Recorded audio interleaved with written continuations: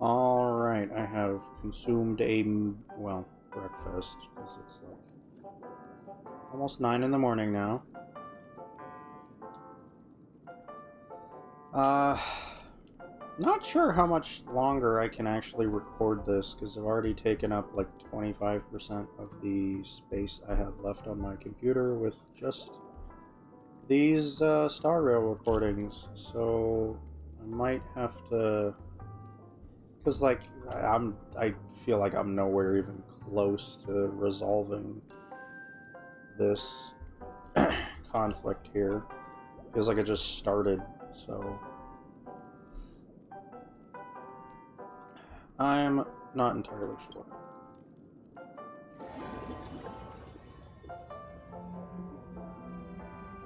Yeah, see, there's a lot of, like, ocean motifs. Back in this familiar room. And Black Swan's already here. This way, darling.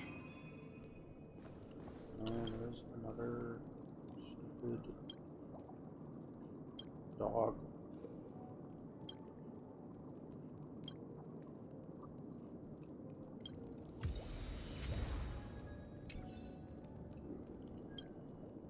Dog.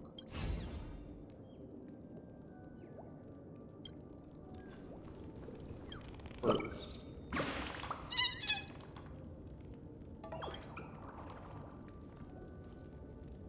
Shape of the stove is mundane. You're crazy?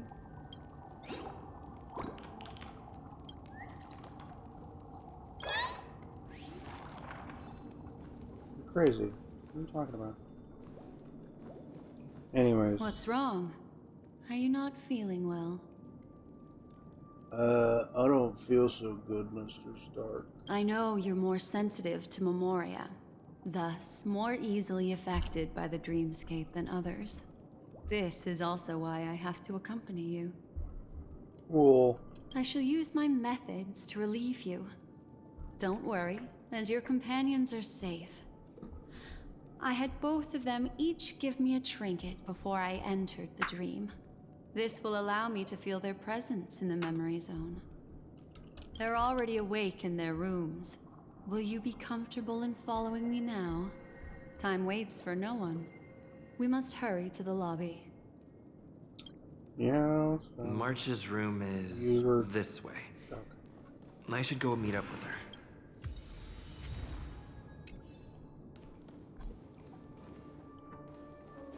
Oh. I think there were others there, but... Yeah, this is the same setup that Acheron was.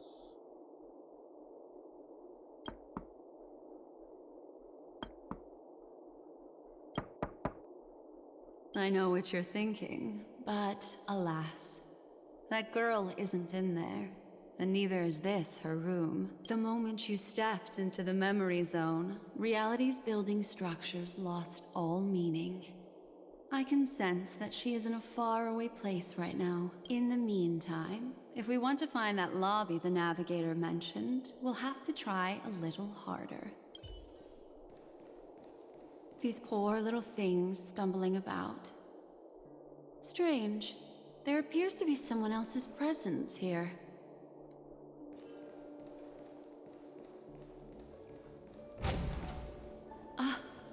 Her? How is this possible? Acheron. Once again.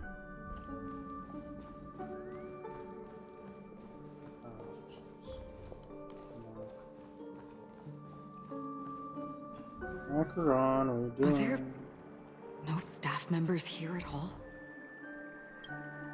Huh? What are you doing here? Well, not really. I just don't know where I am. We'll have to cut the banter short. Let's first work together and remove these overly friendly children, shall we? I'm indebted to you both for your help. Okay.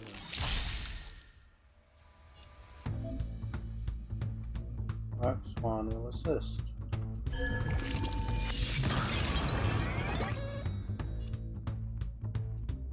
Okay. Let's kick things off with you. You'll pay for I this. do not need this fight slowed down. I'm sorry. Lend me your strength.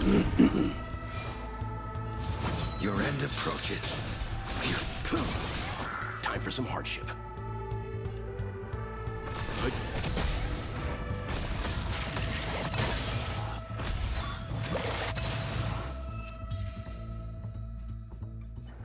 Finally, some peace and quiet.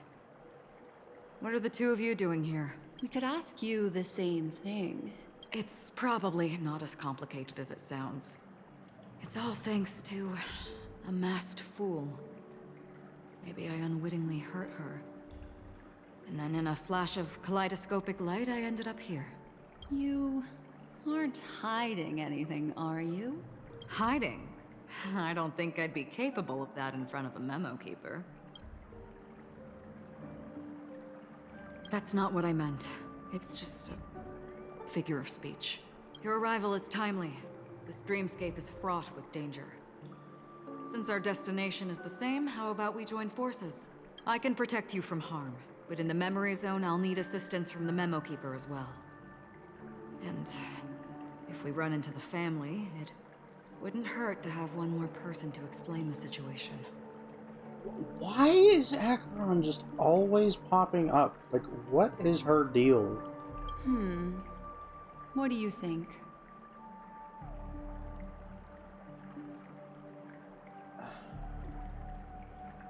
Thank you. I'm truly grateful. Glad to be traveling with you again, Miss Black Swan. I truly hope so.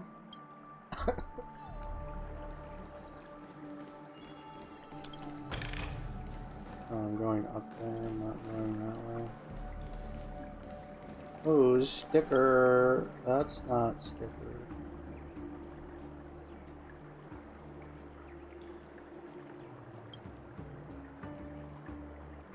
Dream kit. I don't see any eyes on the... Oh god, never mind, I see eyes. Okay. I just wanted the sticker, man. Lost. Yeah.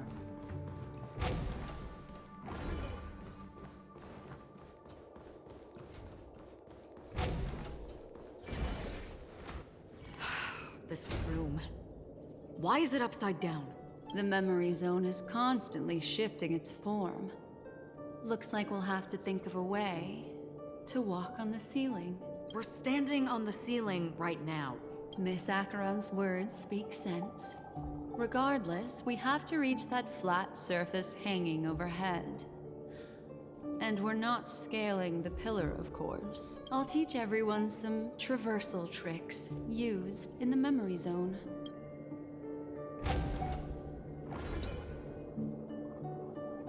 I already know how this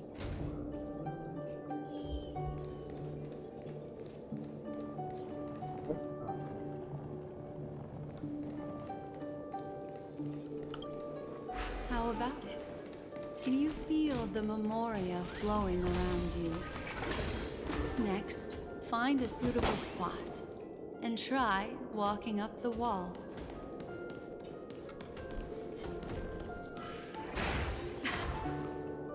It worked. You really can walk up walls. A memory zone of this level is mere child's play to a memo keeper. Come on, let's head out through the front door.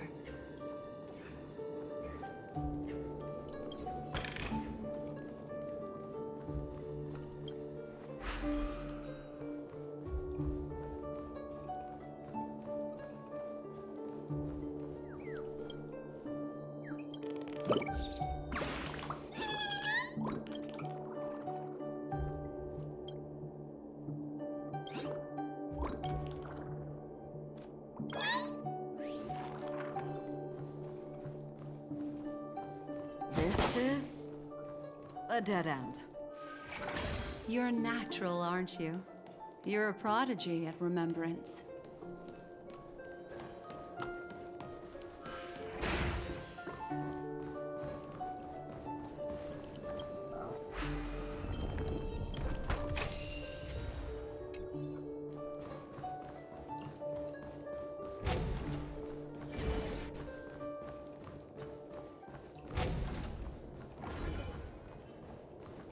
We've arrived. There's an elevator here, just like in the lobby. We should be able to reach our destination with it. But the memory zone up ahead appears to be severely twisted. Be careful, everyone. Ooh. Hello. Hey, here's the relics that I want to farm for Welt. Yes, please. So I have to fight Overcook. There's everything here. I shall do one of these.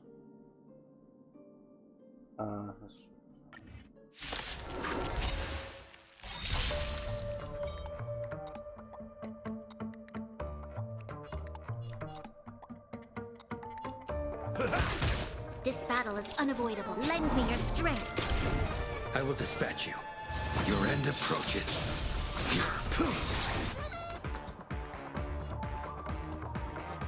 Stand down. Too little.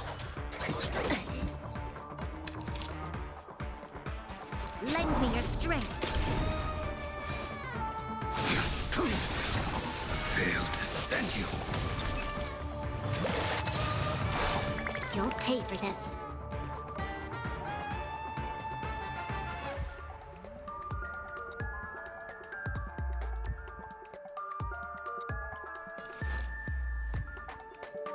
Lend me your strength. A blade knows no mercy. Life's like a good brew, my friends. Indulge yourselves! That paradise may be unreachable for me. Savor it for me.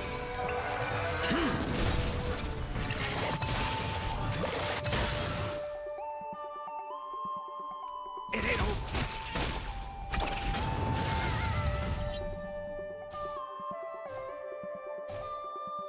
You know nothing of the weight behind this power. Survive or be destroyed. There is no other choice.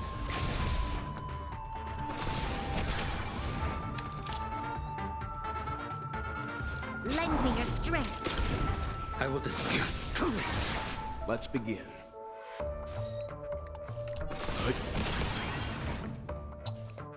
Man, I'm so close to getting that explosion.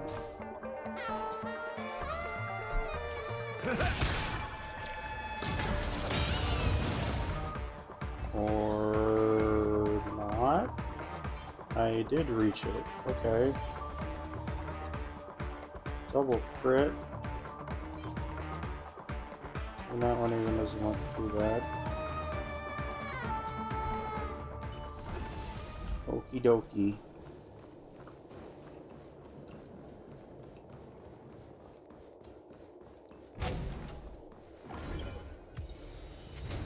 Stimker lost. I'll be taking point. Why does this thing make such silly noises? We've arrived. There's an elevator here, just like in the lobby. We should be able to reach our destination with it.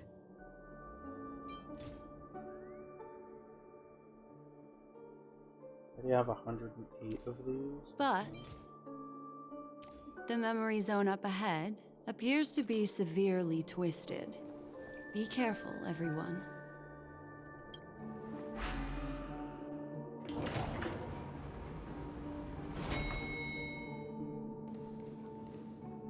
See? I told you it wasn't going to be that simple. Where is this?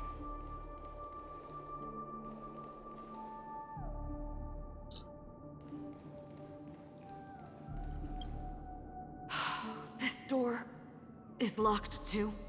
There's no end to this. Let me try.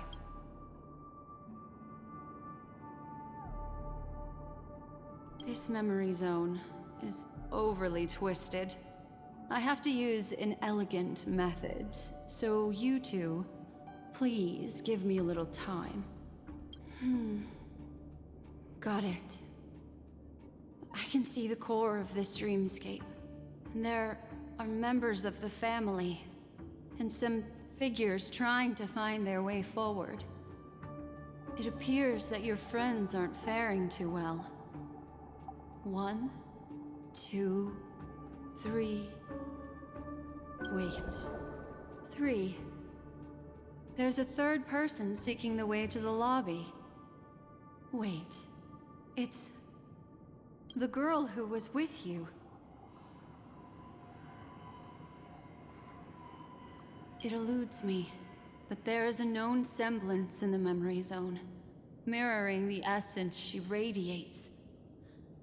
What reason does she have to delve so deep into the dreamscape?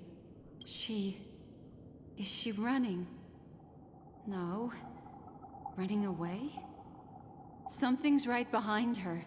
This is not good. Everyone, we must hurry. What? Oh, God.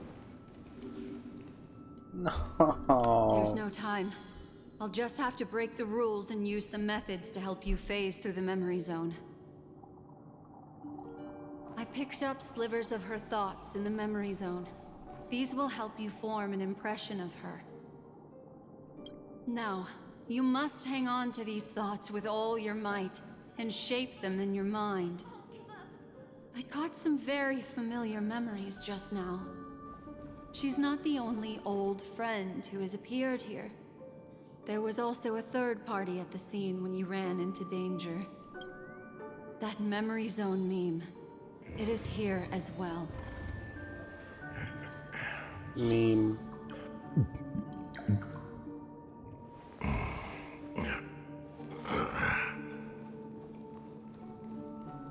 Grumble, grumble.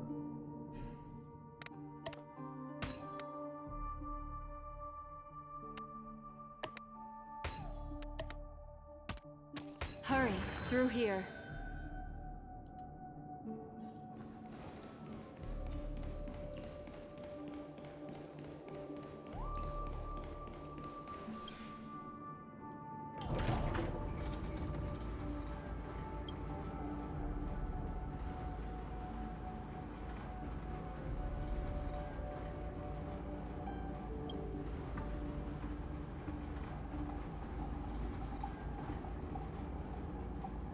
In my dream, I saw scorched earth and a new sapling emerging from it. It bloomed against the morning sun and whispered to me, "Why do people choose to sleep?" I think it's because they're afraid to awaken from the dream. Watch out! A dangerous presence lurks nearby. Everyone, be on your guard. Well, here's the lobby.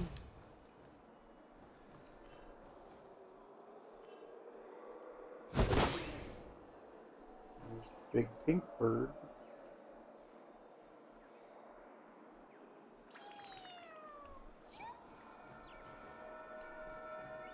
I'll talk to you later. Who dat?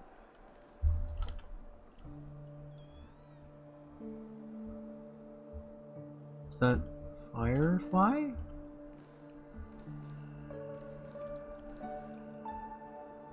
I think so. Yeah.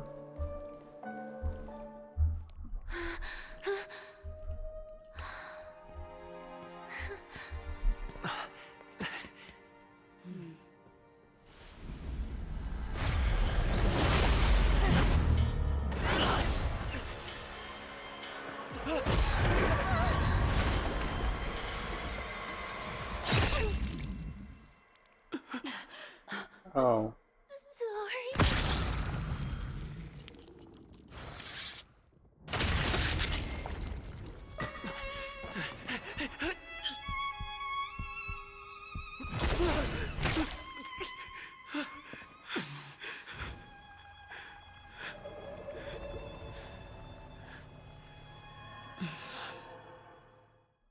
Well then. She got gorped. You You all right?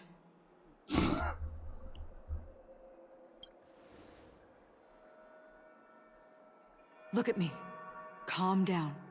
Deep breaths. All right? Allow me. Relax. You'll be fine.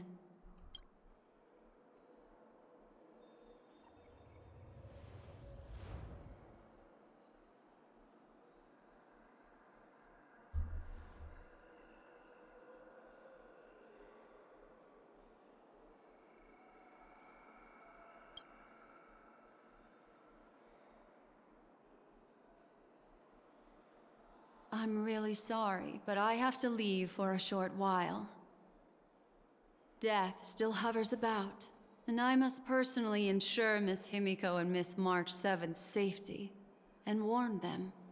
I'll leave him to you, Miss Acheron.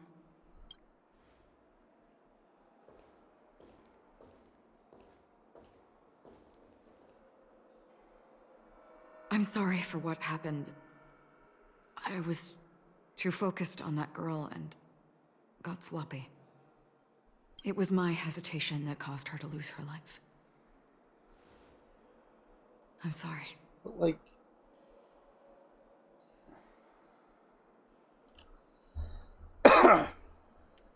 Does death have any meaning in this place, though? But if in that moment, I chose to draw my blade...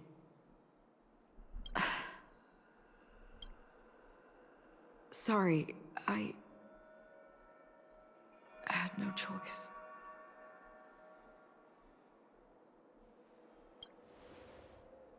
Yes, we will.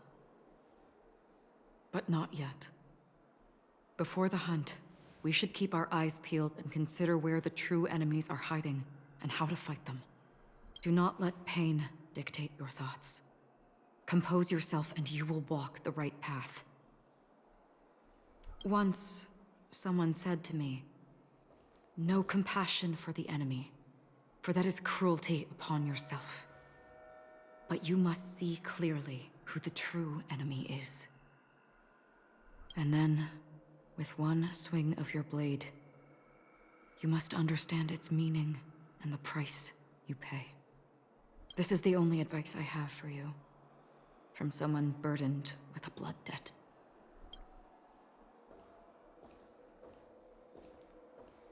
I'm back. Are you back, or are you Sporkle? Miss Himiko has something to tell you. There's good news and bad news.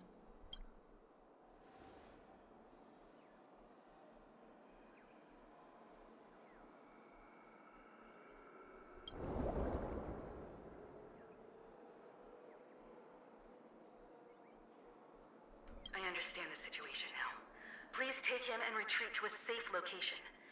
If time allows, you can investigate Firefly's matter first. Meet later at Clocky's statue. Which is why I must undertake Miss Himiko's request and bring both of you back to reality. I'm glad to see that you're fine. Let us reach a safe place before speaking again. Miss Black Swan, do you not intend to open some sort of teleporter? I don't recommend that. His mental state is unstable, so we have to avoid any rough traversal methods like just now. Also, while we're departing, we can still do more for Miss Firefly, can't we? Some remnants of her presence linger nearby. Seize the chance to etch them into your remembrance before they're gone. If we can start investigating on the way, that'd be good. Let's go. We have to find another path. Sorry, but could you give me a few more minutes? I have some unfinished business.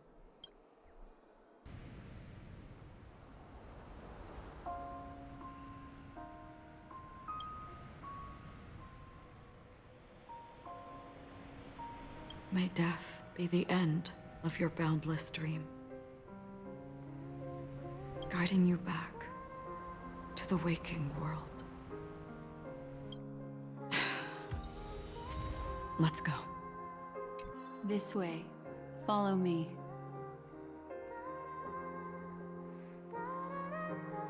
Again, it kind of feels like she's not even dead. I'm just saying. Like, that was so fast and abrupt.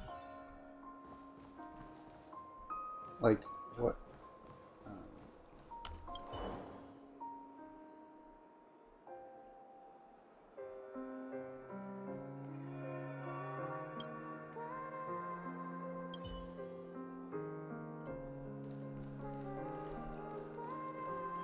Bird.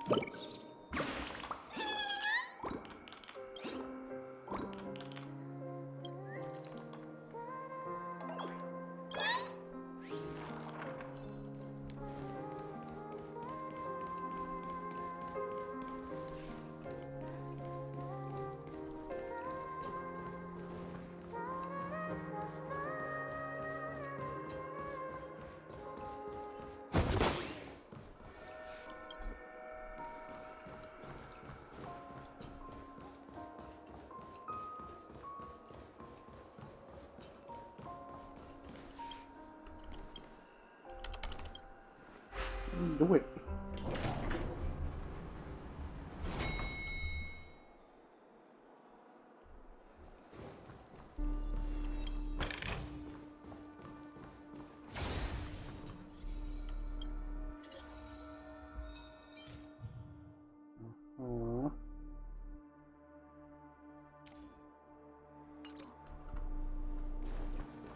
What's going on? Why is it getting hot in the Memoria? You've noticed it too. Like, something is burning.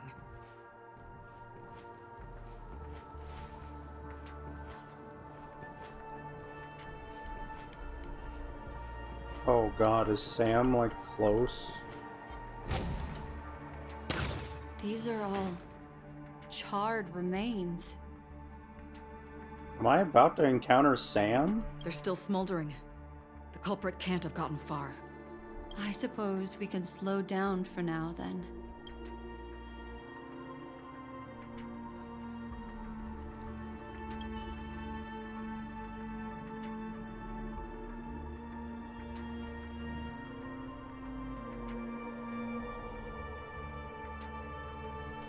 Shattered stars departing towards 9. Looks like this monster was slain by a thermic weapon.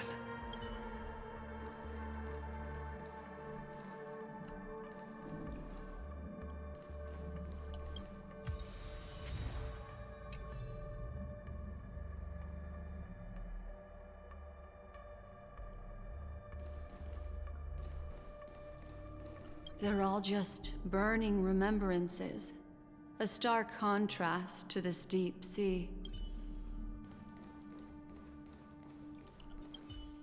Careful. These traces are fresh. Our unsought guest isn't far away.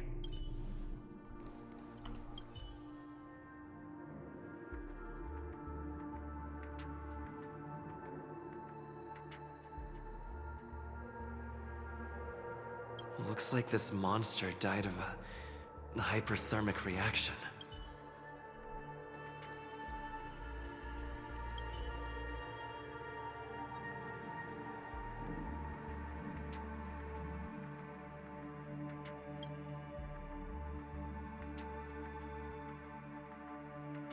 Something's off.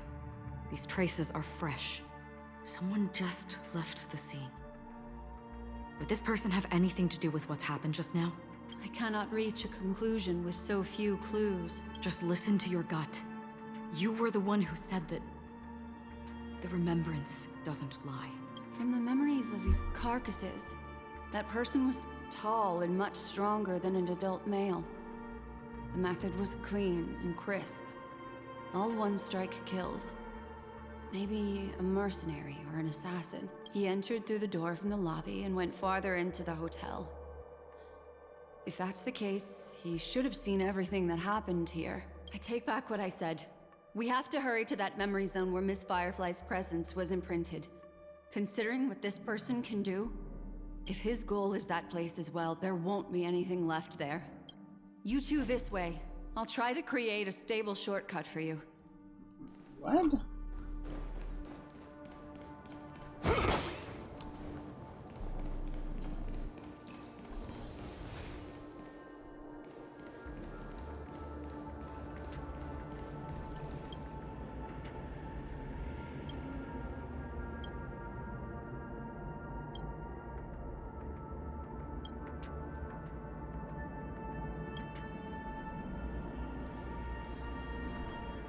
Alrighty then. Look. Upon leaving the lobby, the structure has become chaotic. Phase through that corridor and be careful. Do not alert the meme. Meme.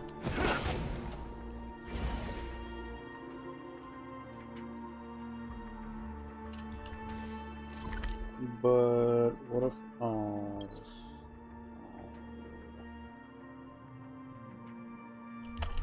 whatever. Okay, so the Reverie has goodness.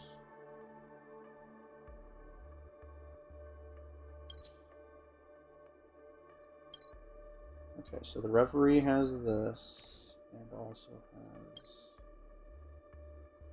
Shadow. Actually, that's probably the one I needed to fight. This is truly a magnificent sight. It's this room, then? Yes. More precisely, it's right below.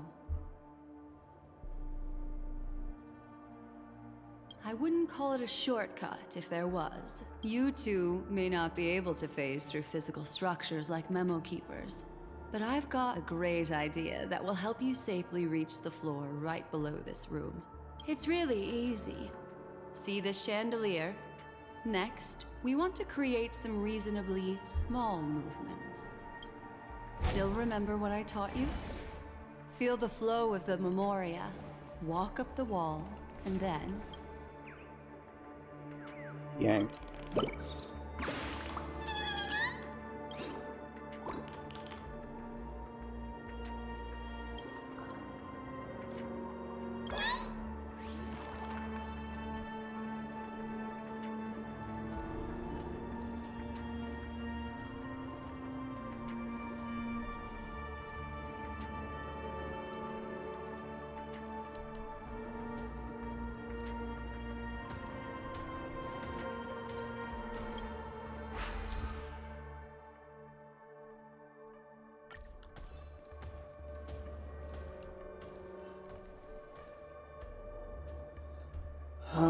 Okay, so I need to get on that wall.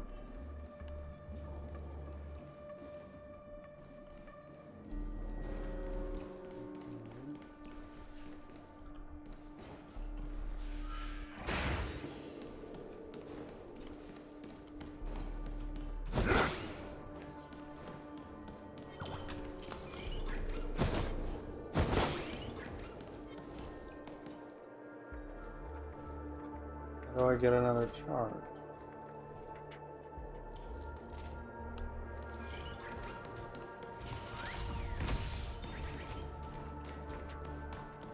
It only gave me one.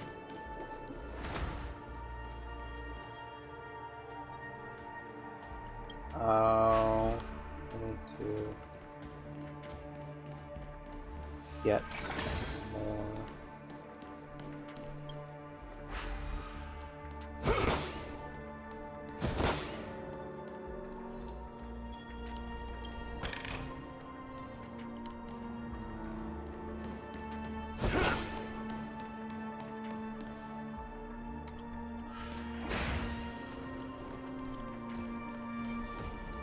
Well,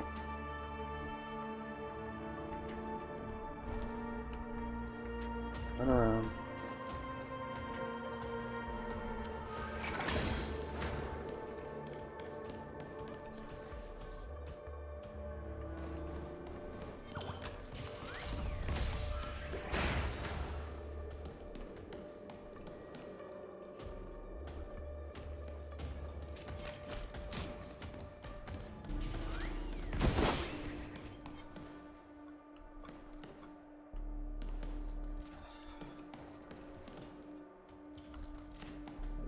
have enough bubble. Do you want from me?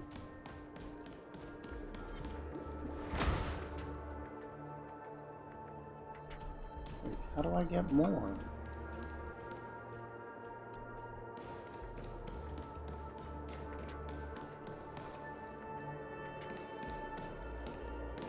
I don't. I do not see where to get another. Or, oh, that one is still.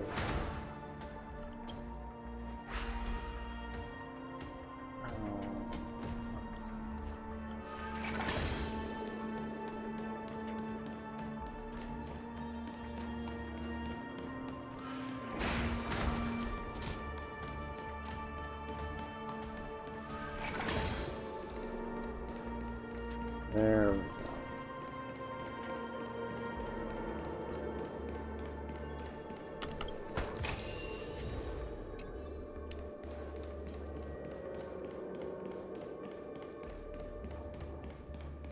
Look, a solitary chain. Go say hello to it.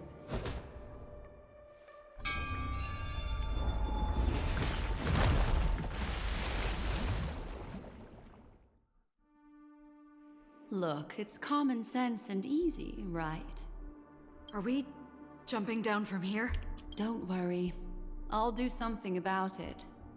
Let me stack the dream bubbles to give everyone a nice, soft landing.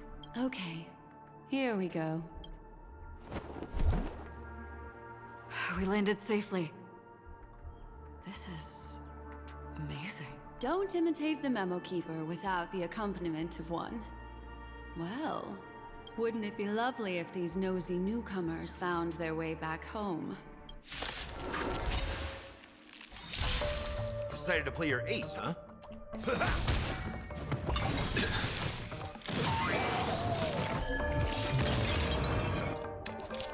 Lend me your strength. I will dispatch you. The fight is set. Leave it to me.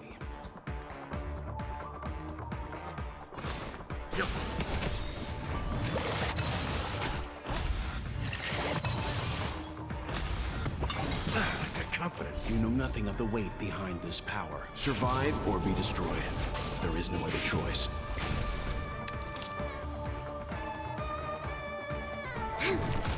In the mood for another beating? Let's begin. You impede me. Failed to send you. This battle is unavoidable. Lend me your strength. Leave it to me.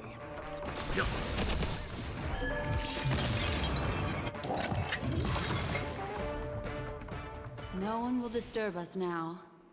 Here, how about I show you a little magic trick? Magic? You're gonna pull a coin from behind my ear, just like eventually.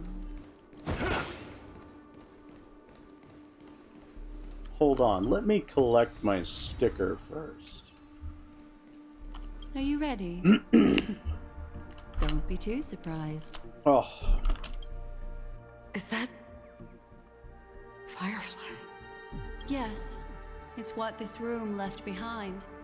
The memories of her. The slight trembling of the ground. The fleeting reflections on the screen. The flow of memoria. I gathered and reproduced them in fragments. As for the context, we'll need to sort that out a bit. Hurry along now. Recreating memories on this scale takes quite a toll on me. That thing I encountered with my Trailblazer friend back then. If I'm not wrong, it has to do with the Watchmaker. She mentioned... your name. Thinking of you even in your absence. Seems like you two were pretty close. She seems to be sharing her discovery with someone. And it's related to the Watchmaker. She has no idea that she'll become a victim. That thing if I'm not wrong, She mentioned Thinking of you, she seemed. she has no idea that If I could try again. she stares at the screens. Is she looking at herself in the mirror? What does she mean by try again?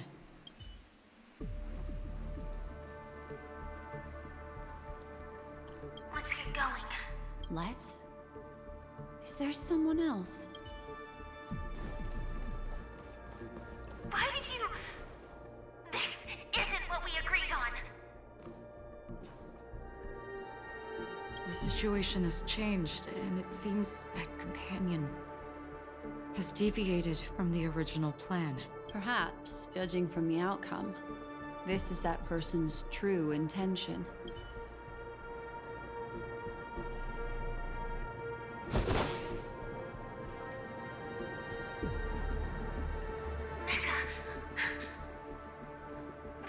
Why? Who forced her to go that way? And Mecca? What an intriguing statement. I recall the Bloodhound family is pursuing a criminal, a tall male in silver armor.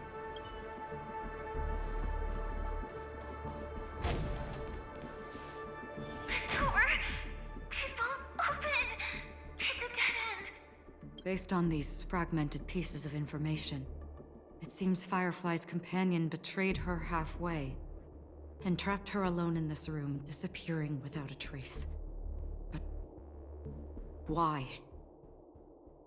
She mentioned that this transaction involves the Watchmaker, and that often means stepping on many people's toes. They might have had their eyes on the legacy, or wanted to silence another who knew too much. Or there could be a deeper secret tucked away in this memory zone. And to hook that elusive prize, one needs the right bait. Do you mean Firefly? This is just the worst-case scenario. But think about it. If the mastermind behind all this is nearby, why would he let us look around freely? Unless there's something else he cares more about and needs. Or should I say, is verifying. She had no other way to leave but from the side corridor. Firefly really is just gonna be Clara 2.0, isn't it? Excuse me? Oh, stop it.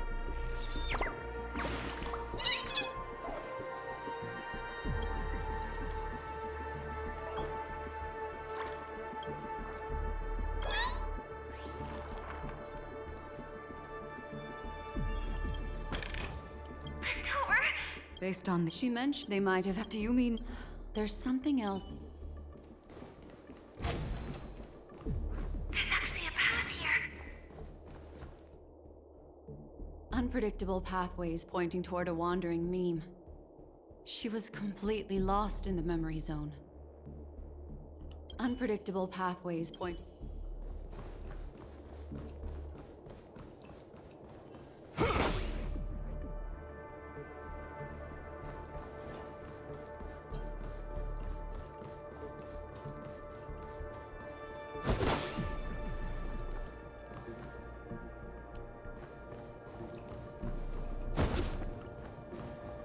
It's an exit. Following this path should lead me out of this place. And that just goes back to the lobby. Unfortunately, this path ultimately leads one to the lair of death.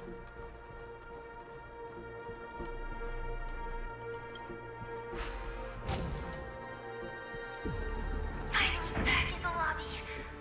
If that's the case.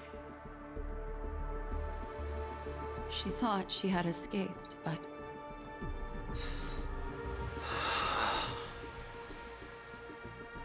After that, it's the end. Everyone, over... It seems like someone has been awaiting us. Ready to step into the spotlight now. Stellaron Hunter Sam.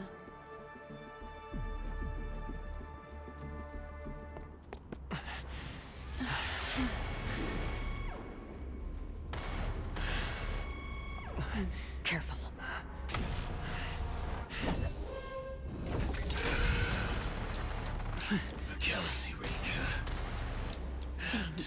A memo keeper? Leave now and nobody gets hurt. Or else, all of you will die here. Okay. The detective game is over. You shouldn't be here. Ready to play your ace, huh? Electric, quantum, and imaginary.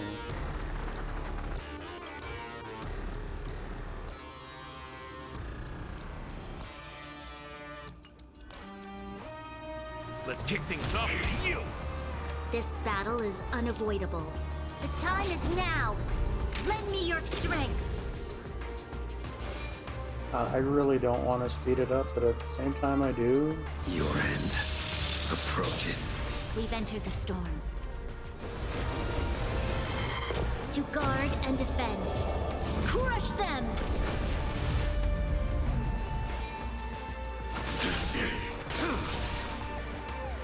You can still walk away. Calm your body and mind.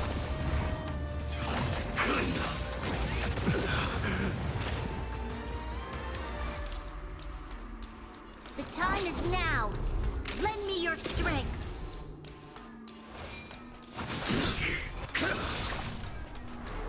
Fail to send you.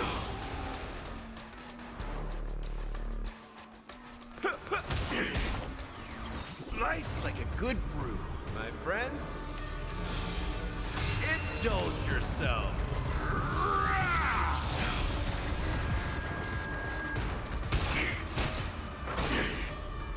Leave the rest to me. I won't go easy on you.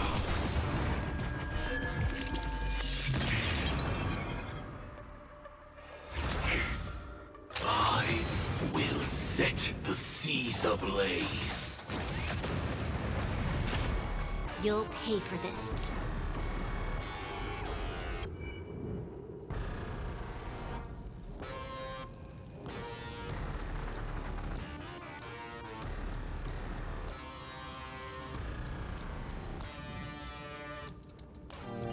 Alrighty then.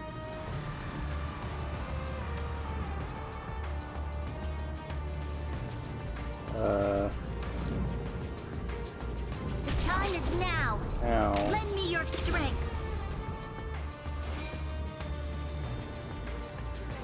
That paradise may be unreachable for me. Savor it in my place.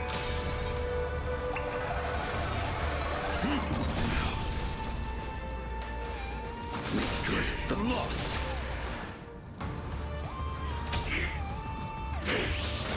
I'm fine. You know nothing of the weight behind this power. Witness the stars shatter before you. Survive or be destroyed. There is no other choice. Once you're back in the real world, remember to tell everyone about the Stellaron Hunter who was behind your ultimate departure. Execution underway.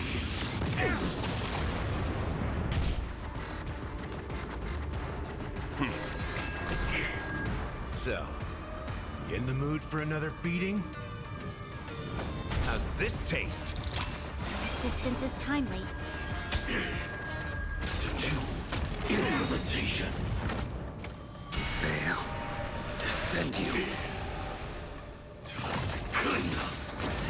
Doesn't fall. This battle is unavoidable.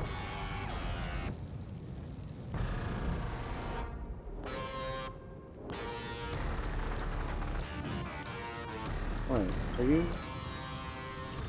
You're not besotted in. Slice like a good brew, my friends. Indulge yourself.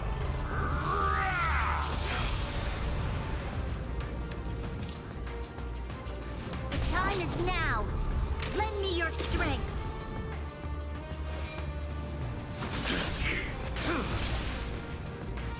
You've arrived, huh?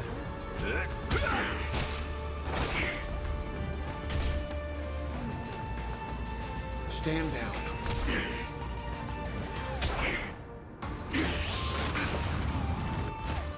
Now commencing. Scorched Earth operations.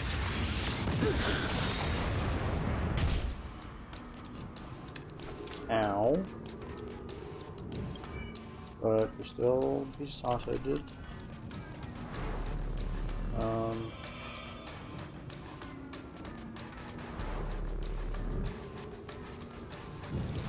The time is now. Lend me your strength. I will dispatch you by my sword. The fight is set. Veil, descend you.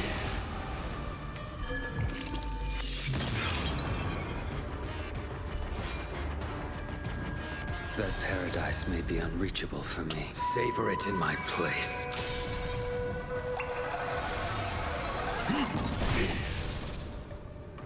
Make good the loss.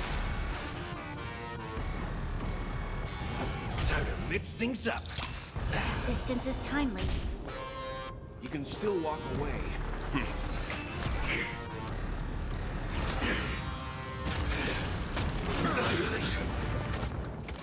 You know nothing of the weight behind this power. Witness the stars shatter before you. Survive or be destroyed. There is no other choice. Life's like a good Hey, there's an full imprisonment. body, my friends. Indulge yourself.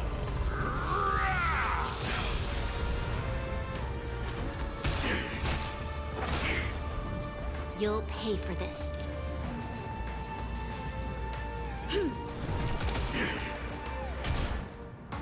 Leave the rest to me. I won't go easy on you.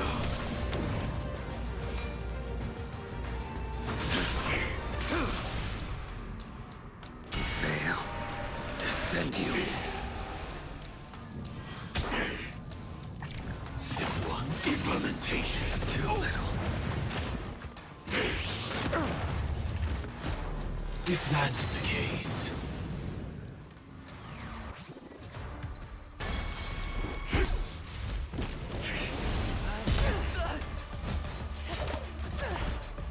Leave the dance stage to them, my dear.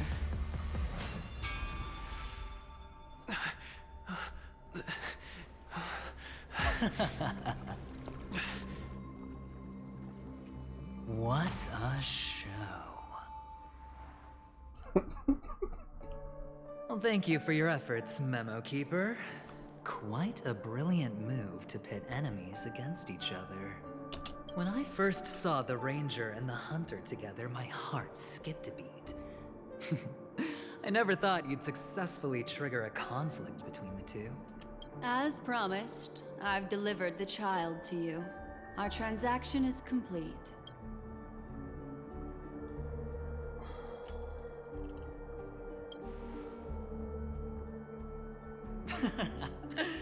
Looks like our nameless friend over here is still confused. Let me explain. Friend. In short, you need to thank this lady here, my friend.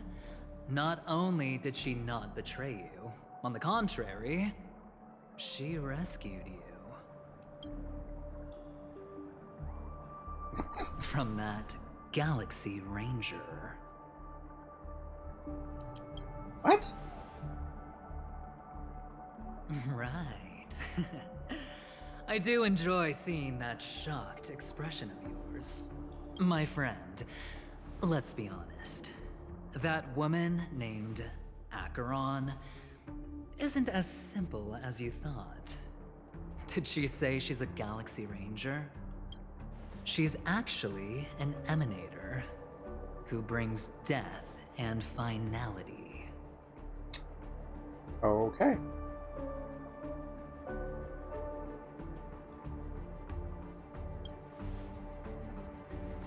Well, perhaps the hunt, or destruction, or even finality.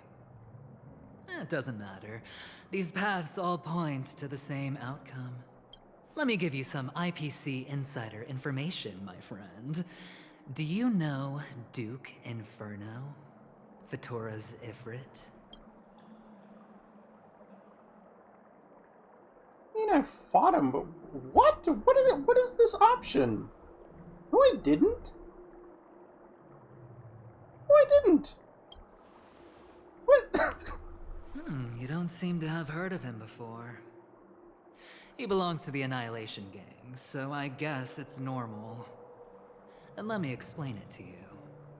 This Duke Inferno is a fire demon from Fetora.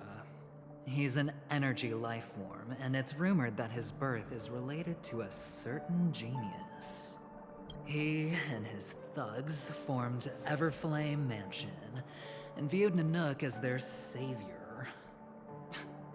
In actuality, they were led by this Duke to go around burning and looting, practicing the will of destruction. And even the other Annihilation gangs weren't spared. I'm not sure what the family was thinking. Or perhaps someone was scheming behind the scenes. But, shockingly, these characters received an invitation. And why would the Everflame Mansion decline? They harbor fierce intentions, swearing to turn the planet of festivities into a sea of blazing flames. But there's no need to worry. They won't be able to attend. Do you know why? Because Ifrit is dead.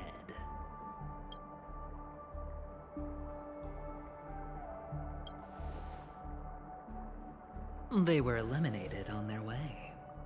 The assailant, demonstrating remarkable expertise, ruthlessly ended Ifrit and swiped the invitation that the Annihilation Gang had in their possession. The Everflame Mansion disbanded, each going their separate ways. Oh, so only Ifrit was killed? I was told that Acheron killed every single member of the Annihilation Gang, but apparently just the fire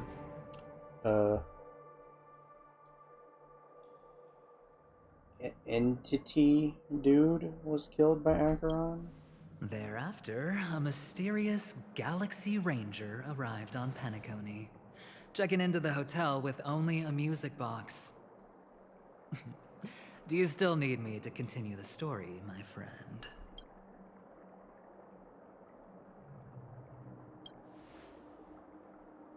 The Galaxy Rangers come and go like shadows, and there's little communication between them.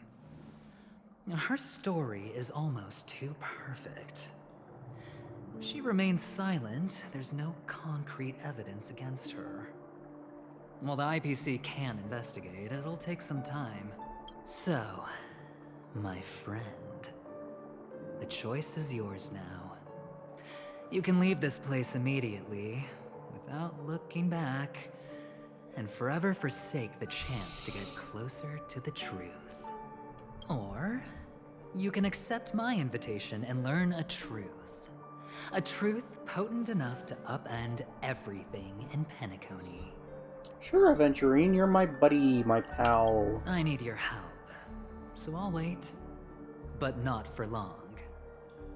Once you are ready, follow me. God, nobody on Twitter likes him, but I like him.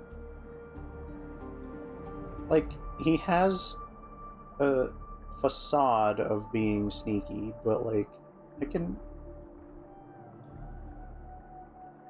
don't know, I think I can see through it already. Like, he's genuinely just trying to clear his name with the IPC and just, I guess, be set free. Kind of. Something like that. Like, he's genuine. He's only looking for himself, of course, but like, friend. As for aligning with me, see the truth first, then decide. You'll still have time. Acheron is the emanator of a particular eon? Can I really believe Aventurine? But he gave me a choice. Maybe I should talk to Black Swan again. Okie dokie. My. You look like a small, injured animal. Are you still willing Thanks. to talk to me? Of course, I'm still willing to be your psychotherapist. Oh, goody. The big eyeball is gonna be my therapist. Now Black Swan is gonna be my therapist. Oh, I'm loaded up. She didn't betray you. Why is this even an option? My take on this might surprise you. In my view, he's a trustworthy individual. Not for any other reason, but because he's an exceptional businessman. In this vast universe, no one values honesty in contracts more than a merchant. But always be on guard, particularly when making agreements with him. Scrutinize the details. Beyond the confines of the contract, your rights are off his radar. He'll go to extreme lengths to ensure his advantage. I still believe that Miss Firefly's situation is deeply connected with the Stellaron Hunter, just as we speculated. But, as you've heard, Aventurine has his finger pointed at the Galaxy Ranger. I can't fathom why he'd draw that conclusion, but given his access to the IPC's intelligence network, we should seriously consider his perspective. Moreover, I believe Miss Acheron is also hiding something. Or she just can't remember. No. In fact, I should say she's hiding everything from us. It was an unexpected finding from an earlier encounter. With regards to the Annihilation Gang, I can also prove that what Aventurine said was the truth. That's why, during this golden soiree, she is the dance's centerpiece. Why, of course. But now is not the time. I know you're confused. And sad. Whoever that girl might have been. A living soul. A memory that was meant to last. She simply vanished. Like the dissolution of bubbles in water. Disappearing in an instant. No matter what, I hope you can trust Aventurine. Or rather, trust me and see the truth with your own eyes. This can lead us deeper into the secrets behind Penacony. I will protect you. Once I gather more information from him, I'll make sure you're safely returned to your companions. For the truth, and to prevent more unnecessary sacrifices. It is the right choice. Later, I'll stay by your side as a mimetic entity, just in case. Time to set off. Okay. I get to hang out with Aventurine now. Go and meet Aventurine, or I could still choose not to help.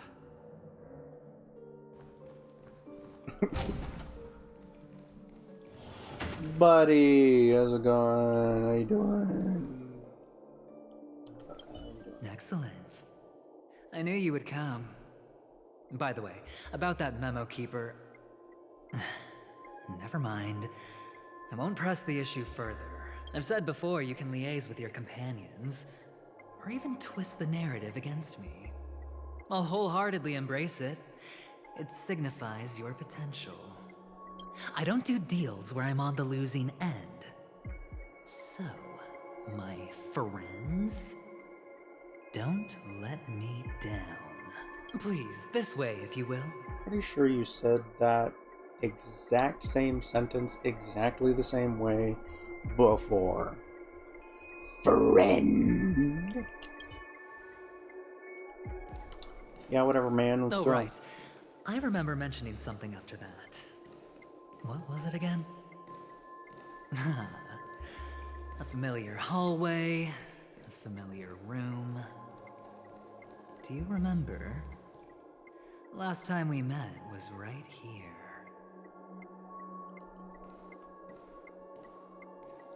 This is it. Just beyond this door. Take a deep breath and get ready. Oh, I remember. My friend. After that, we played an enjoyable game. Tell me, doesn't this feel eerily familiar? I remember everything now. This was what I told you at that time. Look, friend.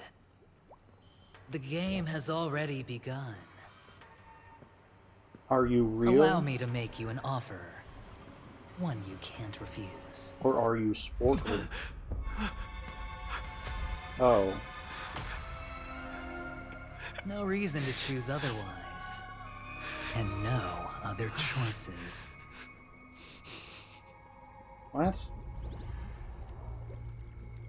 What? What? What the? What? Why?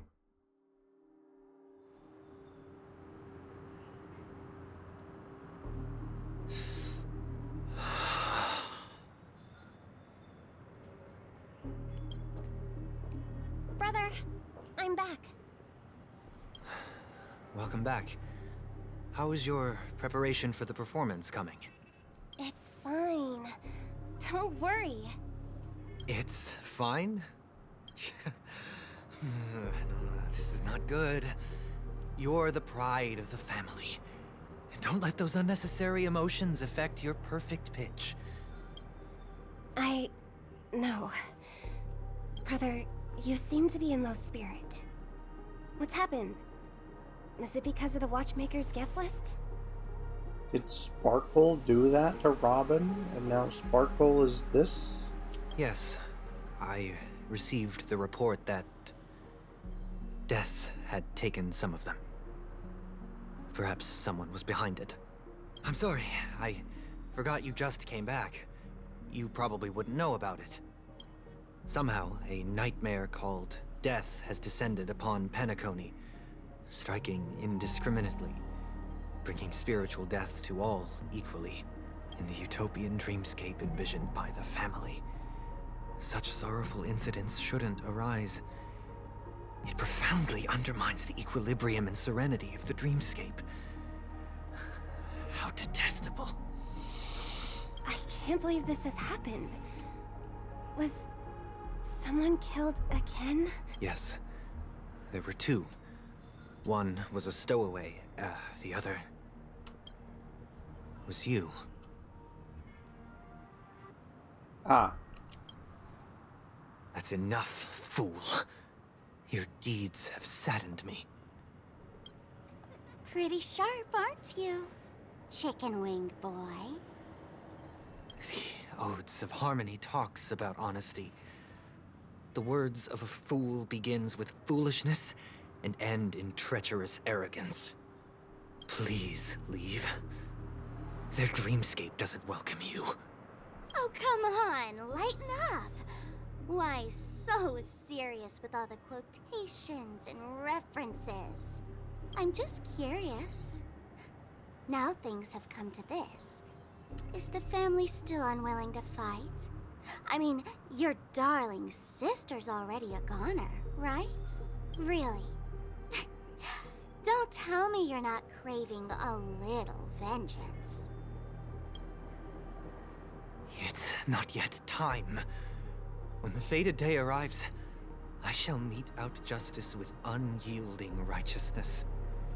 Wow, you can endure that much? Truly a heart of ice you've got there. Hey, maybe we could actually get along. God, someone slap her, please. How about this? I'll stand in for your dear sister at events. Surely you don't want the world to hear the Charmony Festival's been called off. The family has a plan. And do not dishonor my dear sister with your deceitful tongue again, fool. All right. Just putting it out there. If you're ever in a pinch, remember, I've got your back. I mean, who could resist a guy rocking spikes on his wings?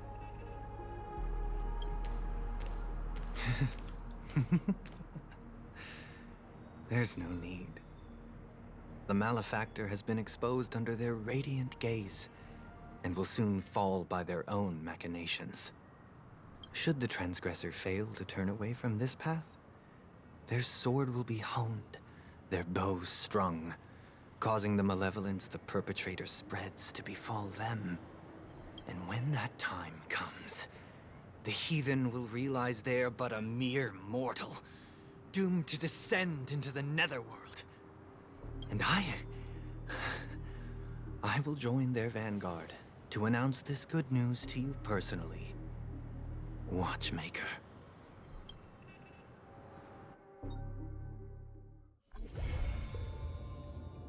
Who done it?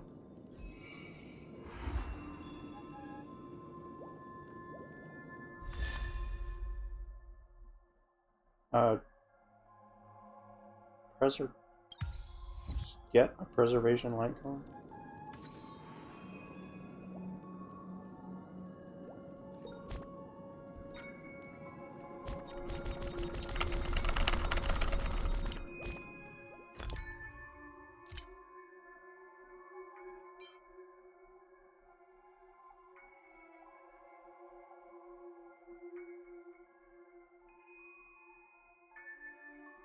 Ooh.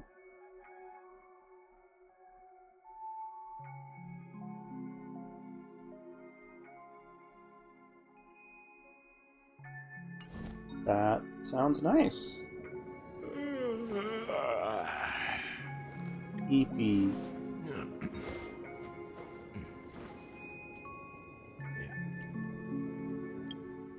Oh, what is all of this? Stop. Slaughterhouse. Oh, good, that's a good picture. What?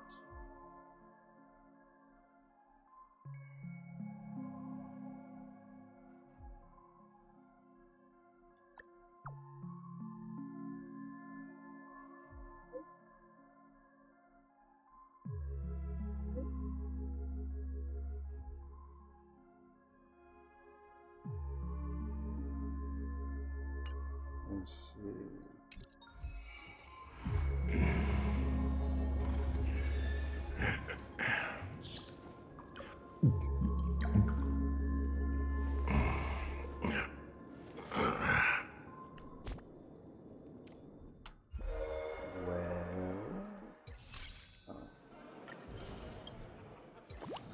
Oh boy, I can play Cosmod. I'm not gonna waste my recording. Stop being EP. Okay, so I'm in Dreamy Dreamland right now. Do I just continue? I guess I should. This recording is currently an hour long.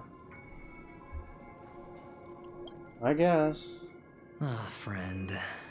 My expression wasn't much better than yours when I first saw this. Your eyes aren't deceiving you. It's her.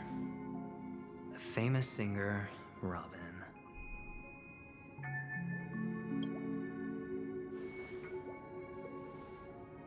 Well, first of all, can I just say that this had nothing to do with me? I'm just an unlucky bystander here. The family can testify for me. If you don't believe me, just ask anyone in the Bloodhound family. They hate me and they hate the IPC, so they'd never lie. This is not where the crime happened. What I showed you was a memory. The most basic light cone manifesting tech. Authorized by the Garden of Recollection and owned by the IPC. That's what you just did. Did you really think the Galaxy Rangers were outsiders this whole time? Penacony has made a solemn commitment to protect the safety of anyone inside a family dream. Any person in distress will be forcibly awakened and safely returned to reality. So, you're not saying Acheron killed Robin, are you? What gives them the confidence to make such conclusive statements? Because behind this promise is the harmony. The family's Dreamweavers link up their minds together to construct an unbreakable defensive line. Breaking through this line of defense to create death in the dreamscape. Not even a memo keeper could do that without the family's permission. Who could have done it, friend? The only one is her. The girl who calls herself a Galaxy Ranger. An imposter. An unsought guest. An emanator who hides her true identity. Ifrit's death was a foregone conclusion. And Robin? Her misfortune was staring right at her. Who will be the next to die?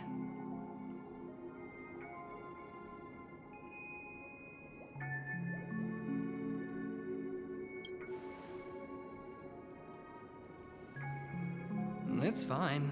Listen to your gut. Building trust always takes time, and I'm willing to wait. I just hope you realize that wherever that legacy is concerned, covert plans are already underway throughout Penacony. Everyone's got their own agenda. Careful you don't get stuck on the wrong side. If I were you, I'd keep my distance from Acheron. After all, any schemes out in the open are always going to be better than a monster in the shadows, right? Who's to say there isn't an even deeper conspiracy lurking beneath the surface? Memo Keeper, I think our little deal is finished. Aventurine is telling the truth. This memory is a real one, and there's no sign of any distortion grafting on. The IPC is not the Garden, and there are real limits to what they can actually do. But you know all this. Friend, let's not beat around the bush here. The thing is, I want to reach out personally to team up with the Astral Express. I told you I'm just not interested in scrambling for the legacy. I just came to Penacony for work. I'm here to retrieve some lost property for the IPC, if you catch my drift. I'm talking ownership of this frontier prison. Okay, so the IPC does want this entire place. This has all become a bad debt thanks to the cancer of all worlds. The IPC has tried sitting down for negotiations time and again, but the family wouldn't even take our calls. You have no idea how difficult these people are to deal with. Put it this way. They've hushed up the existence of death before, so they can definitely cover up any news about Robin's death. It'll just quietly float off like a bubble and pop. Nobody ever being the wiser. That's not fair, right? So then, friend, I need your help. I have but only one goal. The family's front door is like a high wall, and to tear the whole thing down, I'll have to dig out a few chunks first. Once I find a weak point, the IPC will have plenty of means. Now we have our chance. So long as we can get to the truth behind her death, we can have justice for Robin. While also gaining a valuable bargaining chip for bringing the family to the table. I see. You want to get to the truth behind her death so that the IPC has something to deal with for the family. Truly a once-in-a-blue-moon opportunity. Interesting. I've been investigating and making lots of friends all over Penacony precisely for this very moment. This tragic news would be extremely bad for the family, so they'll be doing everything they can to stop it leaking, especially to the IPC. But I trust that there are still a few factions that remain exceptions, and that's why I need you all. The reputation of the Astral Express precedes you, and the Harmony will give you the fairest of appraisals. You get to find out really what happened and seek justice, and I get to put it toward completing my mission for the IPC. It's what you call a win-win situation.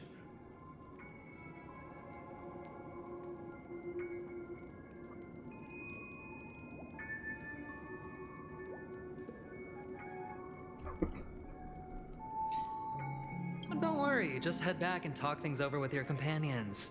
That navigator is really smart. She must understand the value of this deal. Look, here's my contact details. A number? If you come to any conclusions, call me. Bestie. Oh, and take this. A thorough investigation can always use a little more funding. Don't mention it. So long, friend. I really am looking forward to uncovering the truth about death with everyone. Did you just give me credits? Aventurine just sauntered off. He really doesn't mean to force it, but something still seems off. What now? What are your plans? Black Swan. What is she thinking? He did just give me 50k. Okay. On the surface, this doesn't look like a bad deal for you. But Aventurine is a shrewd merchant whose scheme won't just be as simple as it appears to be. He doesn't know about Miss Firefly yet. But, judging by your reaction, he may have noticed something going on, and deliberately shifted topics to the truth of death, to try and pull you in line with his way of thinking. That's quick thinking and very sound logic. Aventurine is no fool, and working with him definitely has its dangers.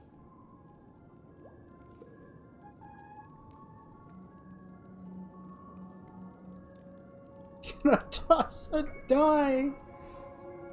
But you're talking about real evil. Anyway, be careful out there. There's more than one way to blaze a trail. In a dark forest beset by wolves, ensuring your own escape to safety should be your primary concern. As for the other questions, I'm not sure the two cases were committed by the same culprit, but that massive wound looked like its winged blade. We've all witnessed it in action before. Plus, it seems unlikely that there would be two lethal entities loose in the dreamscape.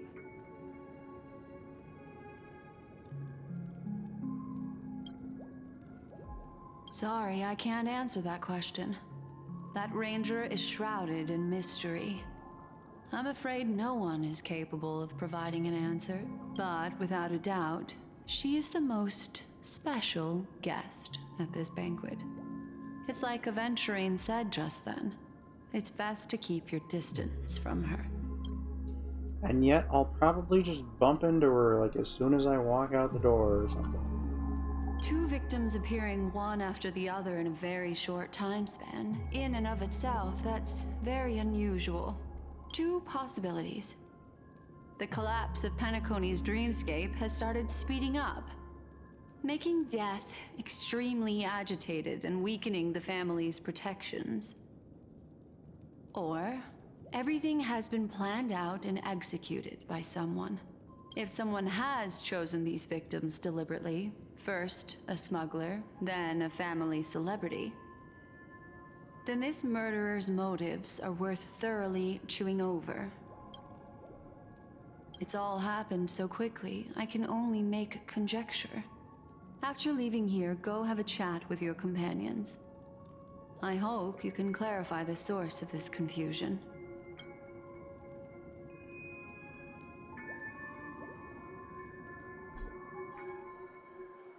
Come, this way. It's a short walk. Don't get lost.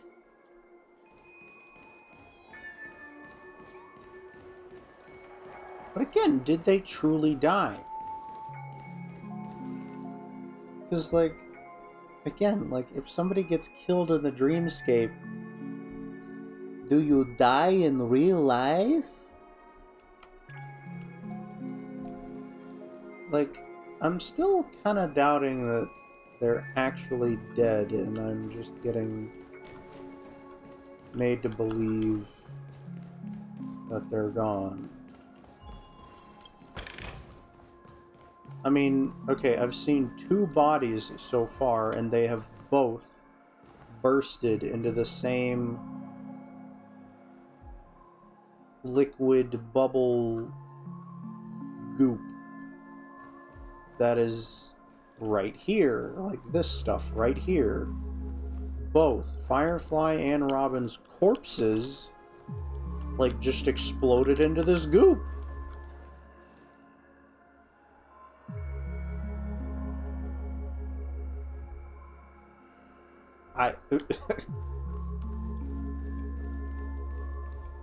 Sam sticker? Sam sticker. I'm putting that on. How do I... Wait, how do I... Oh.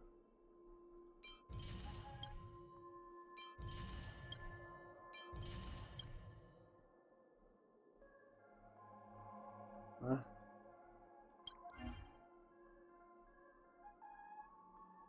Oh.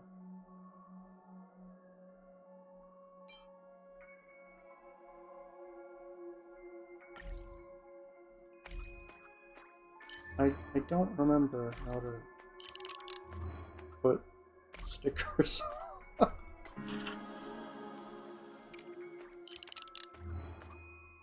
Oh, there we go. Give me my Sam sticker.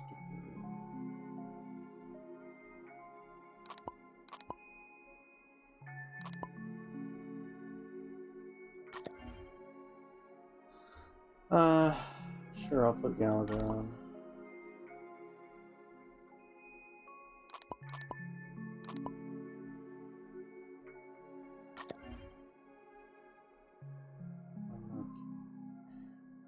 Don't like Sparkle. Not putting her on. Misha's just some employee who's just is clueless. And then Ratio might show up.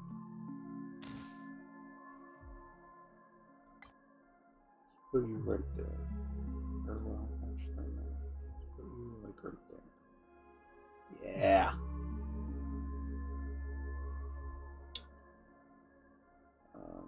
Wait, I'm gonna get some. What?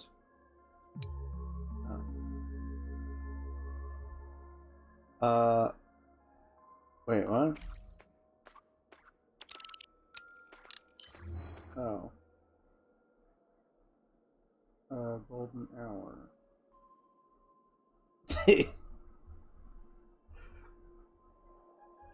Honestly, both of these options, I guess love-hate.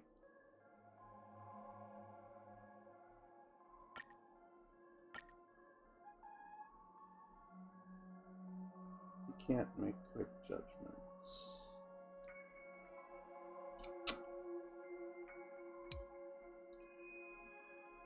City that never sleeps.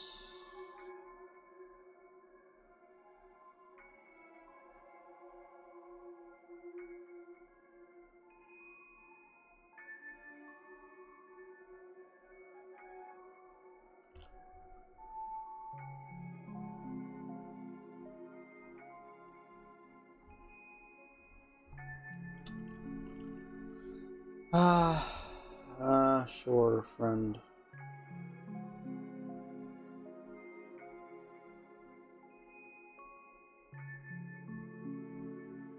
I'm sorry, what? You have the charisma required to make every young maiden you encounter in your journeys into a persistent presence in your life. That's kind of weird, I'm not gonna lie, but whatever.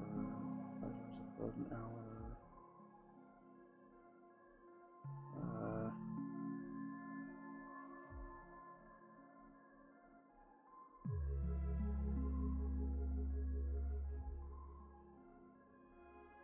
Wait, what?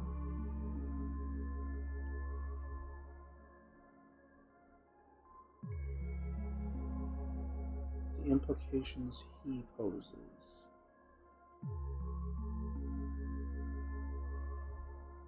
Why did it have to be... Oh, Sampo? Was that ever actually Sampo, though, or was that just Sparkle the whole time?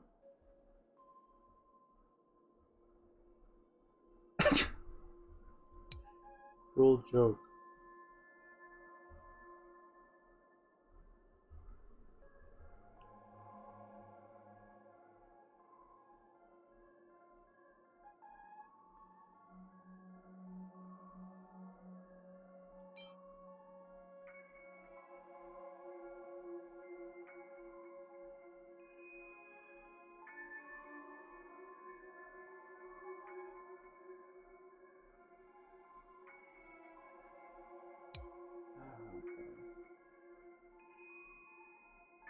nights are short and cold.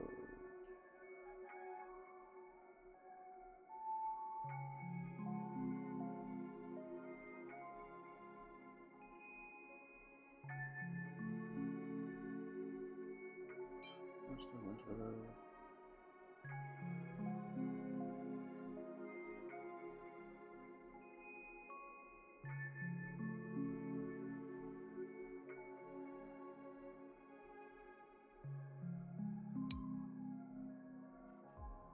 Someone's passed.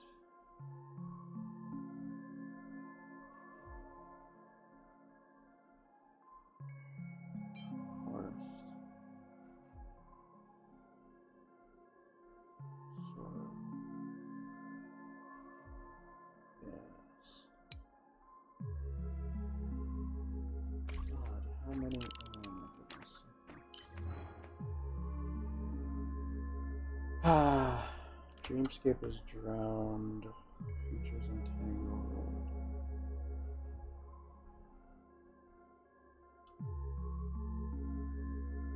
Which one of them would you prefer to control your future?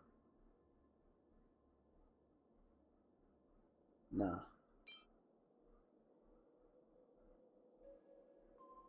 Go to war against fate. Yes. Stubborn and lonely travelers. This is such a mess. This trip was supposed to be fun. The IPC's sweet-talking and devious representative proposes a deal. What chips are you holding? Are you a gambler?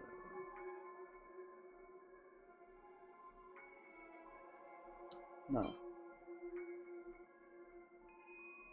A form of will and adamant. You discard your principles and your probability. It'll become a huge test after all. It's up to you whether you enjoy the game. God, I know that all too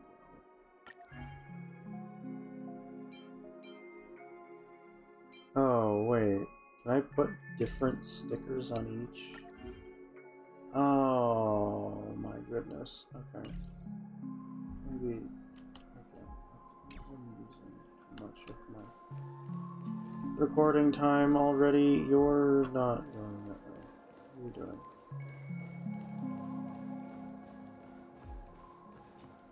This way. This is where we part ways. All of this is like a nightmare. Unfortunately, the remembrance doesn't lie. What we just saw is the reality that happened. And it won't fade from our minds just because we wake up. But, like, no, this is a dream world. Nothing's real in here.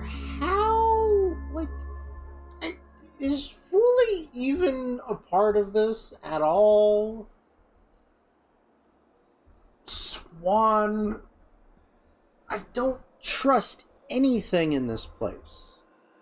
But follow your heart and don't be afraid.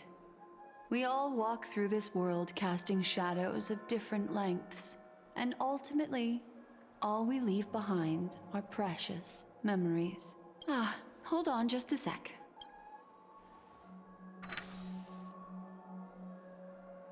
There you go. A small parting gift. If one day you unfortunately fall into the deep waters of the memory zone and there's no memo keeper to join you, hopefully it can guide you on my behalf. I also pay great attention to the ways of the world. Just think of this as an apology from me for hiding something from you. Okay. Then, I've something private to take care of regarding that Galaxy Ranger. Let's leave things there, shall we? What fascinating memories will you bring for me next time we meet? I sincerely look forward to them.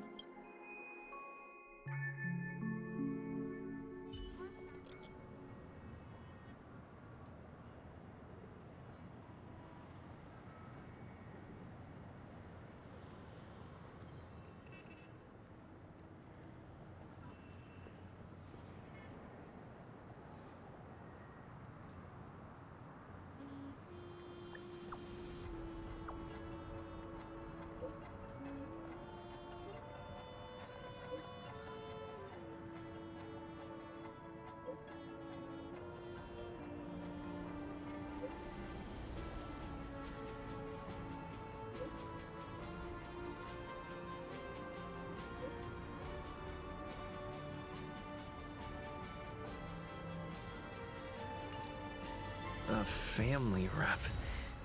Is Himiko okay?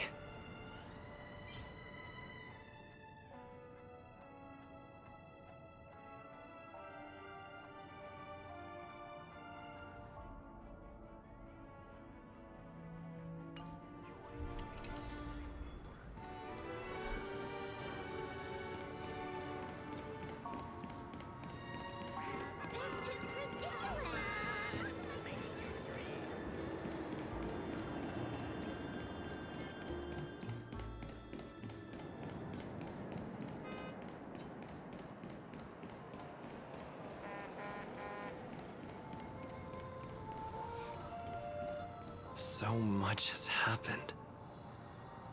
I should take a moment to gather my thoughts and wait for everyone to arrive.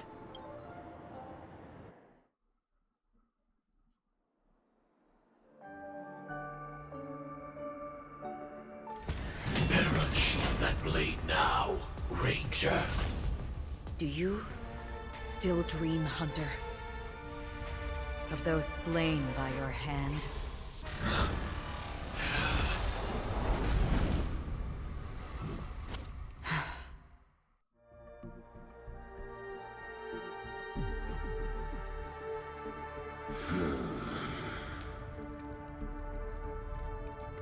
It appears the outcome has already been determined. You're still alive. As are you. You still have room to make a choice. Leave the music box behind, and then go. Choice. The bloody trail of the destruction leaves no room for hesitation. Vatora's fire demon. Even if you sacrifice your life for that Eon, you won't get special treatment. Ranger, you tread the narrow path of the hunt. You could never understand. We come from the fire, and are born bathed in fire.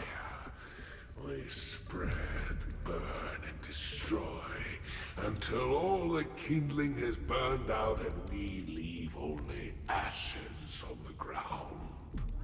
Burning forms the entire life of a fire demon, from the beginning to the end. We are born to die, just to put into practice a profile of another universal truth. All things are created for the destruction.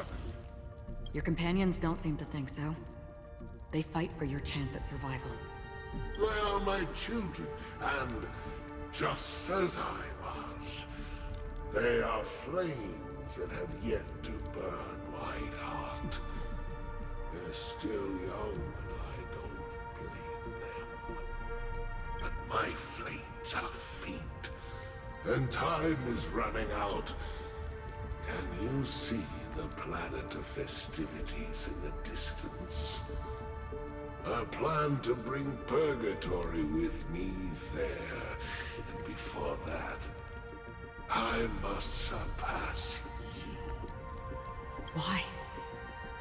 Because on the path they have forged, you have traveled farther than I have. Emanator.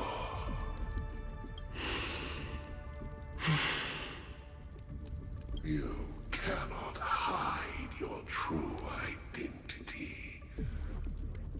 Draw that sword, for we shall indeed remain here, bound to fight a decisive battle to the death, for I choose this. Destruction is intense, but brief. To cravenly cling to life is to endure an endlessly prolonged existence. Even if the answer turns out to be your own destruction. What is important is not the answer, but that it exists, just as you exist. Everything exists to be destroyed. Emanators are no different. Just as even sweet dreams may be born of the void, the so-called impossible is merely something that is yet to happen.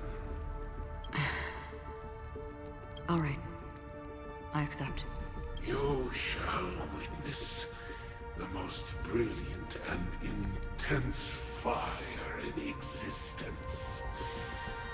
May this flame illuminate the farthest reaches of your bottomless dream. A bottomless dream. Yes, that's right. But you've made one small mistake. This blade remains in its scabbard not out of pity or scorn. It's a personal secret that I don't want to disclose, but perhaps out of reciprocity. I'll reveal the truth to you. The hunt is not the path I truly follow. May death be the end of your boundless dream, guiding you back to the waking world. I still see them in my dreams. Hold it. Your time hasn't come yet. My time? I've seen many clever disguises that can conceal appearances, but they can never cover up who a person really is. And you're no different. You had no desire to kill the Trailblazer. You only did what you did to drive me and the Memo Keeper away, but why?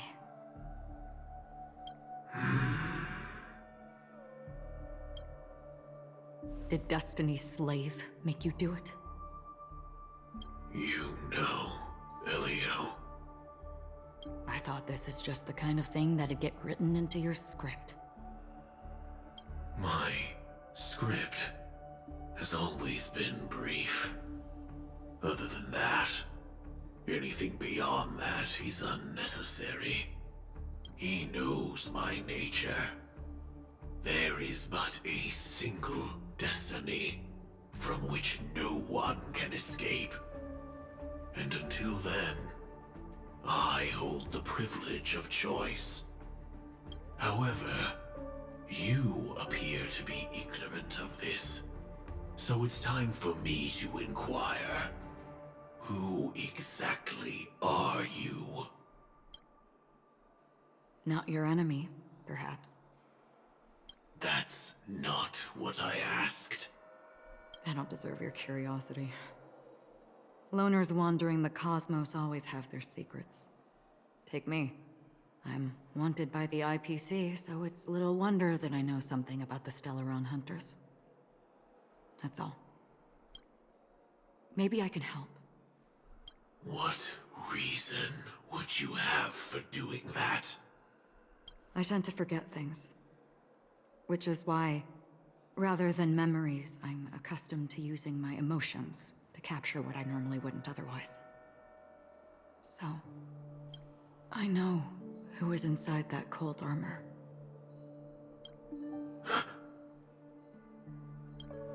How about it?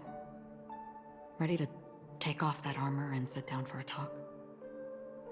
It's not yet time. I don't need help, but I can give you a suggestion that would make things better for you and me. If your goal is the Watchmaker's legacy, then go look into the family. Not only are they covering up the existence of death, but they're burying the past and the truth about what happens inside the dreamscape. Already on it. And the Astral Express is no enemy of yours. I know that. I just never expected to hear you say it. What's next then? The Trailblazer's been taken by Black Swan. Will you go look for him? No need for that. No harm in mentioning that Elio's only given me one instruction. get all of the Astral Express to track down the Grand Legacy. I tried settling this in an easier and more direct way, but as you can see, here I am, confronting you. I failed. Can't ever go against the script. The so-called impossible is merely something that has yet to happen. That's it. Before we split, can I ask you one more thing? Is there anything else in your script about me? I'd like to know what kind of footnote I get to leave in that future foreseen by destiny. Unfortunately, not a thing came up. I knew it. Hang on. I don't. Don't. What? Your first question was, do you still have dreams about everyone who died because of you? I don't. Never have. I was born without the ability to dream. I live for this cold, harsh reality. For a little light, and to burn, to keep on burning, until I turn to ash. So, I really envy you. Is that so? Then you're already living in the waking world.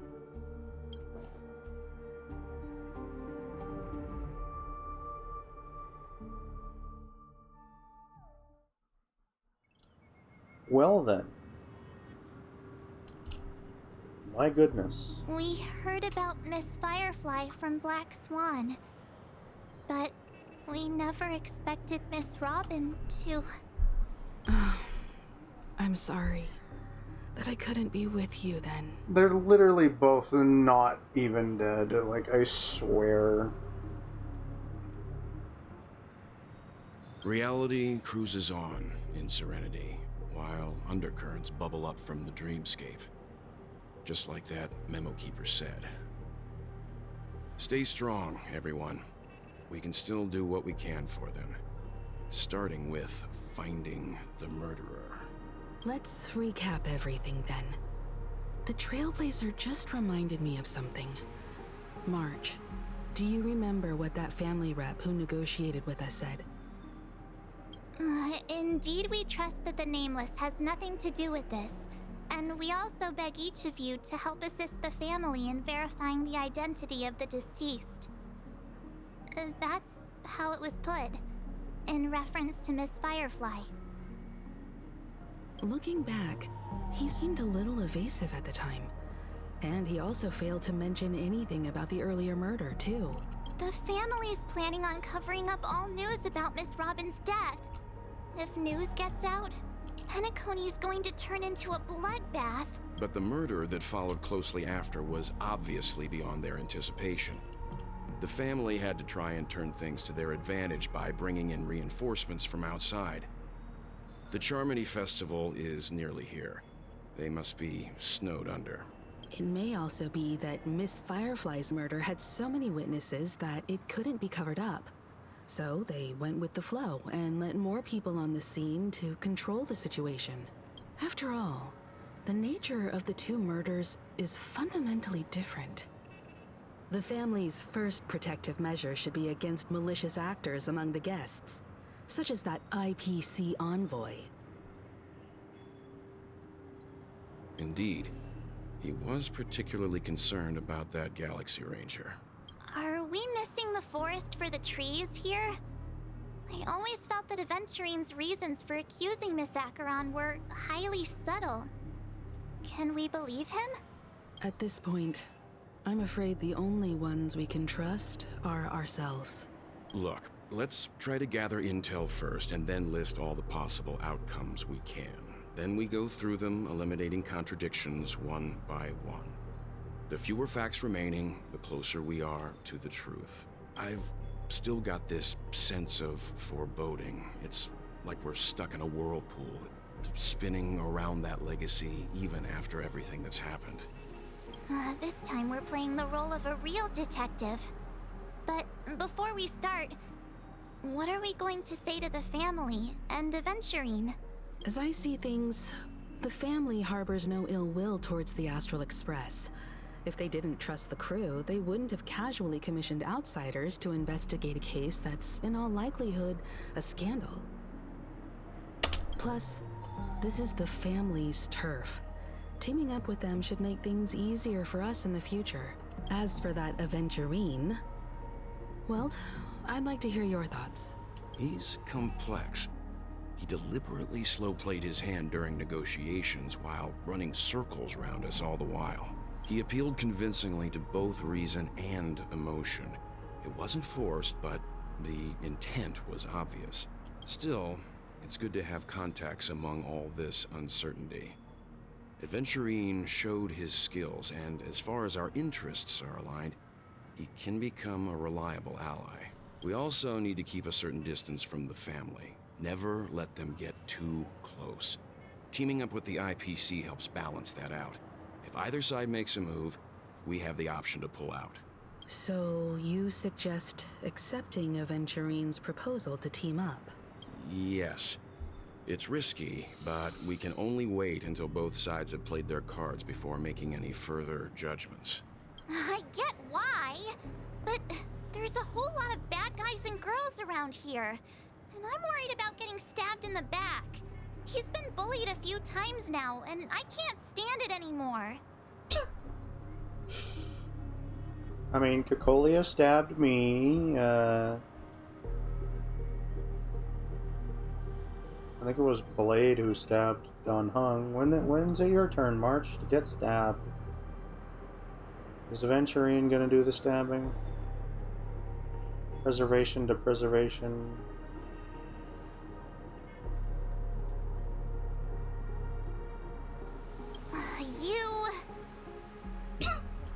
No, I can't accept this.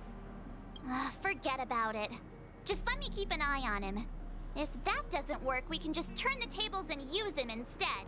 Then, could you please reply to Aventurine? Everyone, I get to call him? take this time to put together your thoughts. I'm so smitten by him. He's my friend.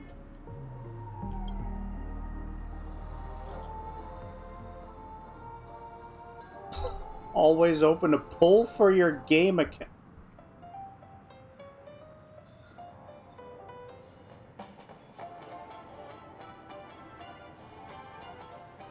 Bro.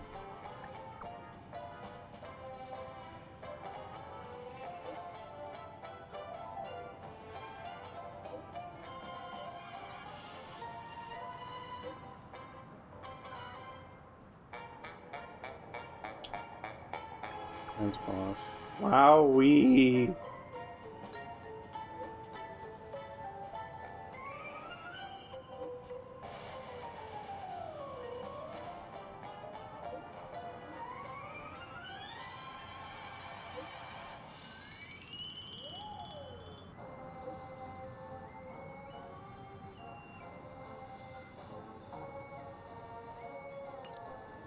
Looks like Aventurine is happy with this outcome. Let's tell everyone about it. Yeah, I just get 200k credits. So why does this have like a unique icon? Oh. Hi.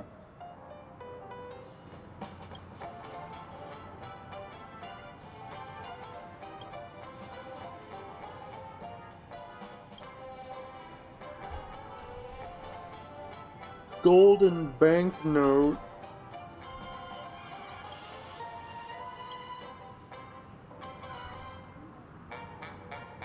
Replenish my energy.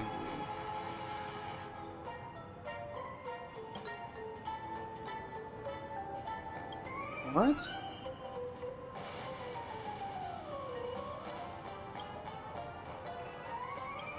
Switch out the state.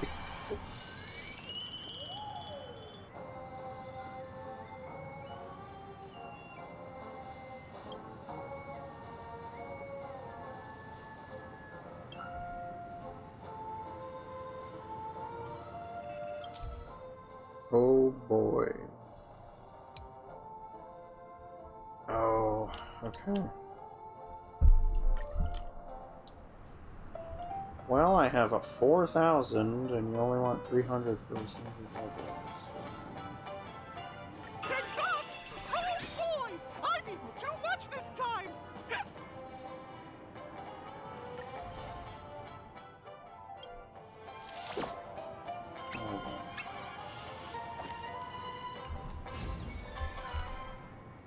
Big fish. Checked off the list. Now, what should I do next?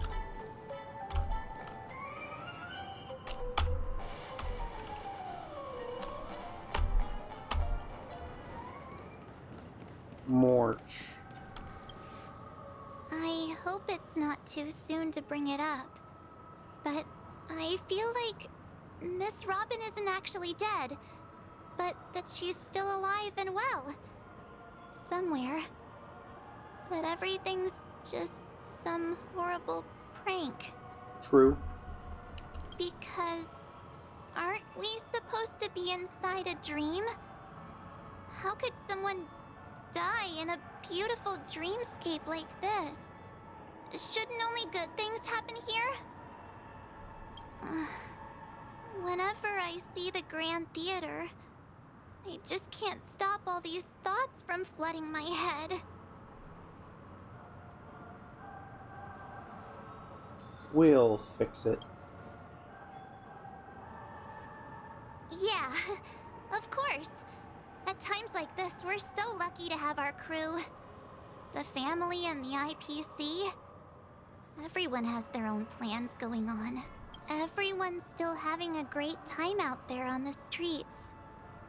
Nobody knows what's happened. It's all so unreal. As if Firefly, Miss Robin, and us we're all outsiders from another world. Aw, what a mess. I really want a nice cool drink of soda to help me calm down. But then I'd be just like everyone else out on the streets.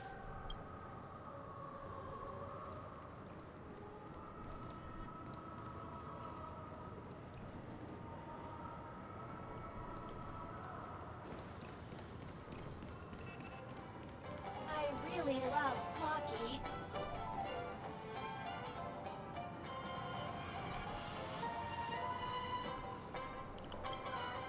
Avengerine's goal is to try and recapture Penacony for IPC.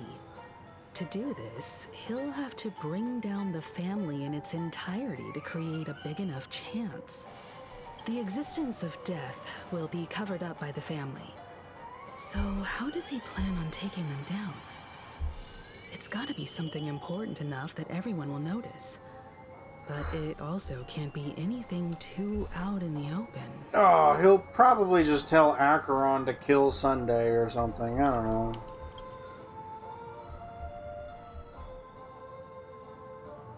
Aventurine has devoted considerable attention to her. But this Galaxy Ranger, we know hardly anything about her and can't rush to any conclusions.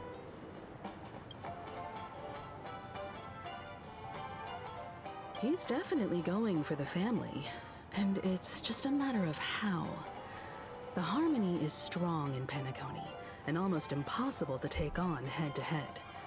The fact that the IPC dispatched Aventurine shows that they do not intend to simply play by the book here. I'm just speculating.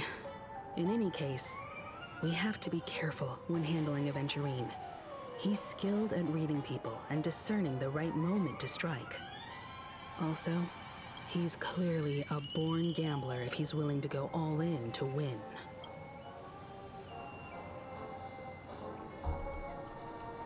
I mean, have you seen what he wears? Aventurine said something that concerns me. He accused that Galaxy Ranger of killing Robin without any evidence whatsoever, but said nothing about her connection to that memory zone meme or why he was stalking you. Meme. It was a groundless accusation, which only serves to make him seem more suspicious.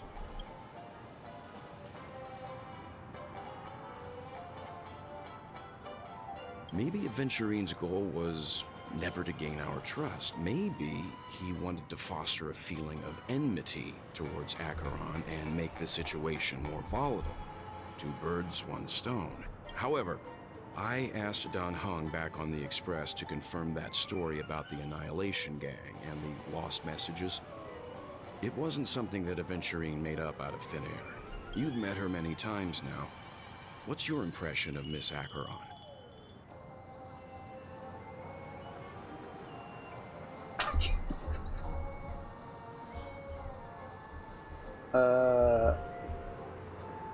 She's very forgetful.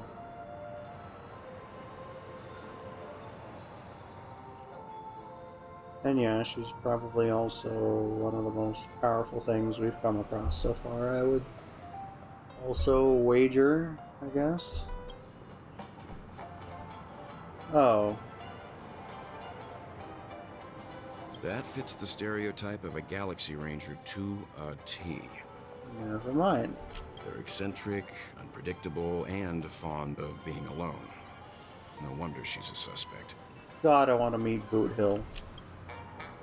Looks like Aventurine doesn't need anything else.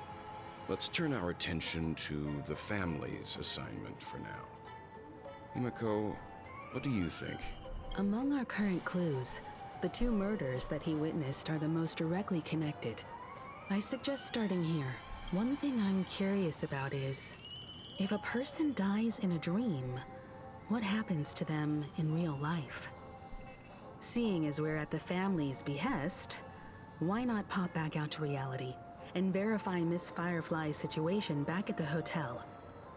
Perhaps we could also make a few inquiries about her while out there. How about we split off into two groups? There are still some things worth focusing on inside the dreamscape. I'll investigate those, and we can link up again later. Worth focusing on? Oh. No problem. I'll leave it to you then. Huh? Aw, I thought I'd finally get to see Himiko and Mr. Yang go out on a mission together. Oh well. Take care then, Mr. Yang. I will. Keep in touch.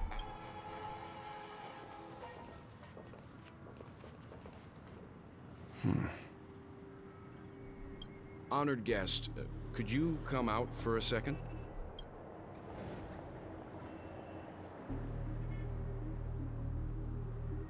Bruh. I'd be embarrassed too, getting stared at like that. Forgive me. My name is Welt Yang. I'm one of the crew members on the Astral Express. I believe you've met my colleagues. Welt. Is there something about my name? First, don't you want to know my name? I already do, Miss Acheron. You're a prominent figure in Penacony. What are they saying about me? Some claim that you're the real culprit behind these murders, that the Annihilation Gang's tragic fate at the banquet was a result of your blade, and that you're now attempting to unleash another bloodbath on Penacony. The Annihilation Gang. Ifrit of Everflame Mansion. Tragic fate. That Duke turned his dying body to flames and sacrificed his life as a martyr. He was a determined and heroic pathstrider. Not even a villain should be disparaged like this. And what's more, there were plenty of suspects invited. Do they really think that a blade is more dangerous than that black hole you're wielding? Keen intuition. Not even the family managed to point out the truth behind this cane. So you must surely know, Miss Acheron, that peering into a black hole is not a wise move. As a potential threat, Your knowledge of us has reached uncomfortable depths. Reveal your true identity and intentions. Otherwise, brace yourself for gravitational disintegration. Holy shit, okay. That shouldn't be necessary. But if it makes the Nameless feel less defensive, I'll be happy to abide. Believe it or not, Galaxy Ranger, Acheron. Those are the names I go by to this very day. My trip to Penacony is solely to fulfill an old, final request. I'm here for the Watchmaker's legacy. And that's it. I think I've been honest enough. Still unwilling to reveal your true identity? It's not that I don't want to. It's just that I can't. I've come so far, and I can't sum up all of that in just a few words. Everyone has their own unspeakable past. Secrets that they don't want to be revealed. And I won't be asking any more questions, such as why the Astral Express is roaming around the cosmos with a Stellaron on board.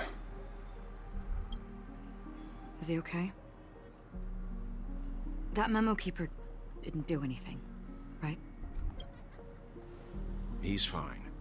Let's stick with the topic. Gaining my trust all depends on how much you're willing to reveal. I've run around many different Penacony dreamscapes just to try and find that legacy.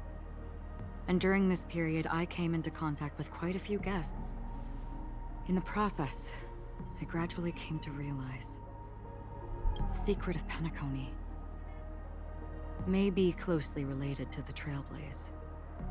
That's why I've come to ask for your help. I don't have enough proof yet, but I'd like to speculate something. The source of all tragedy lies within the family. If you could trust me, we could find the proof to support this claim together. Mr. Yang, I think you've come to the same conclusion, haven't you? Let's leave it at that. For now, I'll choose to believe that you bear no hostility. Share your findings with me and me alone. I don't want vague conjecture to interfere with other people's judgments before we find solid proof. Mm-hmm. By the way, would you like something to drink? Before we go, how about 2 cups of Wake the Heck Up? No, 4 cups. Because the conversation coming up will last forever.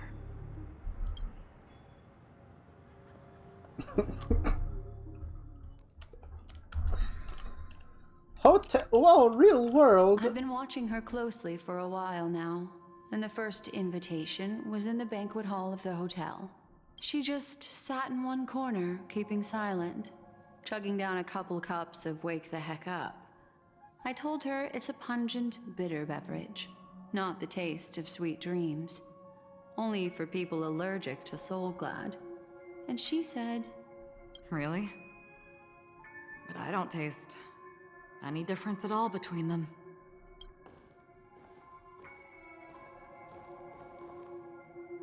The guest rooms are charmingly minimalist. An aesthetic you share, Miss Acheron. It's a cinch. This music box. The invitation received by the Annihilation Gang. There are latent memories that linger on it yet. You see, memories of you are not yours alone. They travel in other people, other things. I know much, and I can predict even more. With some help, the dead can be made to speak. The Annihilation Gang, that band of desperados who all disappeared after meeting you. What exactly happened to them? Well, let me reveal all.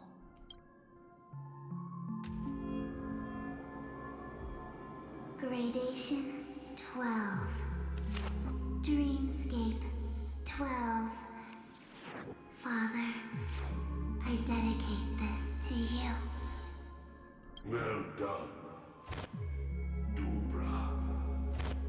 Wherever they go, shall be met by annihilation. There it is, It's hazy, but it's Ifrit's voice. The other one is probably his progeny. This is the residual memory from when the invitation was first delivered. They were abruptly interrupted. Then, what happened next is... They sought refuge in the land of sleep, merely wishing for undisturbed rest, away from the storms. Children of the flame, this marks your rite of passage. She won't be necessary. I alone am enough. When have those on the path of destruction feared death? The Everflame Mansion has set out on a journey. Those poor people, they have no idea what lies in wait ahead of them. Memory recovery is going well, but slowly. She'll be here soon, and time is short. There's nobody else here, so there's no need to be delicate. In fact, I think I'd better go all out.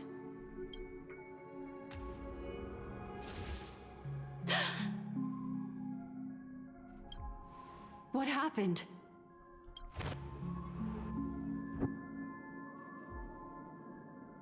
The memory after that is blank. How is that possible? This music box fell into Acheron's hands, and she brought it to Penacony. That's a fact, and that's how it should have gone. But along the way... Nothing. Blank. Void. It's like it's been erased. Who's done this?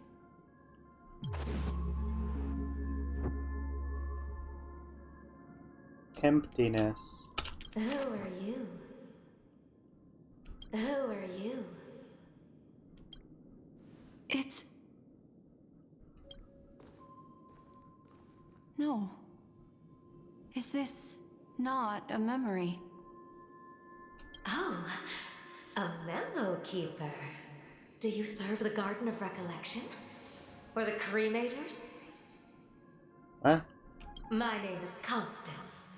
A pleasure to meet you. We were supposed to meet in Penacony and spend an unforgettable time together. But that seems unrealistic. Dahlia's not welcome on the banquet store, and I don't need a coming-of-age ceremony. And you, I know what you're looking for. Want her secret? I can give it to you, and then you can enjoy the banquet for me. I wish you unforgettable memories. Oh. A phone.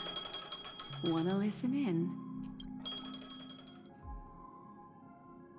What?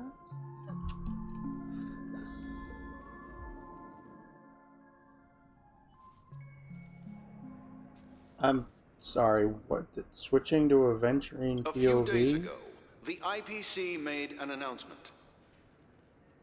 Under the watchful guidance of the Marketing Development Department, and in accordance with the Interstellar Peace Charter, the independent Sigonian sovereignty has hereby been established, and shall take a legislative seat at the Interstellar Congress. The formation of the Sigonian sovereignty is of great historical significance to the Sigonia system.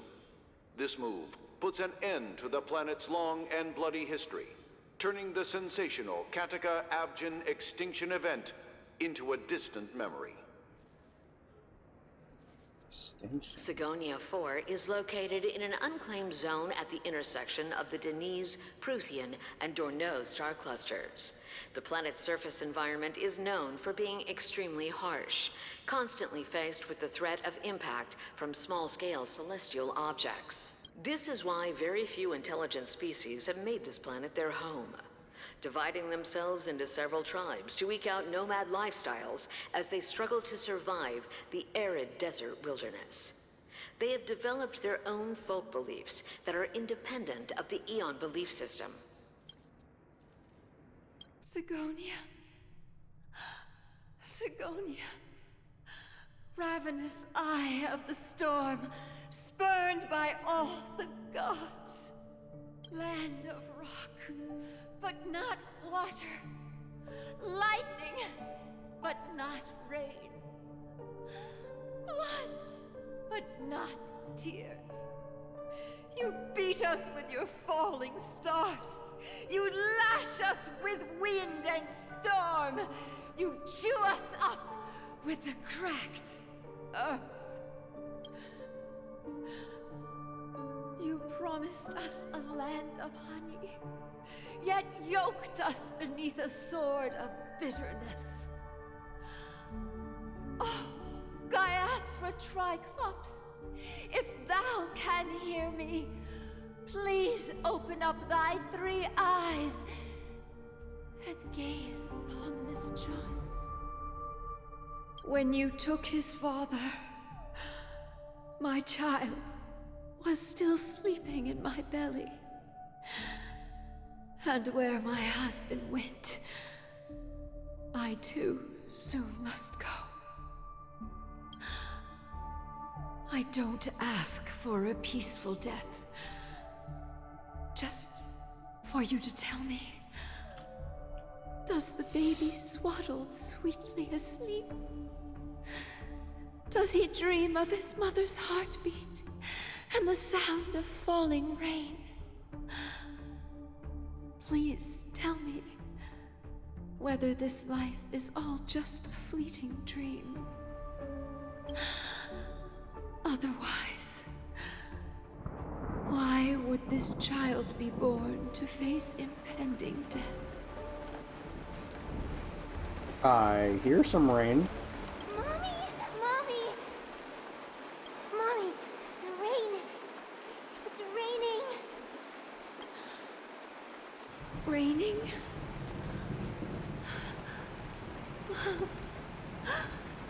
Raining! It is raining! It's true! Those Outworlders weren't lying to us. They really did summon the rain. Mommy, we can leave here. We can go back home.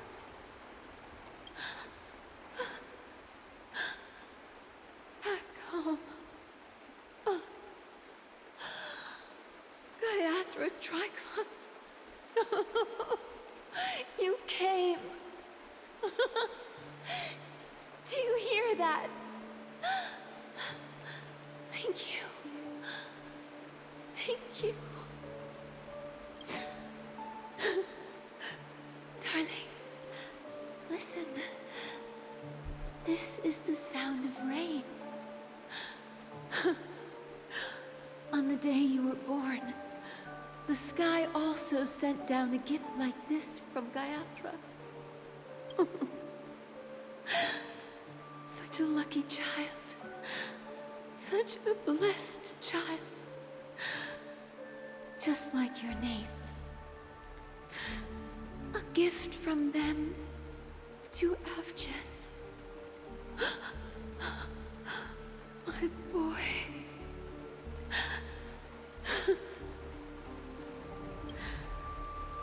May the goddess Gaiathra close her eyes 3 times. Keep your blood eternally pulsing. Let your journey be forever peaceful. And your schemes forever concealed.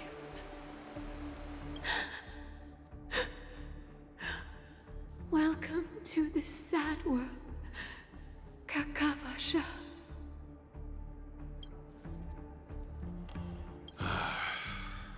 Time to wake up, gambler. Ratio. Oh, heavens. I must have drunk too much Soul Glad. Didn't expect you to be back so soon.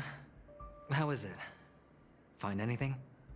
Just as you guessed. Nobody outside knows about Robin's death. There aren't even baseless conspiracy theories. They're still streaming the rehearsal for her ceremony, using a stand-in, I guess. They must be dreaming. Of course. Who could imagine that death would actually descend upon the idyllic dream created by the family? Let alone that the victim would be the female lead of the Charmony Festival. To be honest with you, I didn't believe it. I even tested it a few times myself, until I discovered that I couldn't actually die. Whenever there's any danger, I'm forced awake by the dream pool, and it's all as if everything were just a nightmare. There we go. Like, what? Aventurine says he tested dying. Dude's pulling some flowy game tactics for funsies. Okay, so you cannot die in the dreamscape. I knew it. That's all bullshit. That's why I'm convinced that there are a few big secrets lurking behind the scenes. Then you must have heard about the Memory Zone meme. When I graciously deigned to establish connections with the Oak family on your behalf, they were quite in a pitiful state of disarray. Besides Robin, there was another body. I don't know the exact details, just that it was a stowaway. 2 murder cases? I told you something seemed off about the Nameless. He must have come across the other one. This murderer is a psycho.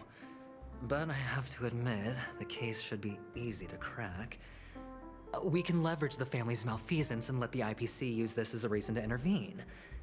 It's just that their trickery runs deeper than I thought. Robin's stand-in was all ready to go. These 2 murders are definitely getting hushed up. What should we do? Let me think. It's too rare an opportunity to miss out on, so I gotta be careful. Incredible gambler. Have you already exhausted your limited repertoire of tricks so soon?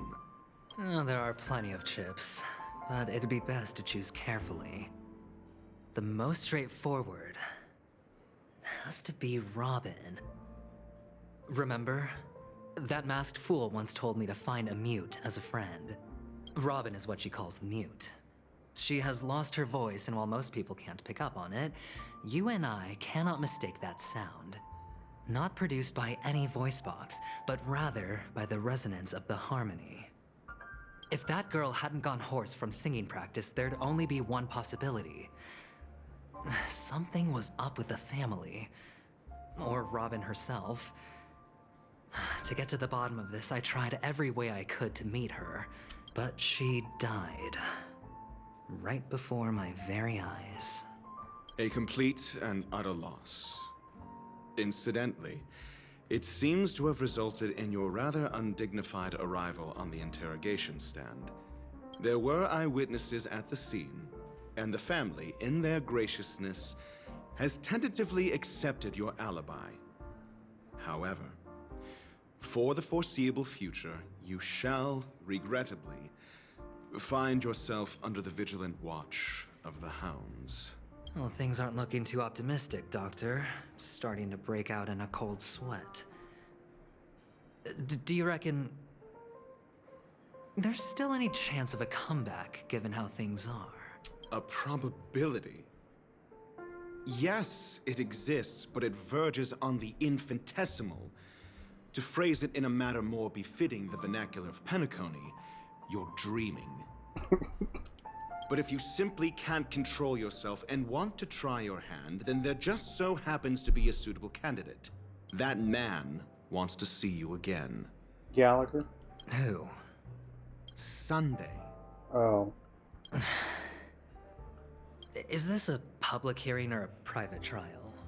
If it were the former, it would hardly befit my stature to stoop to the role of a mere messenger.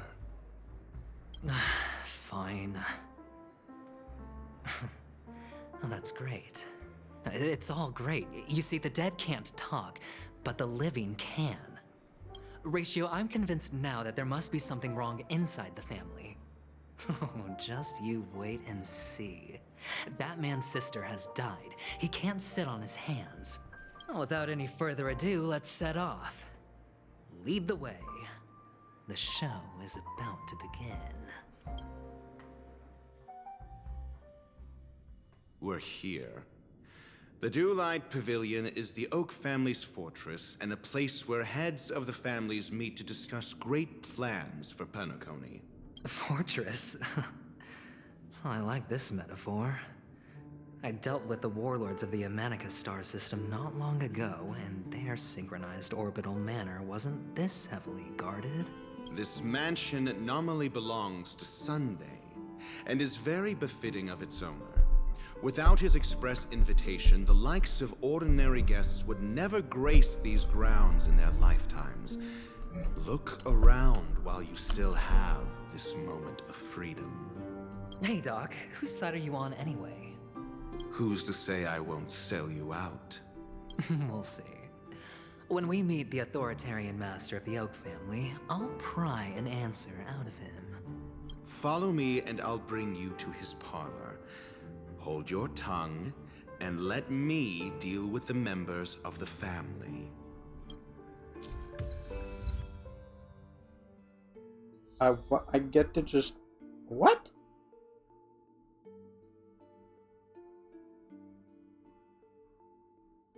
I get to just be a Venturing. Wow.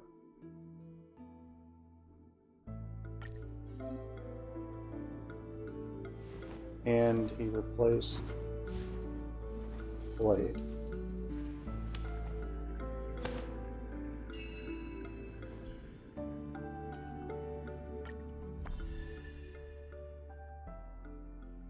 Oh.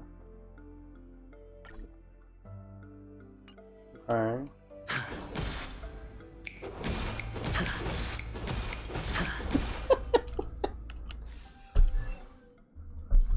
No, let me see. No.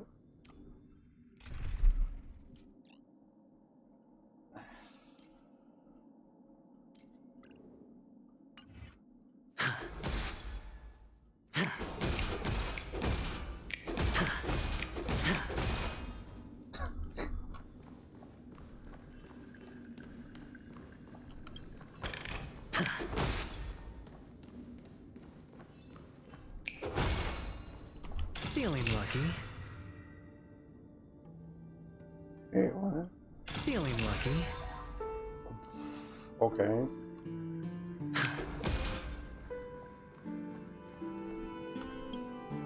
Child. Hey, you two! That's a place of business. No entry. I was requested by Mr. Sunday to bring him the suspect. My name is Ratio. He should have mentioned it to you. Oh, I remember you. Veritas Ratio. Your punch virtual particle clock is impressive. Excuse me? The one on your head. Of course, it's nothing compared to my full pocket dimensional annihilating power armor of the Mobile Knights. Right, and as I mentioned, that fantasy raiment of yours doesn't exist. That's because you can't see it. Like I say, only family can see the glory of the Mobile Knights. Ugh, enough. Get going. Don't keep Mr. Sunday waiting. It seems like the idiocy index here is no better than it is out there. Funny.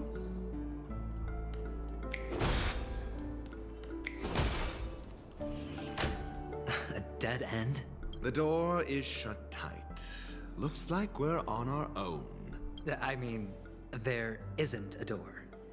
How did you get in before? For security reasons, the family built the administrative site deep in the dreamscape, with the mechanisms hidden in these Nightingale statues. The direction of the statues can be controlled. On the previous occasion, an attendant named Kona had gone to the side room to verify something before setting the statues in the correct positions. Well, maybe we should do the same. Let's go and take a look. Of course, we can also use brute force.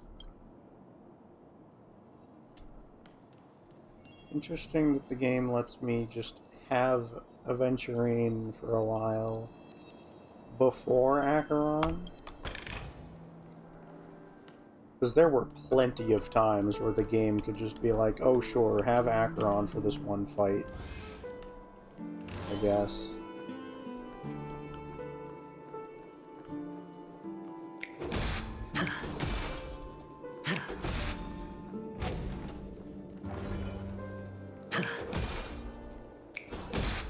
Oh, goody.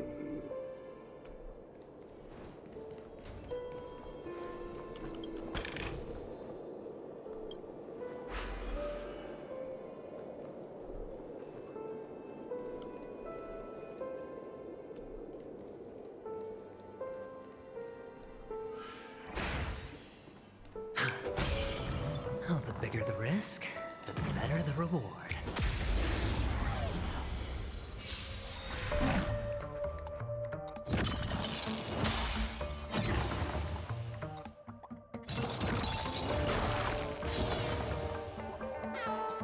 Decided to play your ace, huh?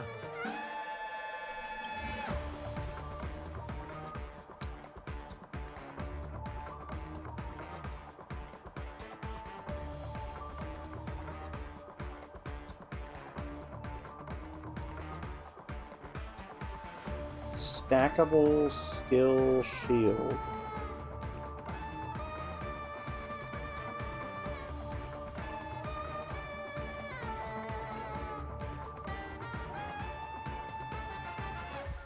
Crit damage dealt increases. Okay.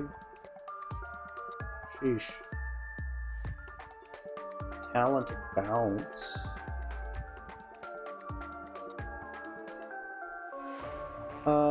For any single ally with skill? Yeah. Effect res increases. When they get attacked, Aventurine accumulates blind bet. When Aventurine has his own shield, he can resist crowd control. Upon reaching 7 points of blind bet, Aventurine consumes the 7 points to do a follow-up attack to random enemies, bouncing 7 times. I see. And then the ultimate gives a random amount of blind bet points. And then technique grants 1 of 3 defense boost effects.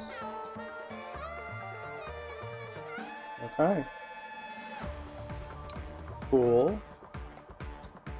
Very low speed though, as per his reservation. Has almost 4,000 defense, so sheesh.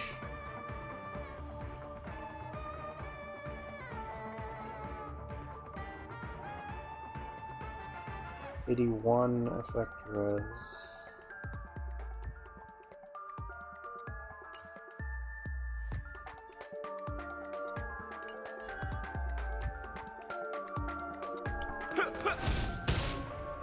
This battle is unavoidable. Except I have like no damage right now because it replaced blade.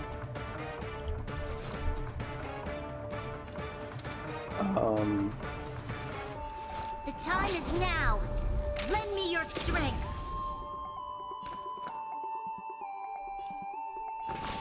I won't go easy on you.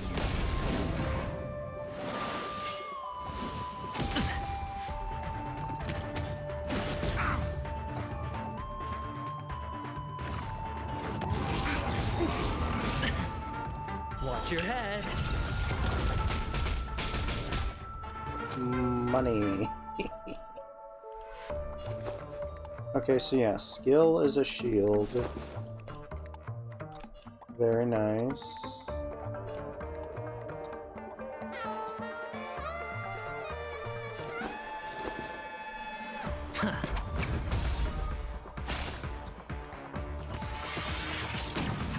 Troublesome.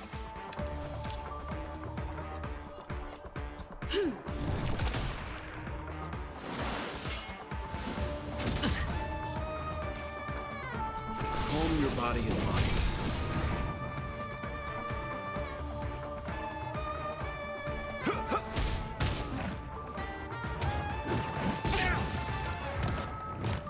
All in.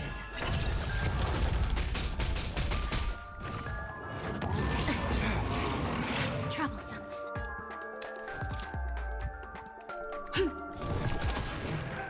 Better hedge your bets. Don't ask, just spend. You can still walk away. 1500. Wait, so...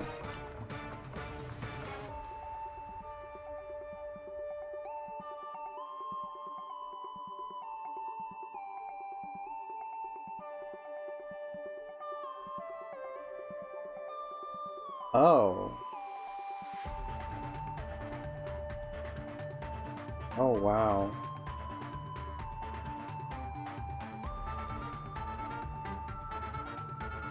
He wants his allies to perform follow-up attacks too.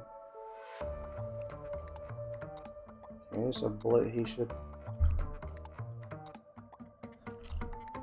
synergize with Ratio pretty well then, and then Blade.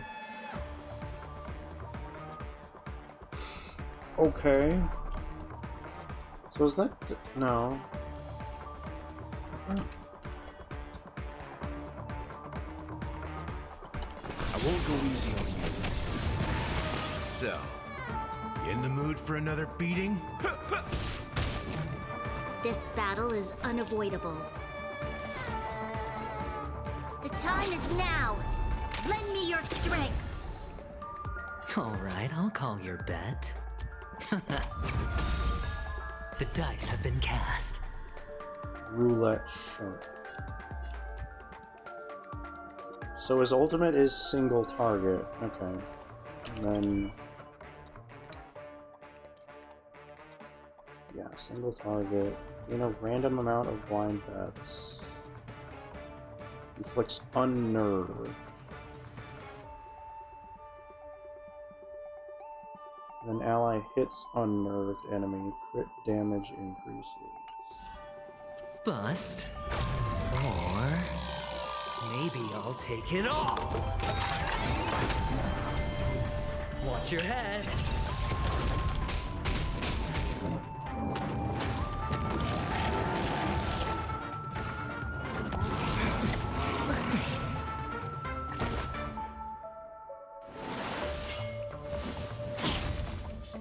Leave the rest to me.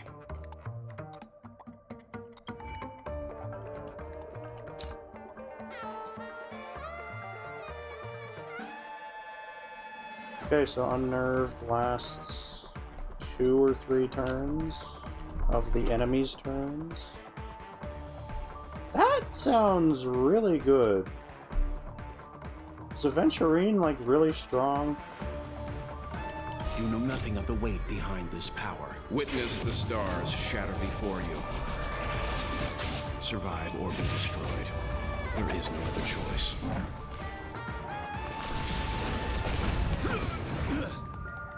There's always a weakness. You've arrived, huh? Step up, let's see ya. Let's kick things off with you! Better hedge your bets. Don't ask, just spend.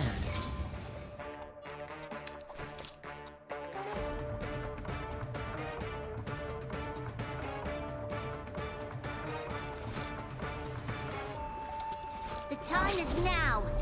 Lend me your strength. You can still walk away. Oh, I should have ulted with her first. We've entered the storm.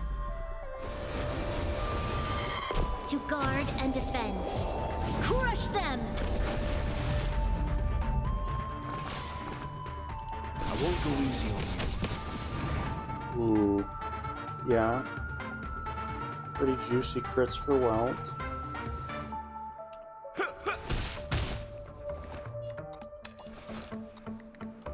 The time is now. Lend me your strength. Calm your body and mind.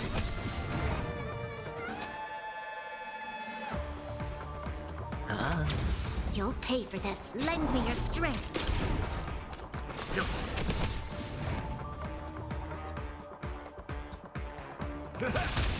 Sure, I'll play along.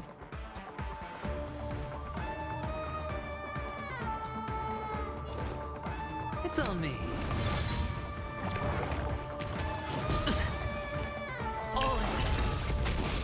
You know nothing of the weight behind this power. Survive or be destroyed. There is no other choice. This battle is unavoidable. Let's be good.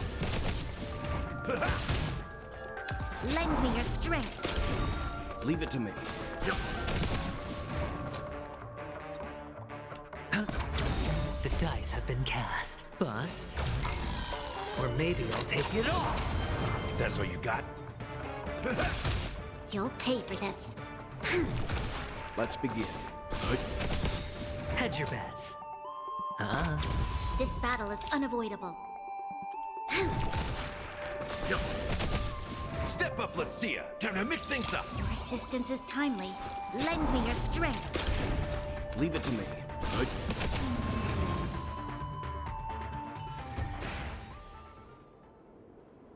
Aventurine's kit actually feels pretty darn good. Fortune follows luck. Just like it always does. Looks not too shabby. But like, I kinda need Blade. So I think Gallagher can just take a seat while Aventurine is shielding everybody. Wait, what do you... I wanted to see if, like, Aventurine had, like, relics, specific relics on or something. I think the way I went was just for a chest.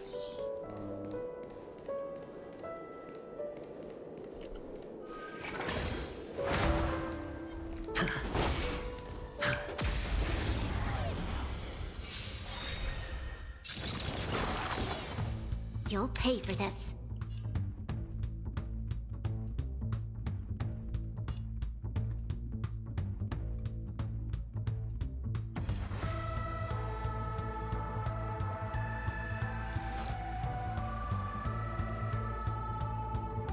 Wait, why?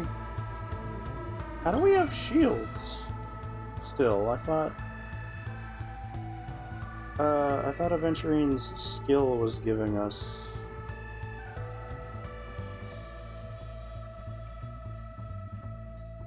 Or not skill, technique. I thought Aventurine's technique gave us a shield at the start the last time.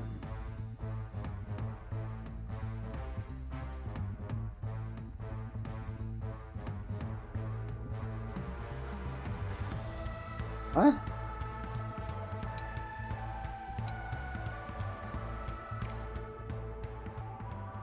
I can't see if he's wearing like a specific relic set, unfortunately. Lend me your strength. Your end approaches. Stand down. No dirty tricks, all right? It's on me. This battle is unavoidable. So like, that doesn't look like much shield, but again, it says it's stackable. It's not just like a shield that resets.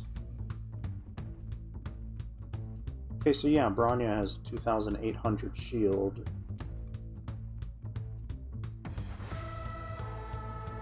Okay, so yeah, Aventurine's shield skill stacks on top of itself. It is not a shield that like resets itself like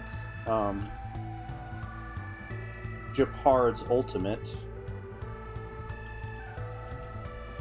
So that's kind of insane.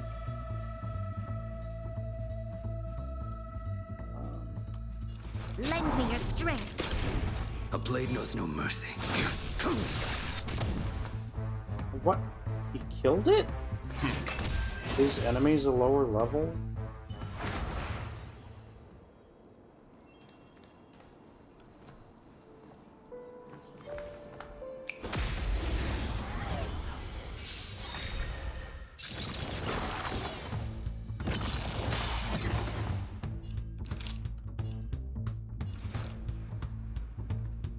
Lend me your strength. I will dispatch you. The fight is set. Stand down. I hit the mark.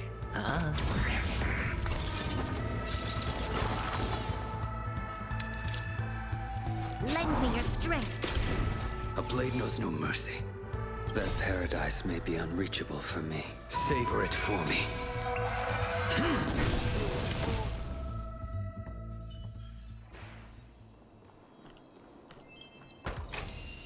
A reward with no risk? I'll take it.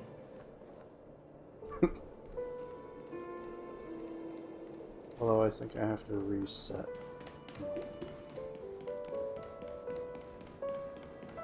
Stuff because of that one.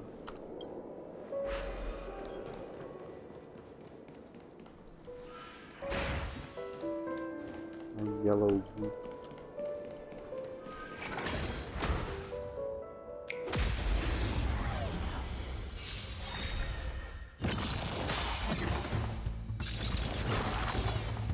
You'll pay for this. The heck is this?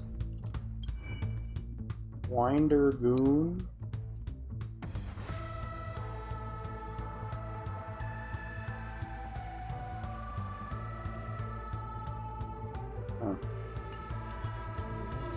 Lend me your strength. I will dispatch you. Your end approaches. I hit the mark.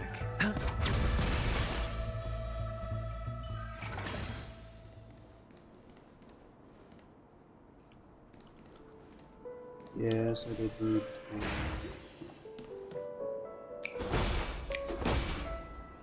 Reset. The sauce.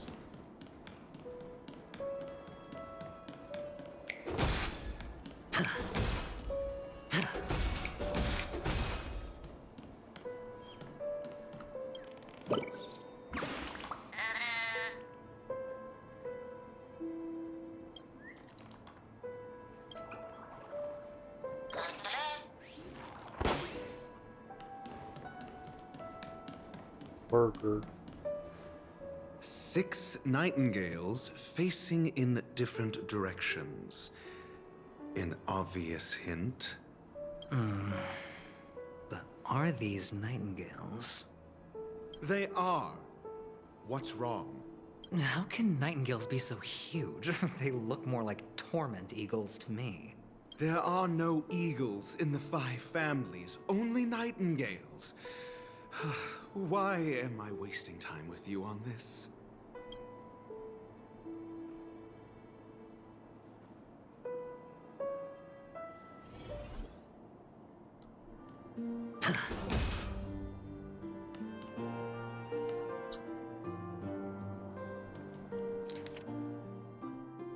Well,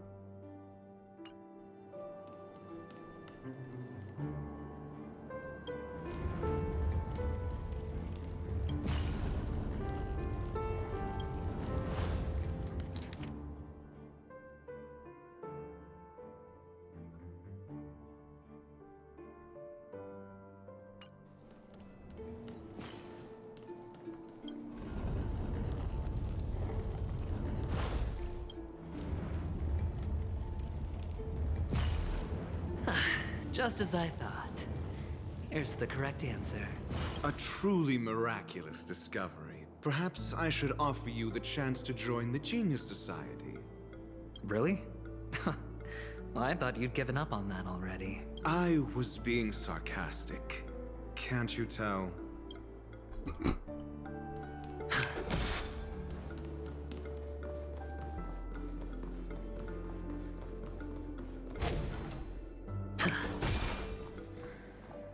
Oh, impressive. So much for Mr. Sunday's reserved, virtuous image. Do you need me to remind you? We're in a dreamscape. No matter how grand the mansion looks, it'll not affect Penacony. Stop wasting your time nitpicking the family here.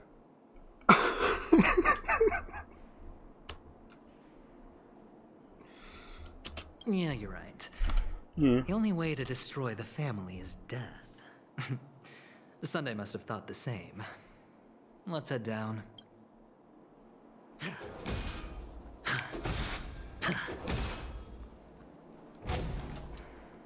Bro, why is this statue toppled over? How dare you?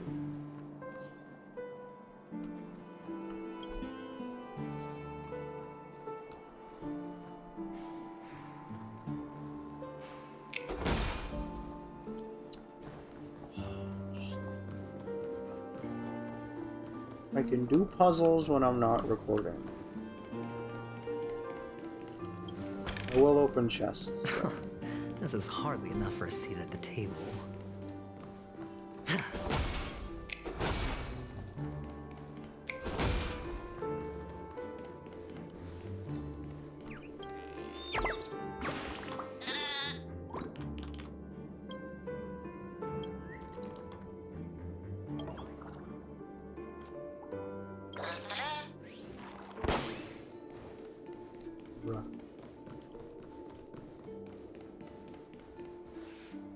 Hold on. Huh? What's wrong? Are we heading the wrong way? No, but this door is locked. My friend? Did you really make an appointment with him? It's a trial. You got to prove your worth to Sunday before you can speak with him. If I'm not wrong, we need to find a way to open this door in the hall, or this place will be our prison. Oh, an escape room. My favorite. Get serious. I've no time for games. Let's head back. The hint is probably in that prominent sandpit. Wow.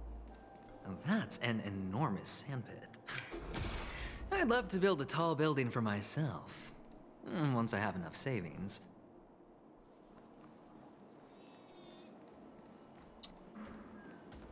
Bro.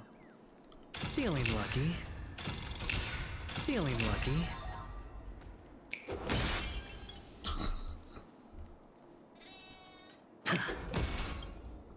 Oh, look. There's a noticeable gap in the model. I believe you're right. There wasn't a gap before. That man must have done it intentionally. Well, with your brilliant mind, you shouldn't have any trouble recalling what was here last time. Right, Doctor? Of course. Let's look around. When I see it, I will know it. Fine. Fine. Why do I feel that we're pursuing a degree in burglary now?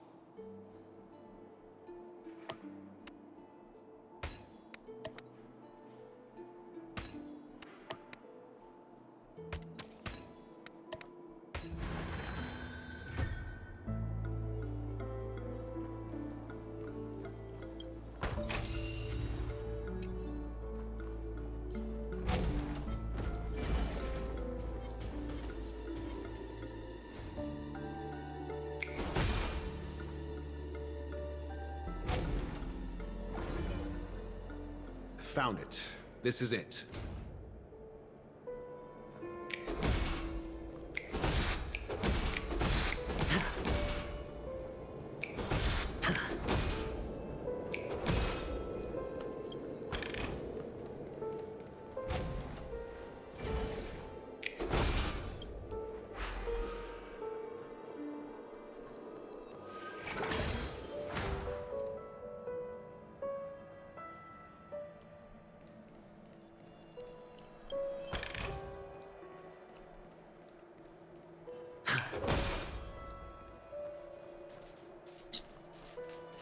God, there's a mini game.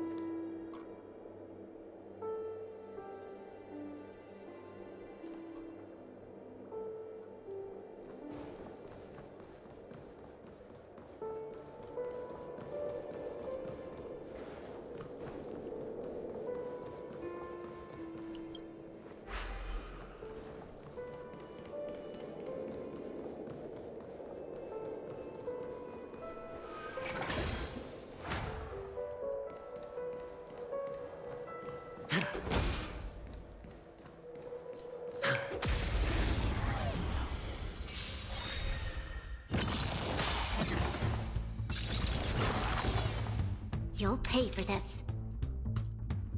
You know nothing of the weight behind this power. Survive or be destroyed. There is no other choice.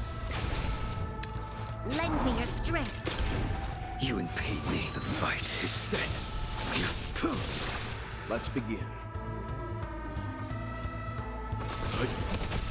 Sure, I'll play along.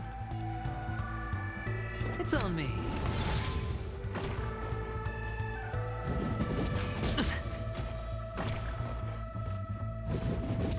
No dirty tricks, all right.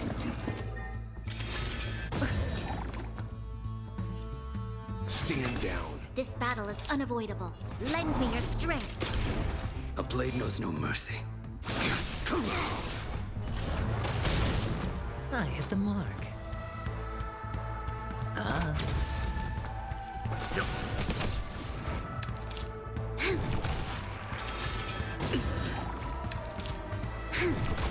I will dispatch you. Fail to send you.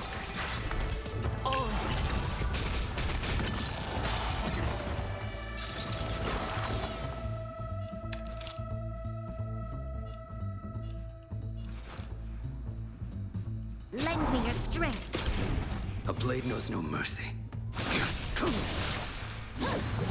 Troublesome. Time for some hardship.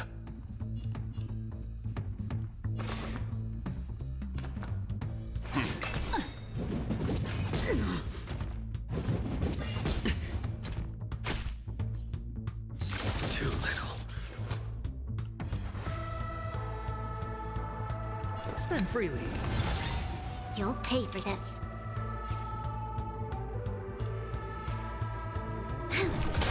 Time for some hardship. Stand down. No dirty. Watch your head.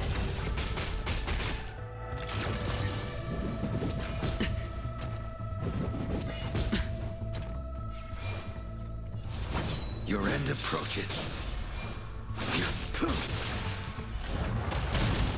There's always a weakness. Lend me your strength. Failed to send you.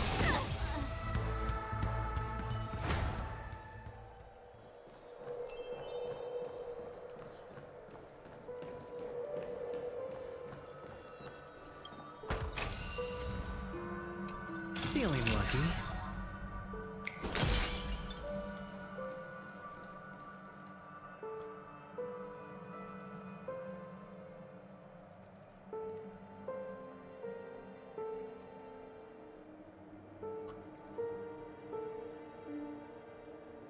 Wait, I thought I was...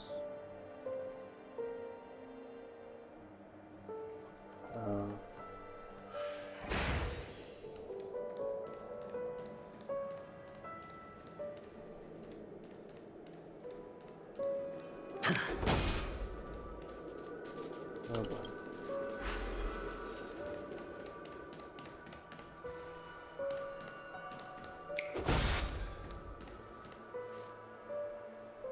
Do I want to be Hanu right now? It doesn't look mandatory, so I'm just gonna say, well, once again, I'll do it later.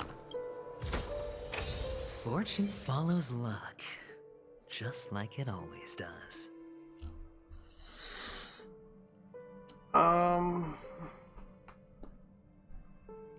Are there any follow-up attack characters that want affect hit rate? I guess maybe technically Yangqing? Or not crit rate, crit damage. Could Yangqing use this? Except his follow-up attack is a fixed chance. It's just when that fixed chance happens, he has a base chance to freeze. I guess I'll hang on to it.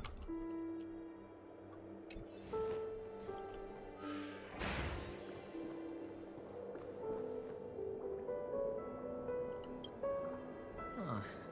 And the nameplate reads Gulliver's Arch. Well, I'm amazed you can remember something this tiny. You know, this reminds me of a tunnel I once saw that could shrink people who passed through it. If I were you, I would shut my mouth. It's wise to remain silent when you should.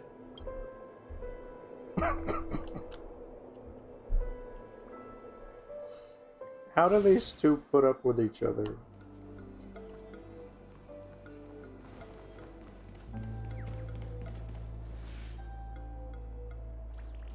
Oh, this reminds me of one of those building toys.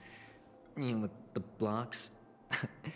I've never played with them before. I wonder if it's more interesting than stacking chips.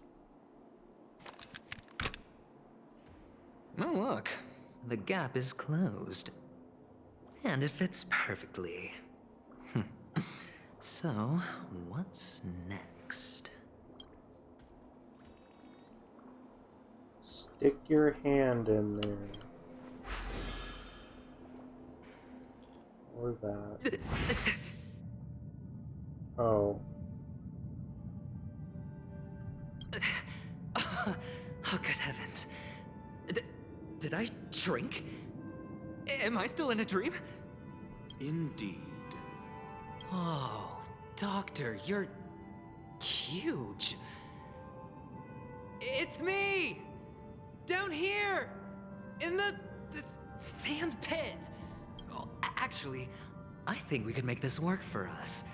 Just find a way to slip me into Sunday's collar, and I'll infiltrate the family just like that. Oh, fine. I was just kidding. Let's find a way to open the door.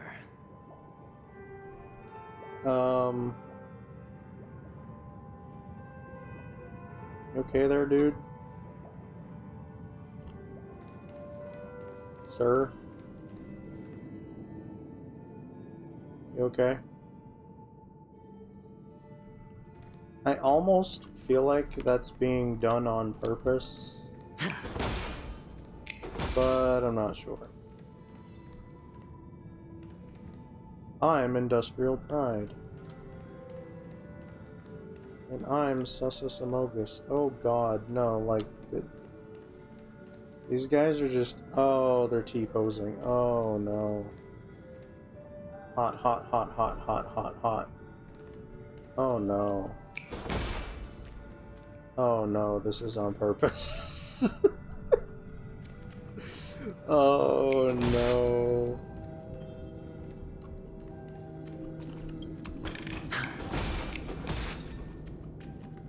Why?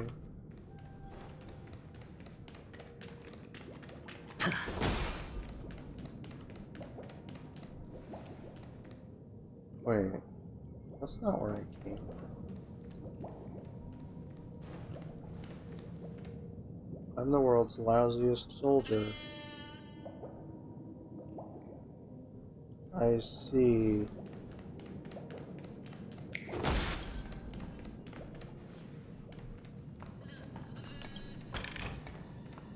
That's mine. Thanks. Bye.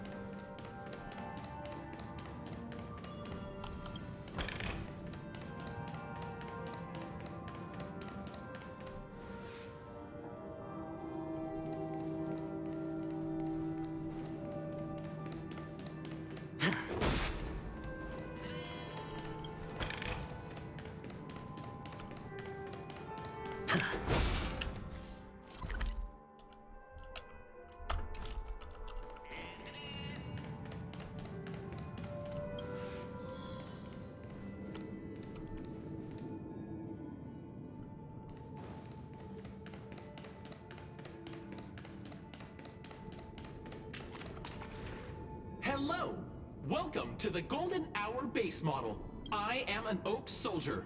I will be here to guide you through the tour of the base model. Happy to be of service. And tell me about the tour. Hello! Welcome to the Golden Hour base model. Base model. I am an Oak Soldier. Oak! I will be here to guide you through the tour of the base Kick it. model. Happy to be of service. Generating guide. Please wait patient.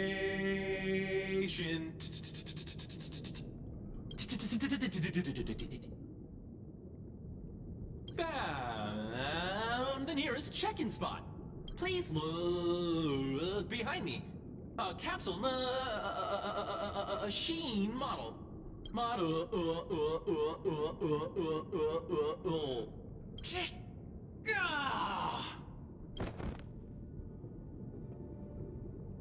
He didn't even have time to earn a first. What's up with that? Now the family's toys are trying to frame me? I didn't do a thing to it, Doc. You've got to be my witness. I saw... Oh, capsule machine. There's no mechanism on the floor. Could there be one at the top? Doctor, do me a favor.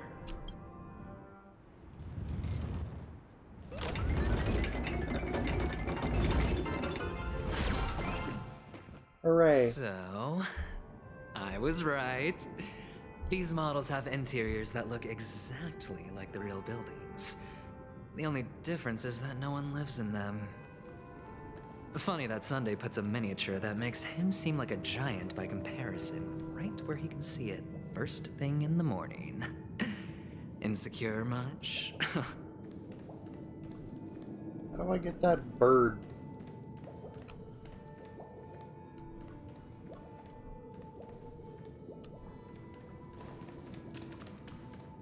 Anyways.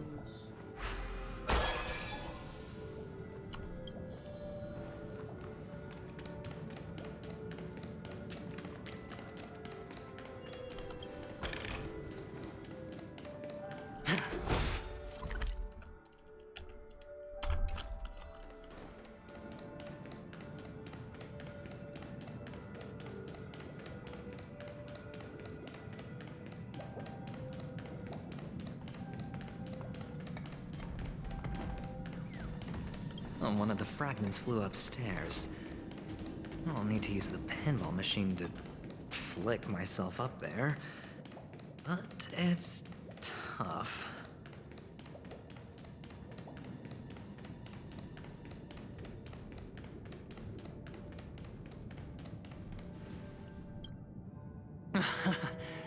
Oh, great. There's another pinball machine base here. And it's empty too. Doc! I'll need your brain power again. There's no need to yell. I can hear you. The pinball machine must be hidden somewhere in the hall. Like the arch. Wait here, and I'll be back in a minute.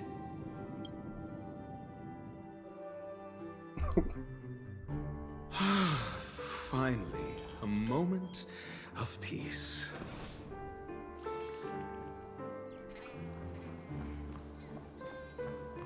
And now I get to use ratio.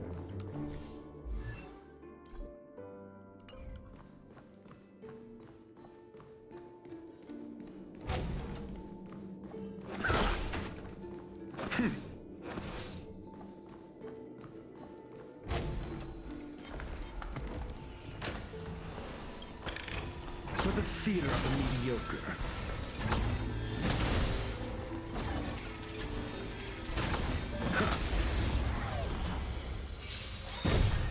That's all you got? Lend me your strength. Your answers? Unfortunately, this team doesn't...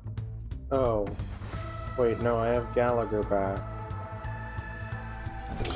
Answer me. Free.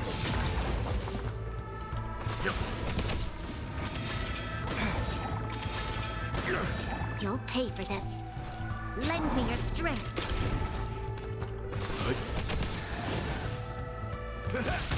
I'm asking questions. A test.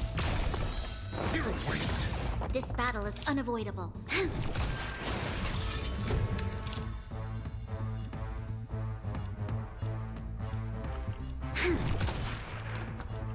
You know nothing of the weight behind this power. Survive or be destroyed. There is no other choice.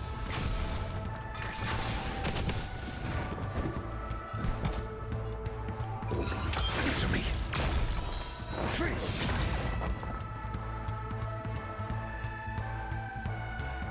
Slice like a good brew, my friends. Indulge yourselves! You'll pay for this. Lend me your strength.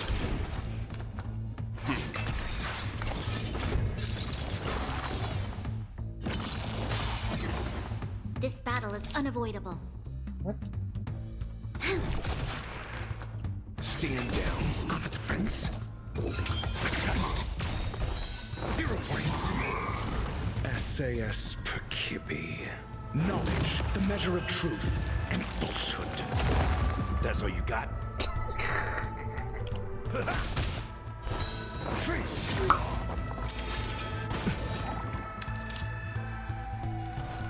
Lend me your strength. Leave it to me.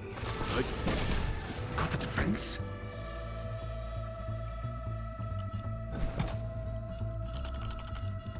Answer me. 0 points.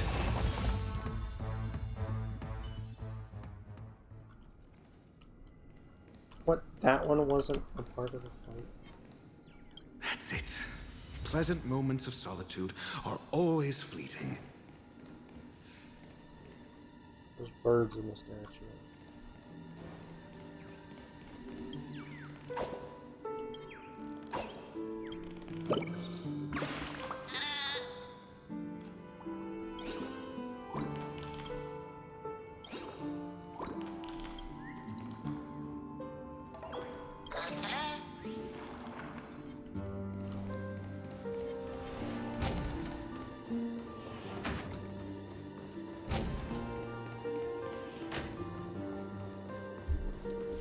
Well, no, what am I saying? Gallagher and Welch are good for ratio. Oh, you're back. Just place it here. Thank you.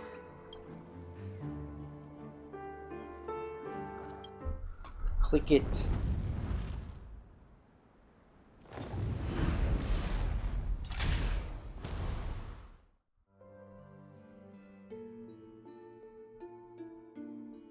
Thanks, Doc.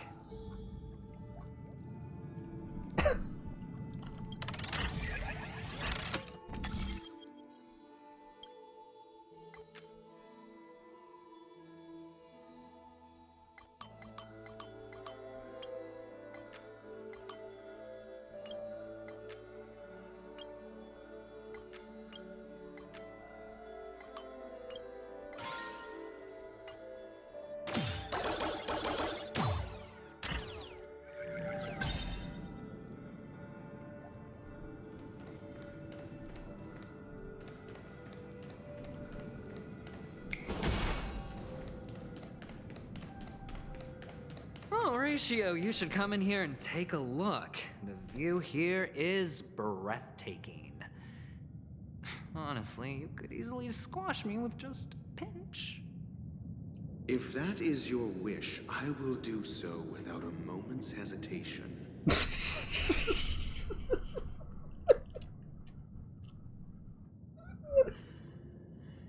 Why are these two tolerating each other?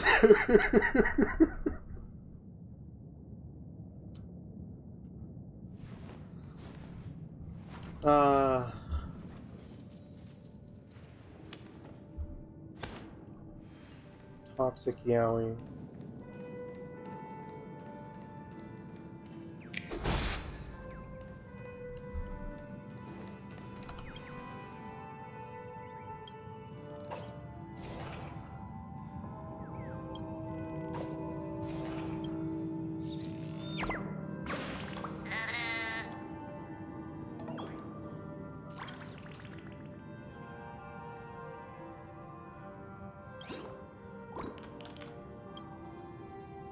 Truth Bird.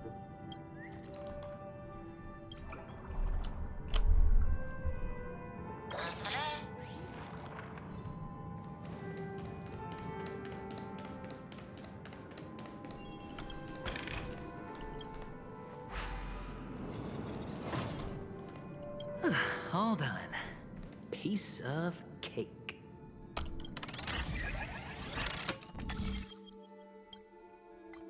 Oh my goodness.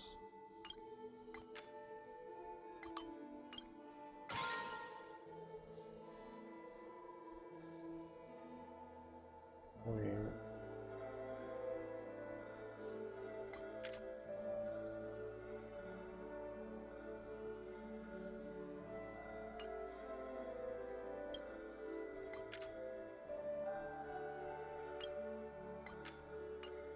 I can't rotate.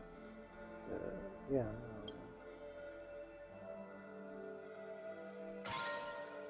I don't know.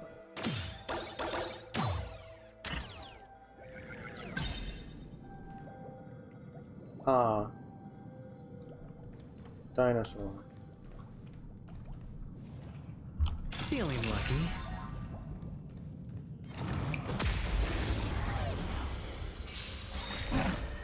Time to change tactics.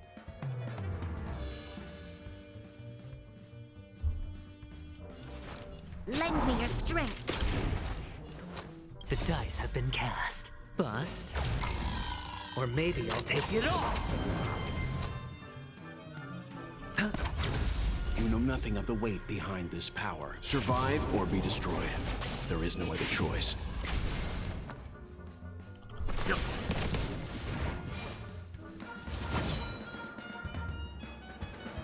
The fight is set.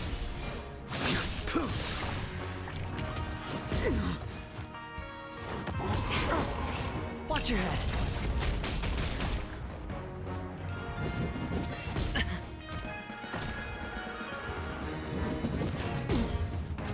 You'll pay for this. Leave it to me.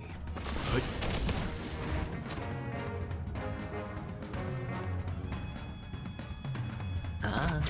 This battle is unavoidable. Lend me your strength. Let's begin. Stand down. You impede me.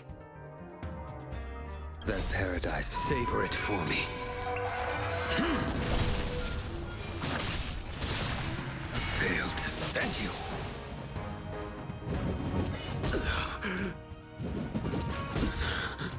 You'll pay for this.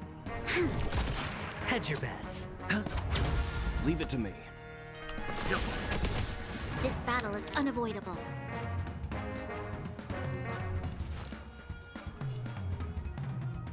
Lend me your strength. A blade knows no mercy.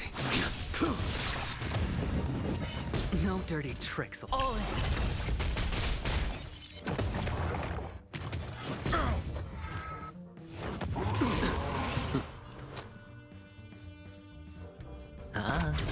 You'll pay for this.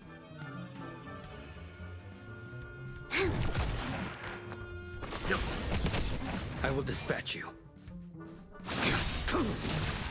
Failed to send you. Stop me. Watch your head. This battle is unavoidable. Sure, I'll play along. Spend freely. You'll pay for this. Lend me your strength.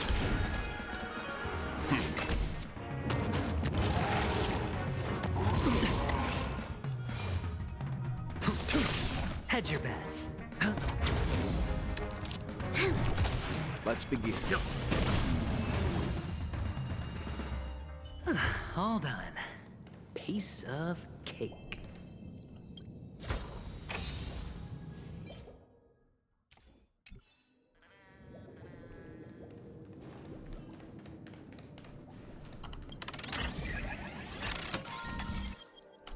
Or, wait.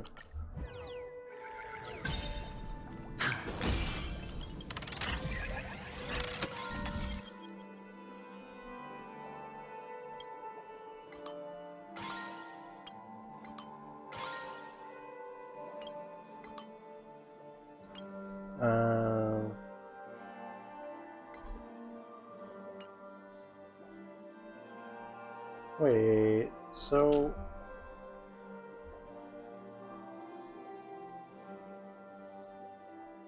Oh, no, I know how to... Never mind. I'm dumb. Why am I like this? I literally just turn that off. And then activate that one.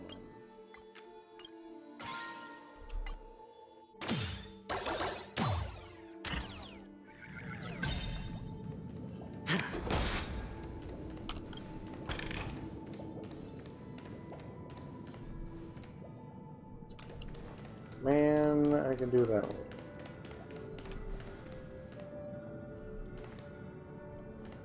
How do I get down? Oh.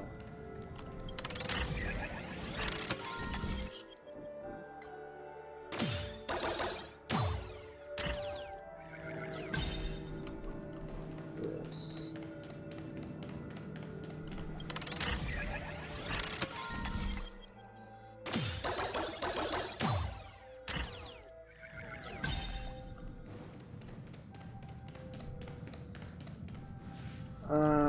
Maybe I should heal first.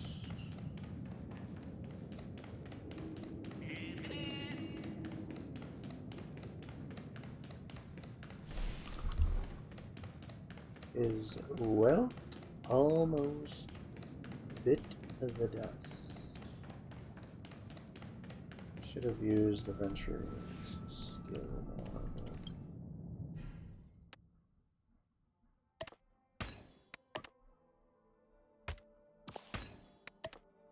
And the joyous tour of Toy City has come to an end. Makes me feel sad. Penacony isn't all bad, right? I'll use this interesting experience as a talking point at the poker table.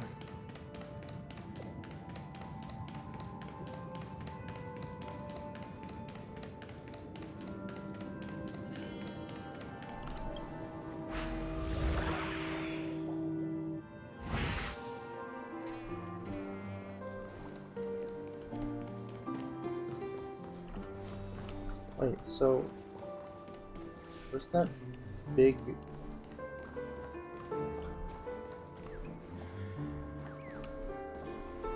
Okay, yeah, how do I get that? How do I get... How do I get that big...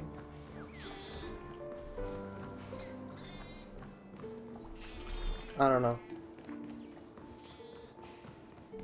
There's a hiding bird in there. It's a pity you made it out of the sandpit alive. Sunday is just beyond this door. From my limited understanding, he's not someone easily handled. Are you prepared? Yeah. Only I believe he's the one who should be prepared to face me. Tell me about your plan. I don't have a plan. I'll just play it by ear. There are only two kinds of bargaining chips when dealing with people. Benefit or fear. Looks like sincerity isn't in your dictionary. Am I not sincere enough? There's no need to emphasize it. We've got to make good use of death. That man's sister is dead. He won't be able to turn a blind eye, and that's fear. And I'll help him find the murderer. He can't do it due to his status and position, but I can. And that's benefit. On what basis do you believe he's incapable, necessitating the delegation to someone from a rival faction? The IPC? Simple. Because that murderer could very well be a traitor hiding inside the family. Do you mean the Galaxy Ranger whom you accused previously? That was just an excuse, good doctor. There's something wrong with that woman, and we need someone who can keep her in check. It's better to minimize the variables outside our control while we execute our plans. Moreover, I need to know her identity. If I'm lucky. She could be an important pawn. Lucky. And it's good to have more helpful friends when dealing with this matter. But honestly, the murder case is likely unrelated to her. I believe my standpoint. There's a rat in the family. Otherwise, why would Mr. Sunday arrange a private meeting with us? This isn't an interrogation, but a secret negotiation. We'll see. Using Robin's death as a bargaining chip, I'll win back my freedom and power. In the end, I'll ruin this beautiful dream and create the grandest death. If the chance of winning is just beyond this door, even if that chance is close to zero, well, you can't win if you don't play, right? Ah, the charming audacity. To think that you, of all people, might emerge victorious, dear gambler. 3 chips are enough. All or nothing. Well... Are you surprised, Ratio? Because I'm not.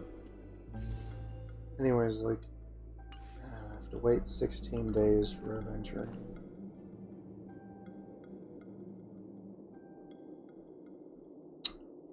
I have seen very few people who actually like Aventurine so far, but I'm pretty sure I've liked him from the beginning.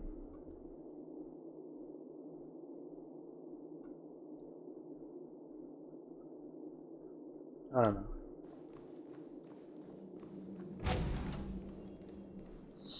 Hang on a second.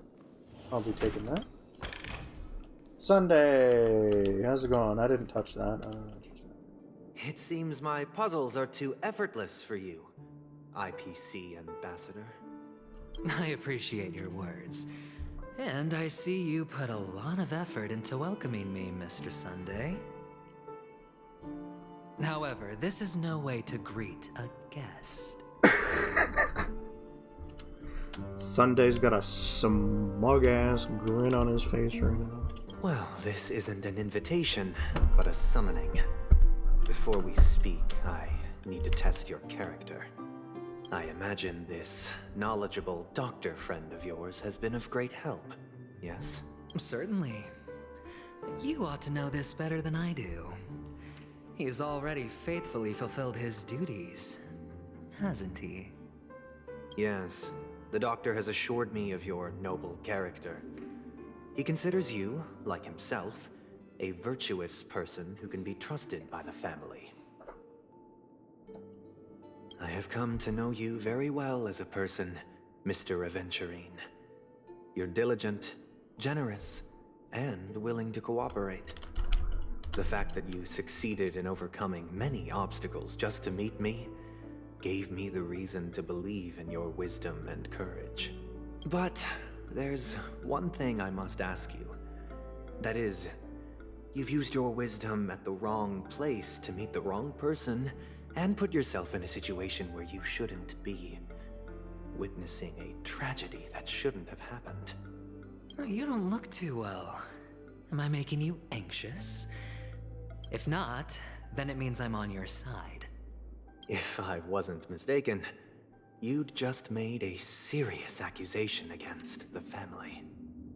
No, you weren't mistaken. For depravity is creeping in around you. There's no need for us to be evasive. Let's talk about your sister. Your sister's talent is unrivaled in the world of show business. As you know, her voice has been out of tune since she returned to Penacony. What's more disheartening, she can't sing anymore. Who could be responsible for this? Many suspect the culprit is among the outsiders, but I know you hold a different opinion. Now your noble status has become a shackle, preventing you from apprehending the murderer and avenging your sister's death. You're feeling anxious because you're out on a limb. But don't worry, I'm on your side. I'm immensely honored by your concern for me, Mr. Aventurine. Since you're so selfless and generous, I believe you wouldn't ask for anything in return, would you? Well, naturally, you wouldn't incur any loss from this. I just want to reclaim what is mine. My liberty and the personal items under the family's custody, the bag of gift money, and... the box in which the cornerstone is stored. That's right. Cornerstone. I've heard it's a treasured asset of the Strategic Investment Department. A sacred stone that seals the Preservation Emanator, granting significant power. And every liquidation specialist holds one.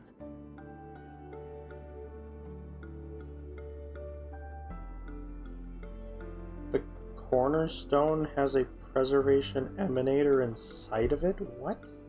For an object so precious, it probably comes at an even higher price than other forms of recompense. Well, I'm sure you're aware of the high level of risk I'll be undertaking to bring the truth to light. Is main character going to wind up being an emanator of Akavili or something like that? Doesn't have to be Akavili, but... Mr. Aventurine, when you're out and about, do you always make adjustments to your appearance? Your tie should be on the center line. Your shirt must not protrude from your vest. Your trouser creases should be perfectly straight, and always aligned with the tips of your shoes. Of course. But I don't, because it's not appropriate to do so in public. You should make sure everything is presentable and in order before leaving the house. I'm not the kind that takes risks. The cornerstone must be in the custody of the family. No room for negotiation. Please, don't let me turn you down twice. Sure. The gift money is good enough. I suppose you wouldn't mind that. After all, a merchant can't function without a bargaining chip. You compromised quicker than I thought. Unfortunately, it's a gambler that needs a bargaining chip, not a merchant. I can give you your gift money, but before that, I want you to tell me. The fact that you can decisively forsake the box you asked for, what exactly is stored in it?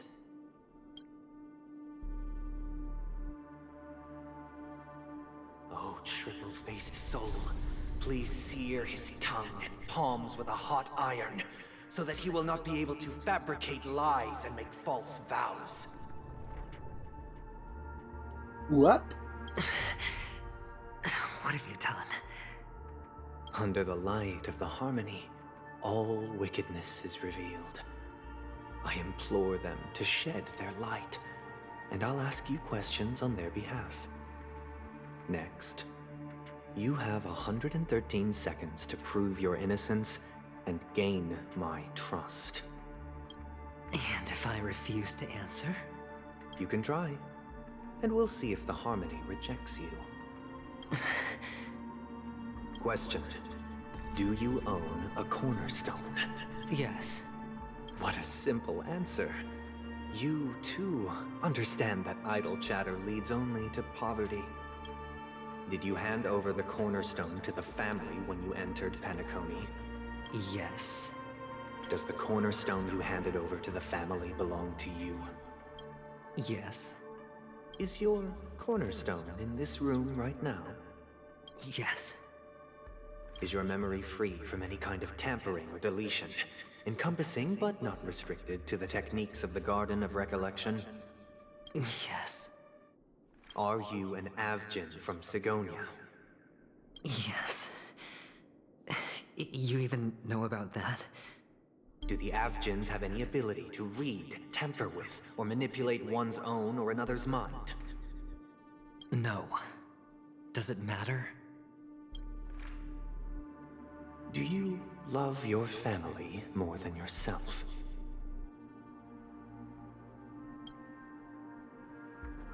Yes. All the Avgins were killed in a massacre. Am I right? No. Are you your clan's sole survivor? Perhaps. Do you hate and wish to destroy this world with your own hands?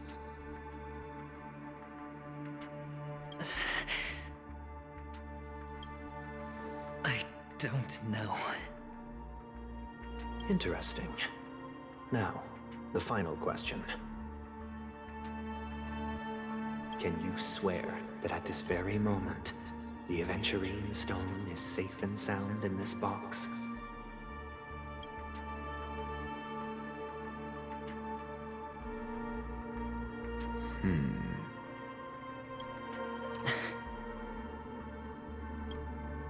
Of course. Looks like we can get an answer. Open it, Mr. Aventurine. It's your last chance to defend your honor.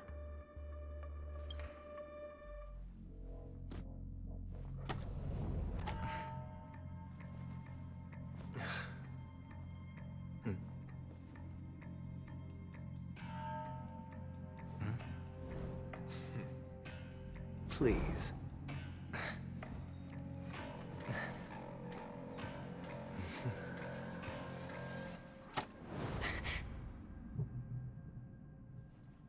Are these what you're looking for?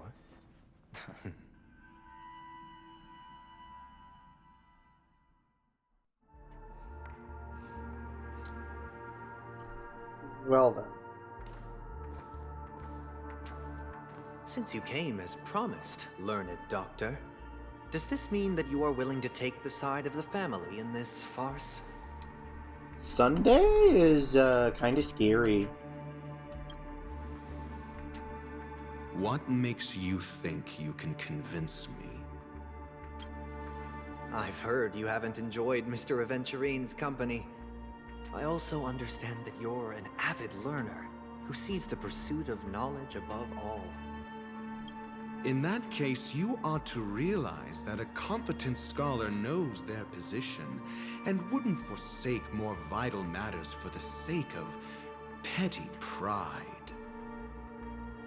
If you agree to assist the family, I'll share our research findings on the Stellaron. You must be quite aware that, besides the family, no other faction is willing to share such information.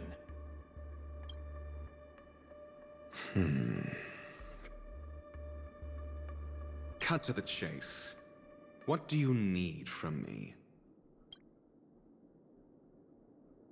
I need Mr. Aventurine's comprehensive plan. Haven't you confiscated his cornerstone? You can't expect a featherless bird to take flight.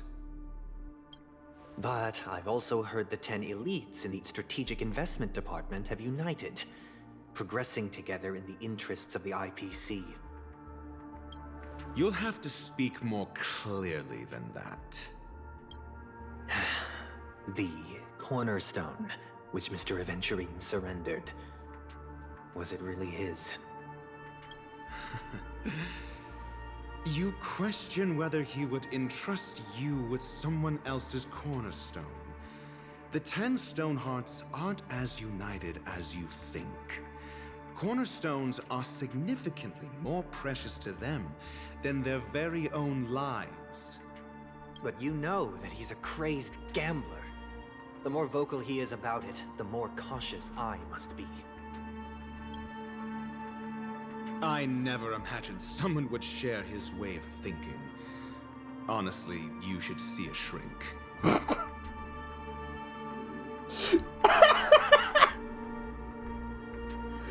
Oh, damn. Bring it. The box containing the cornerstone is unique, and only IPC senior staff and related members can access it. But I happen to be among them.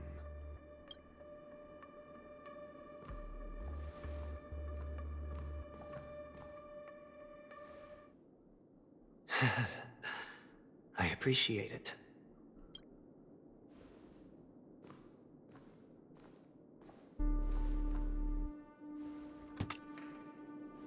Unfortunately, your guess is correct.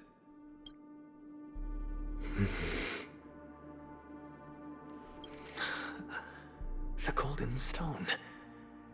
Its color and glow are similar to that of Klepoth's body. This is the very ruse he intends to use to fool you. He won't reveal to you that the 10 Stonehearts chisel their own will into the cornerstones, granting them an unparalleled radiance. And this golden statue is also known as Topaz, not Adventurine, and it belongs to Topaz. What? So, do you wish to confront him? Not at the moment. I'm more interested to know the location of his cornerstone. The safest place somewhere you'd never think of. Because he never intended to hide it. In fact, that cornerstone has been in your hands from the very beginning.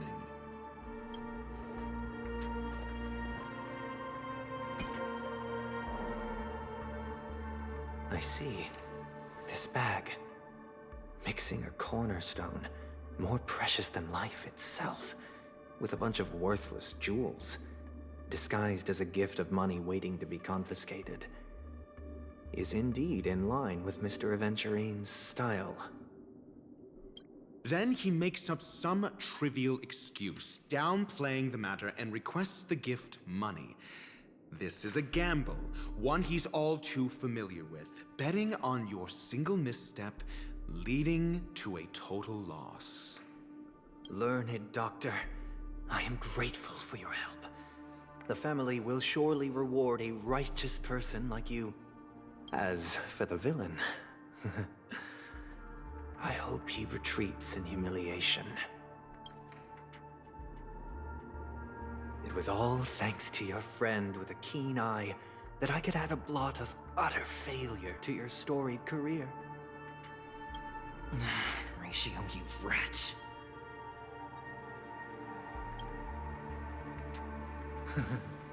Finally shown your true colors, huh? Oh, and just to remind you, you currently only have 17 system hours left to live. Treasure your remaining time, and savor the delectable aftertaste of defeat. You might as well explain yourself a little more clearly. What I performed on you just now was the Harmony's consecration. You were to show allegiance beneath the illumination of their grace. Yet you acted willfully, uttering nothing but falsehoods, transforming the consecration into a trial. I genuinely see no reason to absolve you from it.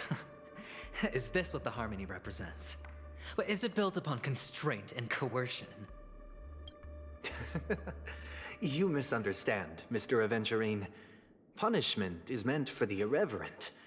But I have seen your resilient spirit, and thus I offer you the possibility of a new beginning.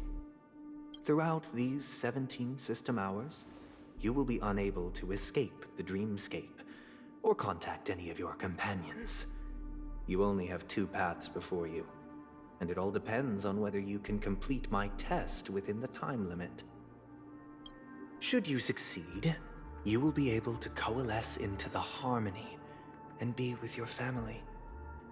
If you fail, you will suffer the wrath of the Eternal Centurion and fall into an abyss of doom.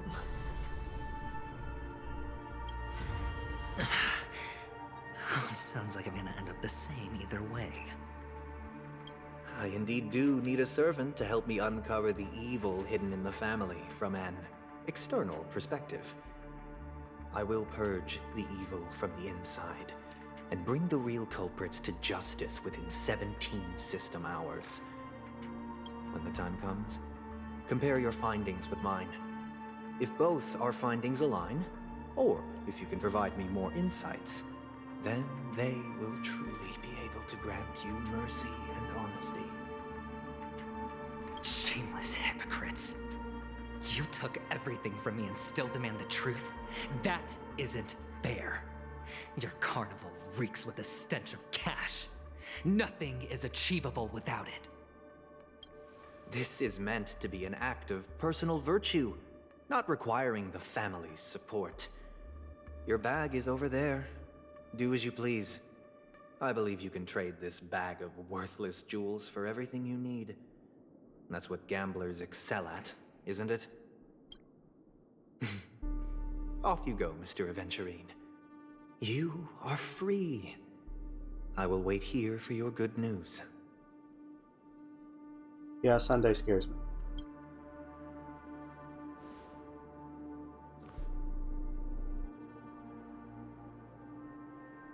This meeting isn't an interrogation or a negotiation. It's an outright execution. Why would I do that, Mr. Aventurine? I'm just wondering what a passerby who stumbled upon a scene of a murder could have found out. That's all.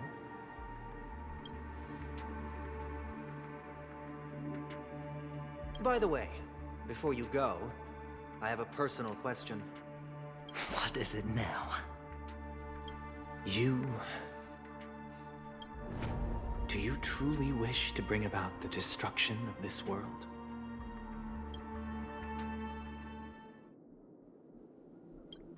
Kakavasha! Where did you go? Oh, are you injured? I got it back, sister. You went to look for them? That's too dangerous. It's just a necklace. It's neither food nor water. We can survive without it. But I can't live without you, little brother. Promise me not to look for those catechins again, okay? Sister, don't be afraid. The catechins are fools, but I'm smart. I played a game with them, and I won. Won? What happened exactly? Tell me. I made a bet with them.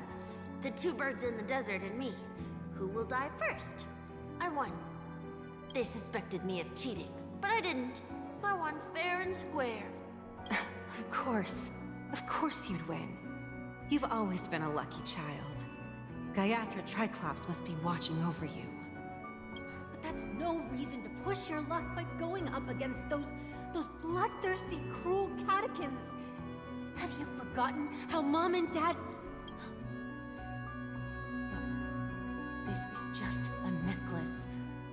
But Kakavasha, You are my only family. I'm sorry, sister. I thought you'd be happy. Because Mom left you this necklace. There'll be no next time. It is important. But not as important as you, my dearest brother. I don't blame you, but you must remember what Mom said. Pain and poverty are the trials of Gayathra Triclops. She has also granted us a chance. And that's your good luck, Akavasha. Your good luck is the most precious wealth we all Avgin have. You're a child blessed by Gayathra Triclops and can lead the clan to happiness. So always remember to protect yourself and never resent the pain and poverty you're going through. All right? Listen to me and swear to Gayathra Triclops. Okay. I will swear to Gayathra Triclops to protect this wealth. But sister, if Gayathra Triclops was really watching over us, then why did she not protect Dad when he was swept away by the quicksand? After all, Dad went to the Catechins' land only to prepare for Gayathra Triclops' offerings. And where was Gayathra Triclops when Mom was shivering in our arms? Mom was still pleading for Gayathra Triclops' forgiveness under her breath, until the moment she closed her eyes. Sister, everyone praises me for being smart, but I don't get it. If every rain pour was Gayathra Triclops' forgiveness and grace, then how bad were our sins? So much so that we were born in this world of death?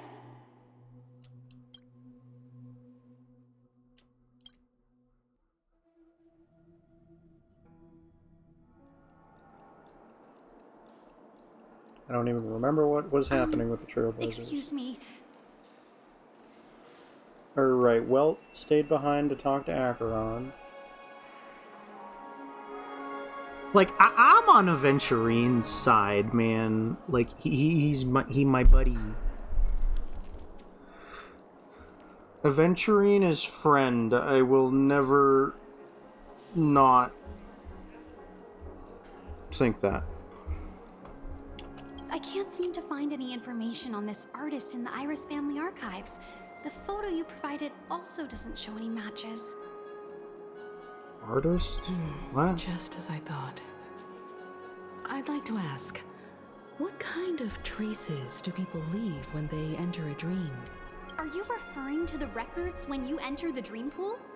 The equipment will monitor physiological indicators such as heart rate, blood oxygen levels, and body temperature in real time.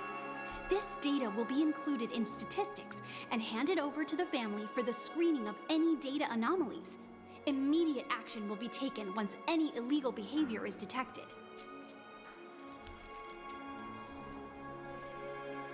I apologize. The hotel does not have access. This information is managed by the Bloodhound family. We can only gain access if there's a problem. Looks like nothing can be found here. At least we know who to look for next.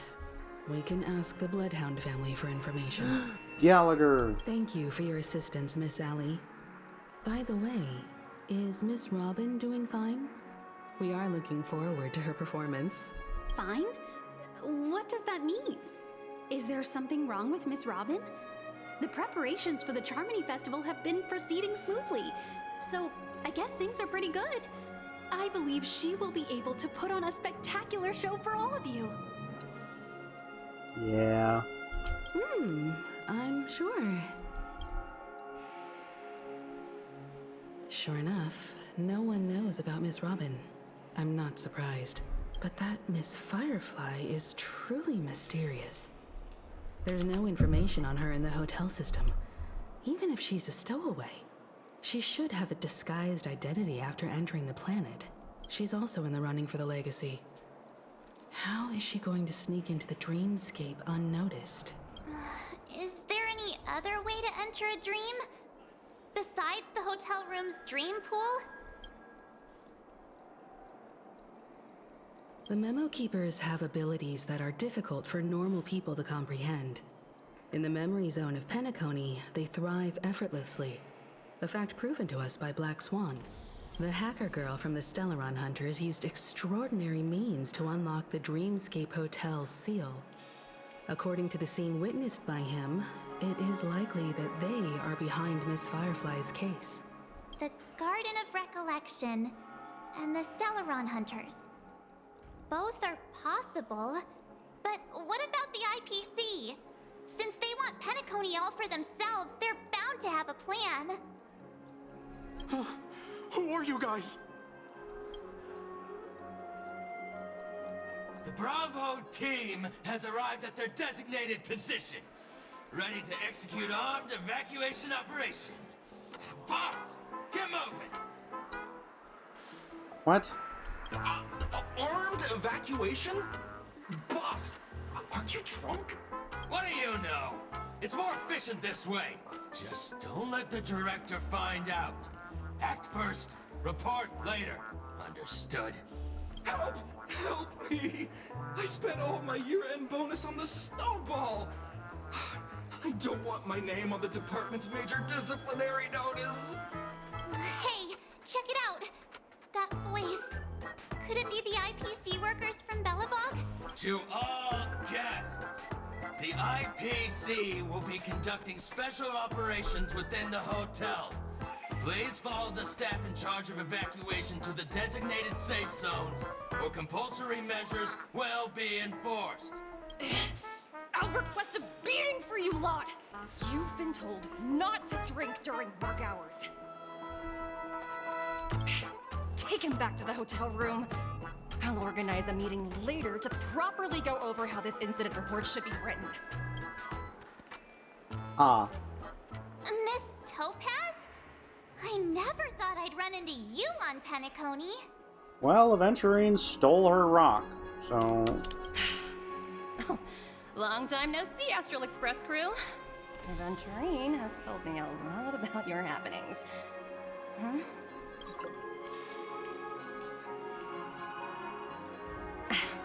It's fine. Do as they ask, and try to avoid any conflicts with the family. Report to me before taking any action. Yes, all right. As you see, the IPC isn't very popular here on Penacony. Good. Cordiality from the family is a mere facade. The former frontier prison has turned around and cuffed its shackles on the IPC staff now.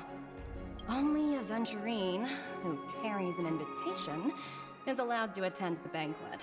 An entourage like us, we can only sit around in the reality hotel, unauthorized to even enter dreams. No wonder Aventurine's scrambling to partner up with someone. The IPC can't back him up in the dreamscape. His situation isn't optimistic, I hear. You're all helping to investigate some dirt on the family, are you not? Let me know if you need anything outside the dreamscape. The IPC always treats its partners well. Yeah, sure. Thank you, Miss Topaz. We're on our way to the Hounds to verify some intel.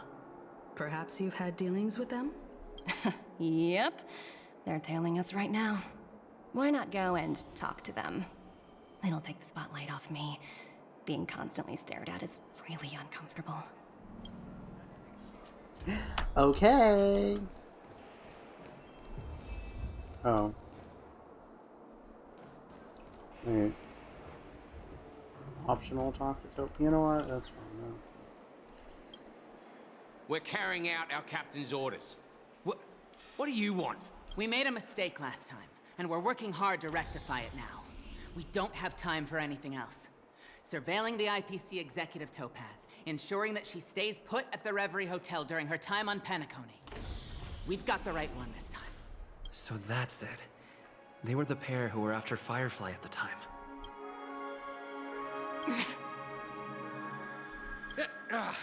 It's you again. Back for more trouble? We're not afraid of you this time. Well, spit it out. Stop bothering us if you've nothing important. So you know each other. Why do you keep running into people you've beaten up before? Because everybody wants a piece!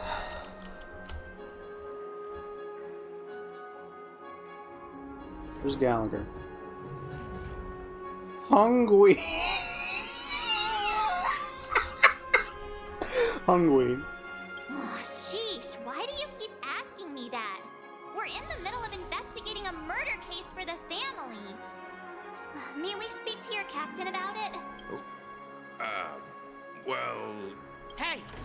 The security officer instructed everyone to shut their traps before he returned from Dream's Edge. What murder? You'd better stop spouting nonsense. Yeah, that's right. We have nothing to report. Please leave. Looks like they're not going to cooperate. But they did at least tell us that the captain is at Dream's Edge. Why don't we just look for the security officer then? It's probably Gallagher, the one he mentioned, right? Flammable goods? Even if we stood on each other's heads, this statue would still be taller than this. Now this smells good. Smells good? Bro. Got that dog.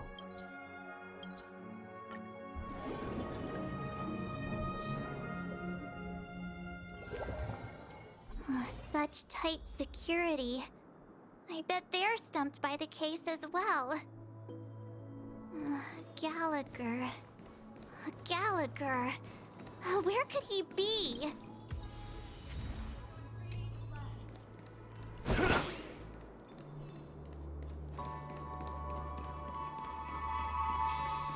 That looks like him. Apologies. The Bloodhound family is running an investigation up ahead. No unauthorized personnel allowed. Get out of my way. Hold on a minute. I think I've seen you before. The gray-haired one. How much trouble have you stirred up exactly on Penacony? You think you look alike? Wait, are you for real? Not possible. It was you the last time, yelling about some clockwork friendship while beating me up with that silver-haired girl. You want me to do it again? Get out of my way. I'm not letting you get by this time. Please leave, or I'll have to get on my knees and beg you. Huh? What kind of heinous crime have you committed now? Hold on, sir. We have documents authorized by the family that would aid your investigation. If it wouldn't trouble you, could we see this, Mr. Gallagher? Who exactly is this Gallagher you keep talking about? There've been a few people mentioning this name. Even the one with the gray hair. He didn't send you all here? It was the security officer who dispatched us. That's all I can divulge. He'll do. He's the one we've been looking for. Sorry, no can do. The boss said that since it's a matter of the family's reputation, no one's allowed through. Get out of my way! Everyone, please leave. No! There's really no need for us to make things difficult for each other, right? I will beat you up again. We're really sorry for troubling you. No! Let's think of another way. Are you kidding me? Another way. That's it! Didn't they say something about that? What was it? Clockwork? That got this guy to change his mind. Can you perform it again? That, clocky magic. Yes. Please? Yes. Get out of my way! Sorry, no can do. The boss said that since it's everyone, please leave.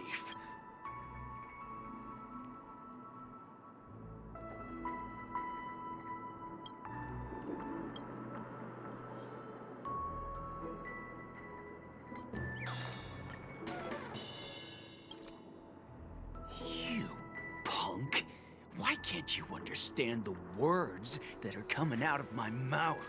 The security officer's word is absolute law. I've told you that place up ahead is off limits. To wind, to rain, even if the Dream Master was here, they aren't getting in. Did you not hear me? Even if the Dream Master was here, we'll talk about this if the Dream Master is ever here, and it's just a metaphor! A metaphor! Don't you get it? Oh, I'm warning you. If you keep insisting, I'm gonna have to show you my true power. Let's get it over with. He looks kinda angry now. Should we? Last time it was only violence. Humans will never understand one another. Exactly. Oh, great. Even if Klapoth were here, they wouldn't be able to protect him. There is no meaning to death and defiance. Why do you not understand? Sweet Dreams Troop, charge! Teach them a lesson they won't forget! Step up, let's see ya. Step up.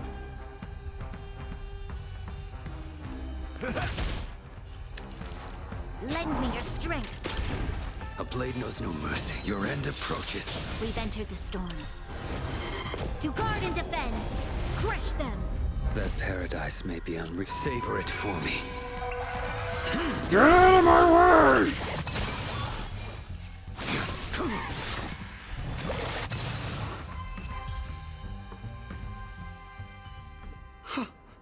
Am I destined to relive this outcome? Looks like you and I have been plunged into a cycle of despair. You wouldn't have to do this if you would just let me through! Oh, what's he talking about? However, this time, I will sever the chains of tragedy. The only way any of you will pass is over my dead body! He doesn't have to be so melodramatic, does he? Looks like he still doesn't want to divulge anything. Are you kidding me? No, stay grumpy.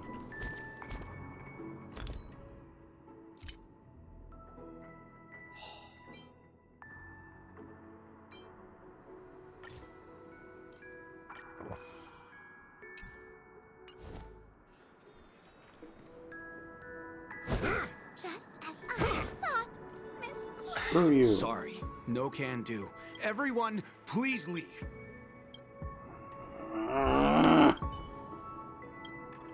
I hate you. Why are you like this?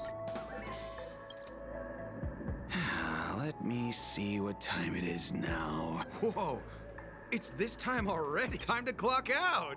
And no one's gonna stop me. Really? What? Huh? This clockwork trick of yours, it's kinda dangerous. Nah, what do you mean? At least he won't be getting in our way again. Let's go find that Gallagher and ask him the intricacies of the case. Was bumping into that guy a second time really necessary, game? I was wondering what all the commotion was. Huh. Oh, it's you guys. Welcome. Since you made it here, what can I do for you? I don't remember because I'm mad at the other guy. Hello, Mr. Gallagher, sir. Judging from your tone, it sounds like you were expecting us. Miss Himiko, you're too polite. There's no need to call me sir. Mr. Gallagher, you even know my name. Of course I do. You folks are from the legendary Astral Express, and honorable guests of the Watchmaker. I had an encounter with this gentleman in the Golden Hour. I remember that little silver-haired girl was there too. I'm sorry for what happened to that kid. This is also the reason why we've come to visit you, Mr. Gallagher. The Express can't just overlook the death of that child. So we've decided to help the family get to the bottom of it, in the hopes of getting justice for her. The Nameless involved with the family. What an unpredictable twist of fate. Why? What's wrong with the family? It's nothing. On Penacony, everyone loves the family. No matter how much one resists the beautiful dream, when the time comes, they too will find it hard to let go. Who wants to leave a warm nest? Just idiots, little kids, and inebriated fools. Mr. Gallagher seems to be getting at something. Well, you got it wrong. I'm not. You want to discuss the case? Sure, come with me. This is not a good place to talk. Let's go elsewhere.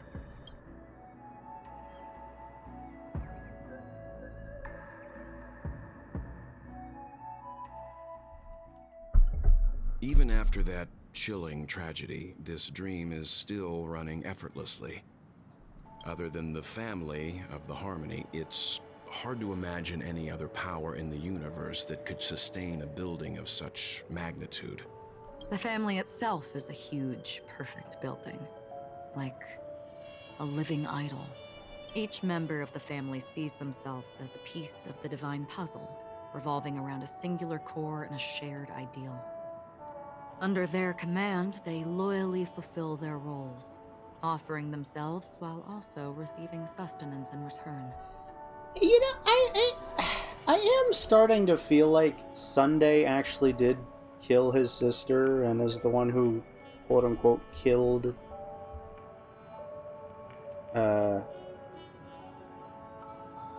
why did I forget her name? Firefly. Because, like, it's been said, like, at least twice, not like Aventurine said it too, like, or kind of hinted at it at that quote-unquote execution, as he called it. I think he insinuated that Sunday killed his sister. But, like,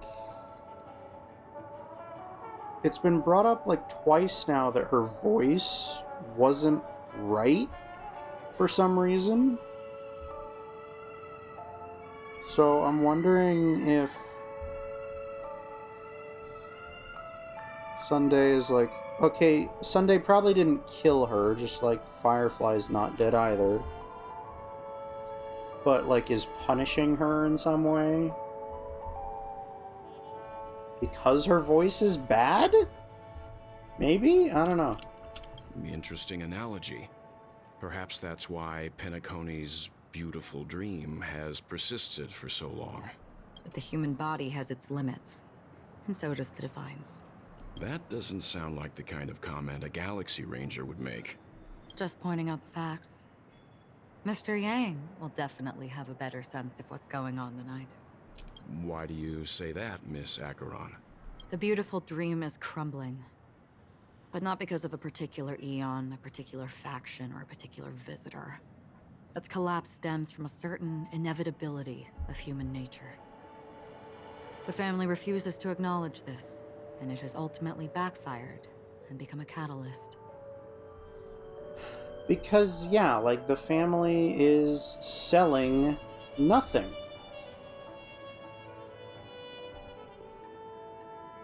And sure, it's a very good facade, and suckers, like, it's just like gambling, kind of, where, well, okay, it's not like gambling, but there's gambling inside of this fake, it's all fake. It's nothing. It's all quote-unquote dreams, or if not dreams, then ridiculous holograms or hallucinations because of narcotics. Like, I mean, it literally says that the dream water that you sit in to enter the dream realm is full of drugs to quote-unquote help put you at ease. So yeah, everything is holograms and or hallucinations and or actually dreams, but whatever the case, it's all nothing. It is fake. And eventually, hopefully people will realize that and just be like, this is not worth my time. As people immerse their souls in the dreamscape, where consequences and pain cease to exist, and only ease and pleasure prevail, they draw closer and closer to necrosis. Regardless of the perceived bliss, death looms as the inevitable conclusion. I mean, that's also a good point. Their physical bodies are just laying in this pool the entire time, by the looks of it. So yeah, their bodies are just sitting there doing nothing. And necrosis is a perfect description of what these people might be experiencing if they're in the dream realm too long, which, you know, the dream realm is so quote-unquote perfect, why would you ever want to leave? Also, this necrosis will diffuse and spread. One piece of the puzzle's mutation will eventually cause the entire building to shake, break, and crumble. In the end, the dreams that people built in the name of freedom became the cage that imprisoned them. Wow, it's like this place is still a jail. I'm sure you've gained a lot from this trip, Miss Acheron. Are you willing to share your findings with me? Of course. That's if I remember. Yeah. Hand rests on the... what? Don't mind me. It's just a habit. Owing to events in the past, I've become easily forgetful. It's only when this sword is unsheathed that those hazy memories start to become clearer. Take your time. That should do it. I vividly remember everything that occurred on Penacony. Ask away. Oh, jeez. Okay. The moment of daybreak. I've heard that's where the Dawn Factory, which processes the foundation of the dreamscape, is located. Behind the dreamscape song and dance stand many imagination factories. Workers create all kinds of whimsical works day in and day out in their dreams. Then they return to reality and sleep on a narrow bed in a room. A far cry from luxury. They say it will suffice. Experiencing the bizarre and motley dreamscape is the best reward. There I encountered a young woman who had just come of age. The perfect time to indulge in beautiful dreams. Her greatest wish was to one day move to the golden hour and see the magnificent garments she had woven with her own hands. For certain reasons, her wish was difficult to fulfill. But I managed to bring her a garment. Gilded Hour. It's said to be Penacony's currency center. Yes. It is a fortress-like financial city, the economic heart of the dreamscape. The Pepeshi people of the Alfalfa family are there to keep it running, sending blood that is made from money everywhere on Penacony. Everyone there is exquisitely dressed and always in a hurry. The greatest wish of the local Pepeshi people is for their future generations to work in the Gilded Hour. I've never met anyone who is willing to talk. I could only stand at the crossroads, watching crowds of people hurrying like the wind through the jungle of steel, only to deposit the alfalfa credits that they'd earned into the bank's vault. I don't know if they would open the vault door, but before I left, I witnessed a well-dressed Pepeshi person plummet from the sky, while those around him continued on their way, unfazed. I hear the Blue Hour is very romantic. Do you have any tales to share? Perhaps Mr. Yang has heard. There is a large boat called the Eventide, anchored along the Sea of Dreams, where soft music and dancing persist endlessly every night. I ran into a wizened lady there. She was at the dock, waiting for her long-departed lover to return. Waiting for countless hours within time that stood still. In the humid sea breeze, she spoke of her own youth. Like many who desired wealth and love, they came to Penacony to pursue their dreams. Alas, her lover's consciousness was lost in the dark depths of the Sea of Dreams. Finally, she suggested we continue our conversation on a boat in the shallows. I agreed and boarded the boat with her. But she never said anything. Her eyes absent-mindedly gazing at the horizon for what seemed like forever. Finally, we retreated to the beach. The dreamscape of chic, luxury, and consumerism, the moment of dusk. My companions have been there too. Then you all must have seen those who are attempting to realize their dreams. Or have realized them. Scattering money as if it were dust and betting it on all or nothing. Everything has a price, and everything can be bought or sold. Even dreams themselves. I saw an Intellitron there, who was preparing to auction himself. When someone wins a bid under stipulated periods and rules, he would do the buyer's every bidding, becoming that person's very possession. That Intellitron had been auctioned off 12 times, and I participated in his 13th. That was the grandest banquet I had ever attended. But never again did anyone cast another glance at him. This time around, there were no successful bids for him. This is what I've seen and heard along the way. Someone once said to me, Penacony wasn't like this a long time ago. Nor should it be. I've traveled through the reality and dreamscape of the planet of festivities. Watched the tides of night rise and fall when time stopped for people. Where the spirits of the rich and impoverished remain forever fixed on their own scales. This is why I think the collapse of the beautiful dream is inevitable. There might be a way to change everything. Perhaps. But if this is indeed the world that people desire, if this is precisely why life chooses to slumber, should we still seek to change it?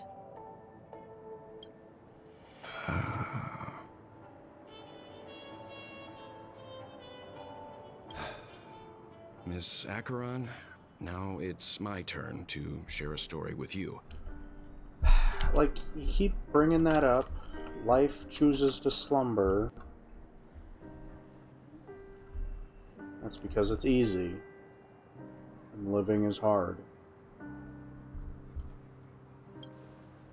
There was a man from my homeland who, at a time when the world was grappling with deep, unhealable pain, made a choice. He wove together the dreams of everyone in the world, linking people's dreamscapes, and shouldered this burden himself. From this, he created a giant, a spiritual atom. And since that moment, the giant stood between heaven and earth, becoming the pillar of the world's existence. As a price, those who found it hard to move forward, who could not advance, forever lost their future. They slumbered in a dream, devoid of disaster and pain, living out their days peacefully in the man's created utopia.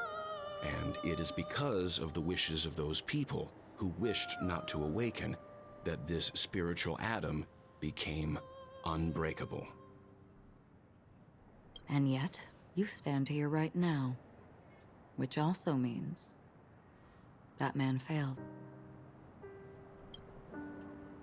Because people must always move towards the future. Even if human weaknesses make them pause when they truly cannot move forward, humanity will eventually seek a way to save itself. And that man, he was never a failure. Like everyone in that world, he etched the possibilities of human nature into his heart. He was the sun chaser of legend, soaring towards the sky and embracing his final victory with his fall.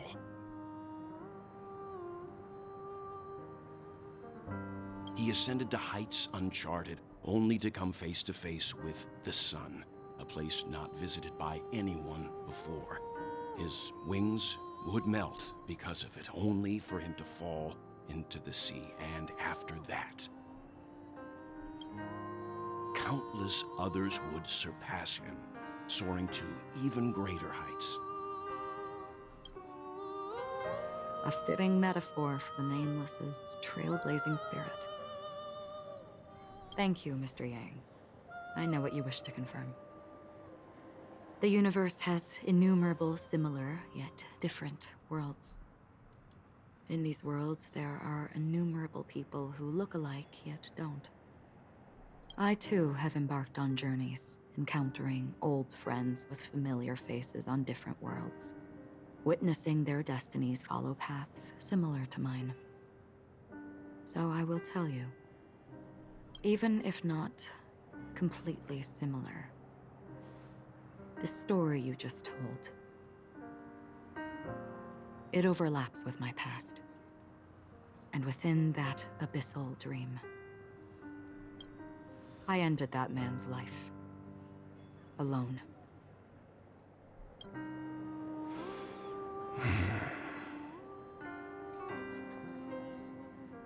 I am not who you think I am. Nor will my home be as fortunate as your world. I am sorry. It's fine. I don't mind, so long as I can alleviate your suspicions. There's something I still wish to know, Miss Acheron. Under that representation of the hunt, exactly what sort of power is it that has motivated your solitary journey thus far? Mr. Yang, before answering that question, I wish to continue the previous topic. I like your analogy very much. Indeed, birds are born to fly. But in a distant past, their ancestors could only gaze at the sky in envy. They saw that faraway ray of light from above the heavens, piercing through the clouds and blanketing the earth. And so, time and time again, generation after generation, the birds spread their wings and took to the sky, attempting to touch its ceiling, all because the sun was there. Then, what if the last bird finally soars into the sky, only to realize that the end of the light is not the sun, but darkness?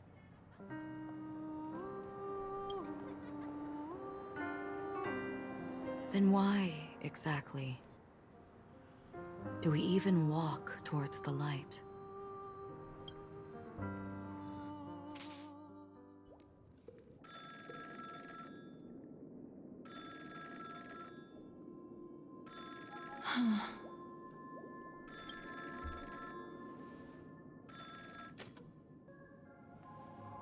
Long time no see. Having fun on Penacony? Acheron? This voice, it's not Constance. Could it be her companion? Is that Boot Hill? Though I don't know exactly what you are, or what you're up to, my bullets will find you. Ooh. Until then, you best find a casket store on Penacony and ask the owner to reserve a good quality casket for you, imposter. Oh, that's Boot Hill. Imposter? I see. She gave my whereabouts to someone who's tracking Acheron too. Who are you? Huh? Did I make a mistake? Who the heck are you?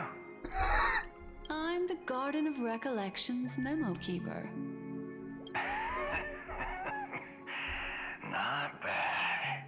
This is the kind of tough challenge I like. You that imposter's bodyguard? Never mind. It's fine. I'll leave a round for you. So get that forehead clean and wait for me. I don't know what you're talking about, but you know Acheron, the Galaxy Ranger, yes? I have something to ask you. Are you asking me to write your will? Sure. Go ahead. Like, he definitely just physically grabbed a pencil and paper, I swear. Not quite. I only want to ask, how exactly did she become a Galaxy Ranger? She's clearly not a path strider of the hunt, but you are, aren't you? Tell me, what's Acheron's deal? Sure. Heck, never thought I'd come across an ally. What a stroke of luck. Well, I'll be on Penacony soon. Memo Keeper, go buy a bottle of his Donna's White Oak and warm it up. And I'll raise a glass to you. That lady's passed. Well, nobody knows. But if all you want is a simple answer, sure, you best get a chair and take a seat. That woman, named Acheron, is an emanator who should not exist. I see. I'm going back to Aventurine. Okay.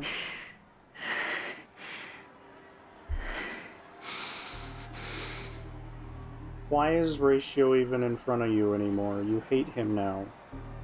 He backstabbed you. He stabbed you in the back. The wound is right there. I can see it. It's emotional damage. Ratio has critted you for 100,000 emotional damage. You look pale. Or is that also part of your act? I didn't think you'd have the nerve to show yourself. I thought this was exactly what you wanted. After all, I faithfully fulfilled my duties as you instructed. Oh?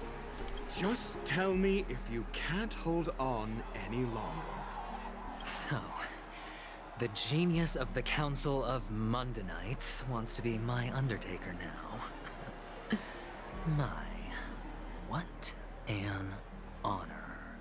Yes, and I'm pretty sure the people at the Strategic Investment Department would love to be notified of your death in due time. But let's not forget, you won't be seeing them, because I'm the manager of this task. Great. Then tell your people that Aventurine is ready to go in 17 system hours. Oh, you've got a lot of nerve. How exactly do you plan on completing your task while your hands are tied by the Harmony? Well, my conversation with Sunday convinced me that there's a traitor in the family, and that they hold the secrets of Penacony. So, I took the opportunity to set everything in motion. I even managed to recover the gift money. Things haven't gone this smoothly since I walked through the doors of the Reverie. Now I'm only one step away from victory. Let's just wait and see. Sounds like a very elaborate way of saying that you failed. That's all I can say. Have you forgotten, Doctor? You betrayed me. Go. Do what you must. I look forward to the sight of the IPC fleet surrounding Penacony. You've achieved what you desired, haven't you? That's true, but what's your plan? Did you conceal an orbital support beacon in that gift money bag? Well, who knows? Maybe that's why I'm handing out cash even when I'm about to bite the dust. You are indeed a gambler. An insane one at that. Well, maybe I am. Who knows? Fine. Here, take this. Open it when you're on your last legs. You'll thank me. What's this? Medical advice?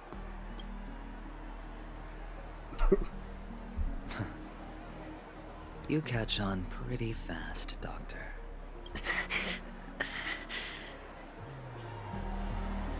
Asking me to solve a case without giving a single clue. How typical of you, wing-headed scoundrel. But the way you're all on edge about that stowaway, it's just as I guessed it would be. As for now, let the rain of wealth from the IPC fall evenly on everyone.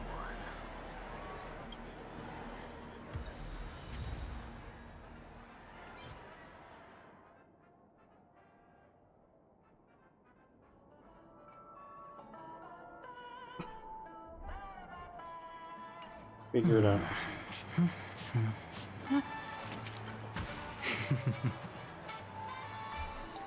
Distribute gems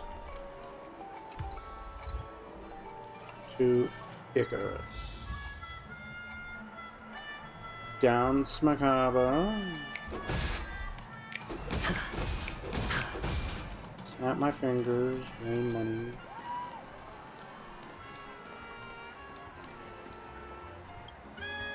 Would you be willing to support my performance? And keep the Song of Beauty alive in the cosmos? Yes. Here's $1 million. Wow, how fabulous! But why would you give such a wonderful gift to a random stranger like me? Because swag cash money. Well, you see, I can't bear to see anyone in this sweet dream suffering from poverty. That's incredibly kind of you.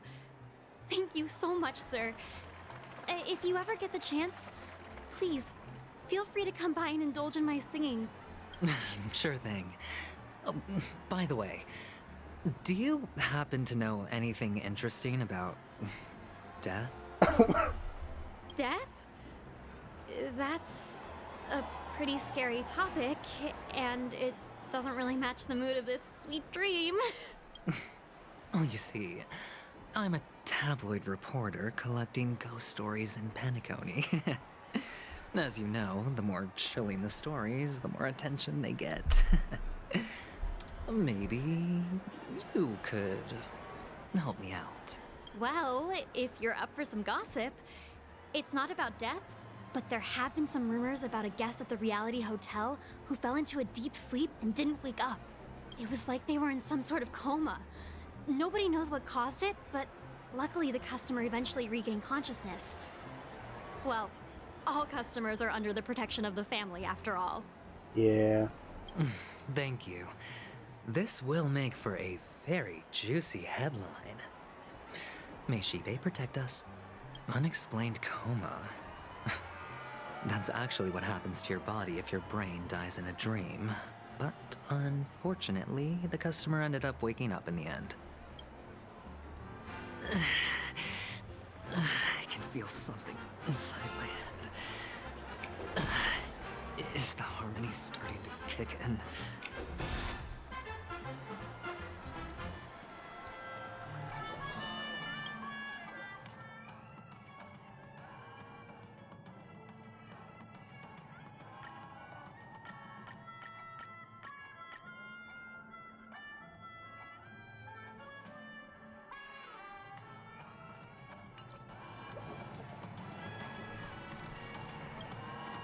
Chabro. The world has truly lost its way. You. Wait. I get it now. This is some sort of prank show, right? You must have some cameras set up around here to film yourself doing good deeds, right? You youngsters are always looking for a quick way to get an audience. But you know what? A truly great show never comes easy. A great show will start soon, old man. But before that, I need to ask you something. Do you know where I can find death in this dream? Ah, I see. Another fearless youngster looking for death, huh? Well, let me give you a piece of advice. Don't think you're the first one who's ever thought of that idea. Death? Not even remotely innovative. I bought it from Dr. Edward. He claimed it was some exclusive fancy schmancy stuff. Now, what a disappointment. The effects were awful. First, some monster covered in eyes stabs you in the gut. And then all you see are blurry glimpses of buildings and lights. The sky was spinning so fast it almost made me puke. That sounds like the meme. It has, like, a lot of eyes, didn't it? Is that all? Yeah, what else can you expect? Don't put too much stock in the Penacony movie industry. They even call this junk groundbreaking art. Can you believe it? What a joke. Well, I'll leave you be then. I hope you have a wonderful day. A monster covered in eyes. That sounds like the Memory Zone meme. But buildings and lights... I don't think those have anything to do with death. Well, that whole dream bubble was probably created using rumors and gossip. The disturbing voice in my head. It's getting closer.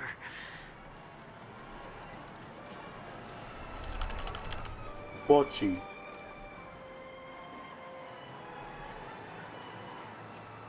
Who cares if everything's full of sugar? It's a dream after all.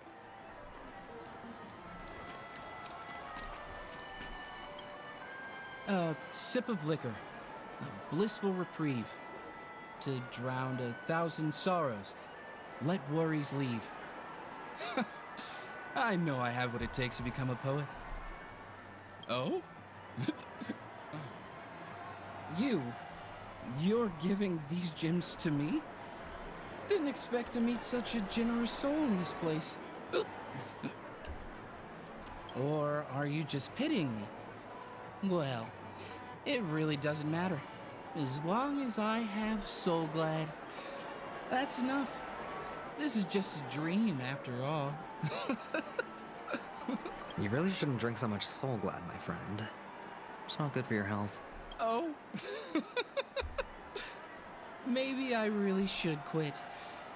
But not before meeting the Devil of Soul Glad. You're not done until you're puking rainbows. The Devil of Soul Glad? Care to elaborate? Yeah. It's a seahorse with a long neck. They say it loves to appear to drunk people, especially the ones who are passed out on the side of the road. How funny.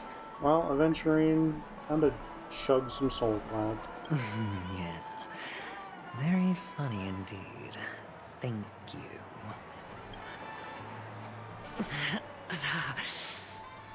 Does everyone have to go through so much torment before joining the family? Darn it. Now I just want to dig out my brain and use it as evidence. Same. Migraines, fucking suck. Hey, man. Take care, my friend. If you ever find yourself in danger, remember that the hounds are always ready to help. You wanna dig out my brain? Punk of a man. You don't look good, my friend. If you need assistance, I can contact the hotel and have them wake you up forcefully. Yeah, I don't think Sunday is gonna allow that, because I'm pretty sure Sunday said Aventurine is trapped in this dream. That won't be necessary. I have some business to attend to. But thank you all the same. All right, then. If you ever need help, don't hesitate to reach out to us hounds. Well, actually, I do need a favor.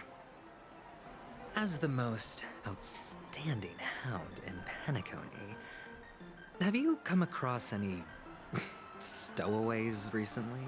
Stowaways? How could there be stowaways in Penacony? We've never had anything like that before. All right. Good luck with your work then. What was I even thinking? Family would never share intel with the IPC. The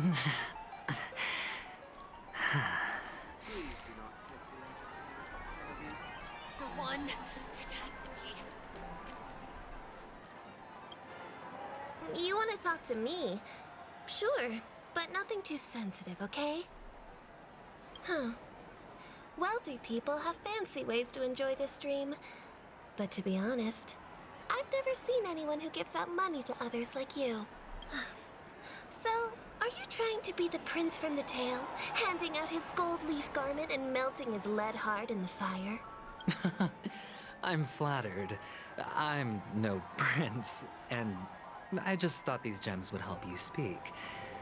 So, as an investigative reporter, maybe you've heard something about death? Ah, another curious soul. I see. Well, that was actually the topic I was most into when I entered the industry. But my boss shut it down. How did your boss talk you out of it? Well, she simply said, covering baseless urban legends like that would make us look like some third-rate tabloid. I thought about it, and she had a point. Reporting on stuff like blowing out birthday candles and getting spooked by nightmare ghosts isn't exactly professional material. Guess she's got a point. Thank you for sharing.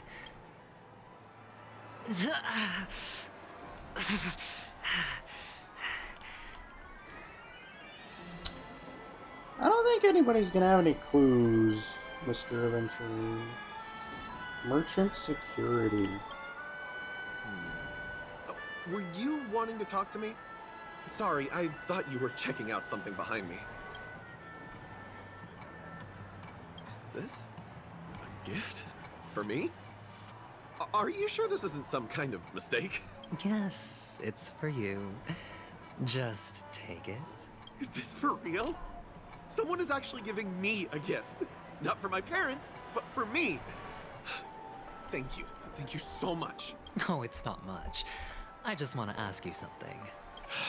I knew it. What's on your mind? Are you trying to ask about my father or my mother? Neither. I just wanted to know if you've ever heard about death in the dreamscape. Oh, you sound just like my father. Always warning me about danger, even in dreams. He's an Intellitron, so his dream entry methods are different from us organics. Can't count on him to protect me if something does go haywire. Funny, right now I'm still under his protection. How ironic. How did your father inseminate your mother as a machine? Hey, stay positive. Gold will always shine one day, right? The Devil of Soulglad, Dangers in the Dream, and Nightmare Ghosts. Well, surely death is a popular topic in this sweet dream granted by the family. I've collected a bunch of rumors, but no useful clues. The gems in my bag are running low. Well, let's see if my last lucky interviewee brings some surprise.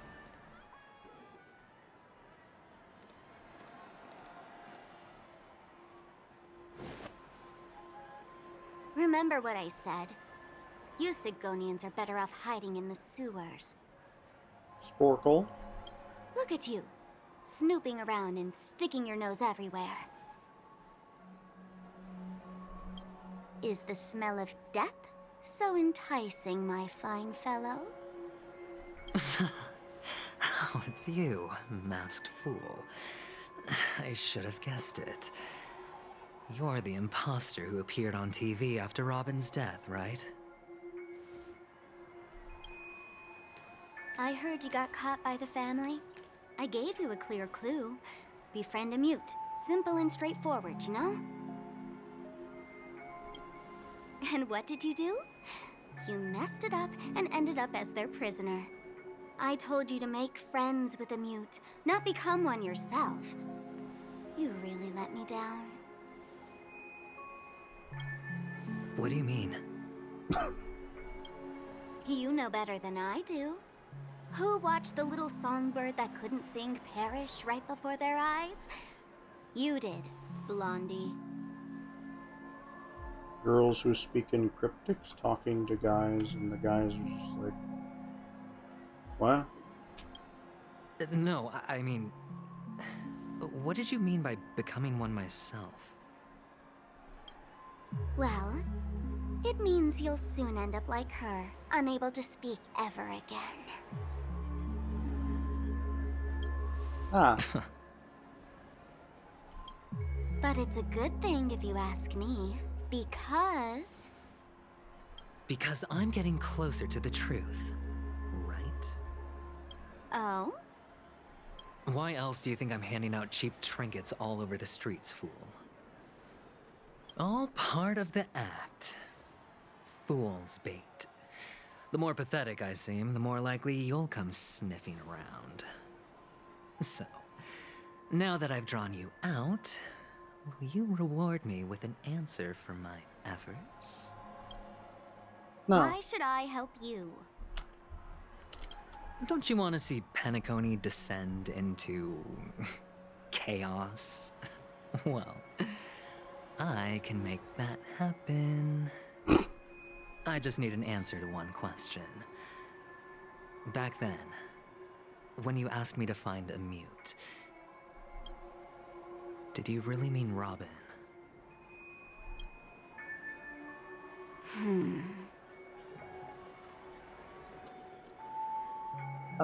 This is the same bird that was in Sunday's office.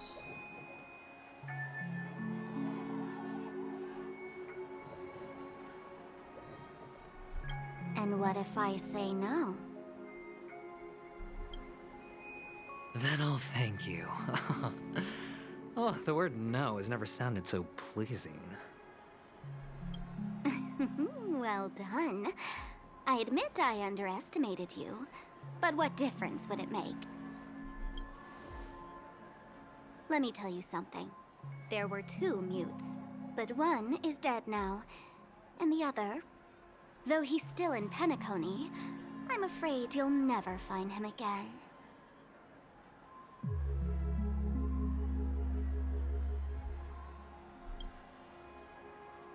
Now I'm completely sure that I was on the right track from the beginning and never strayed, fool. Right now, there are only 2 things missing from my grasp. The meaning behind the truth, and the means to expose it. How impressive. That's quite a fancy way of saying I haven't learned anything so far. Not exactly. I've gathered enough clues to prove its existence, and that's enough for me. As for the answers to my questions, I'll find them within 16 system hours. Oh, really? Only 16 system hours? Well, let me lend you a hand. Here you go. This is my precious, mutually assured destruction button, and I have one just like it. When either of us presses it, the other and the whole of Penacony will go up in smoke. If you're really so desperate for the IPC to take over Penacony, blowing up the chessboard isn't a bad idea. Start from scratch. That's where the IPC excels, right? Sparkle just handing out a nuclear bomb. Cool, great. Just press the button when you're at your wit's end. And of course, feel free to reach out to me for my hospice care, too.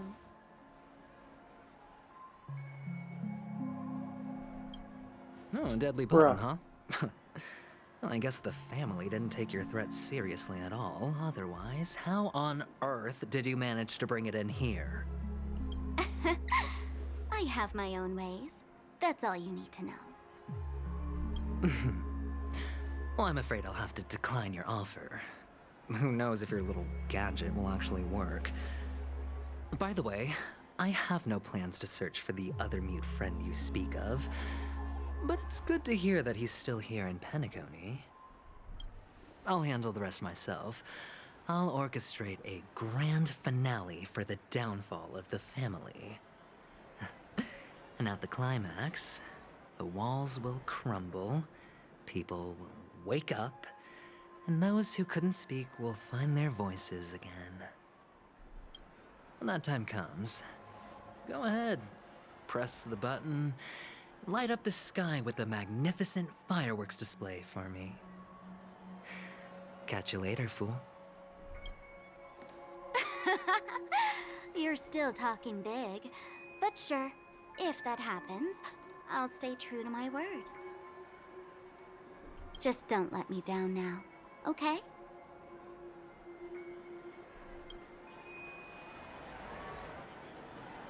Sporkle. So, number 35. You're back. Like your new lucky charm? Can a commodity code really be considered a lucky charm? Silence! I didn't give you permission to speak, you Sigonian hound. The guys in black didn't say much, so I've no idea what you did to save your skin in that massacre back in the day. But I figured you must have had good luck, so I bought you. From now on, you and your good luck are my assets. Are we clear? Your first task is simple. In addition to you, I've purchased 34 other slaves. Go and play a game with them. You came out alive after 2 days. It proves that you are the real deal. You're insane.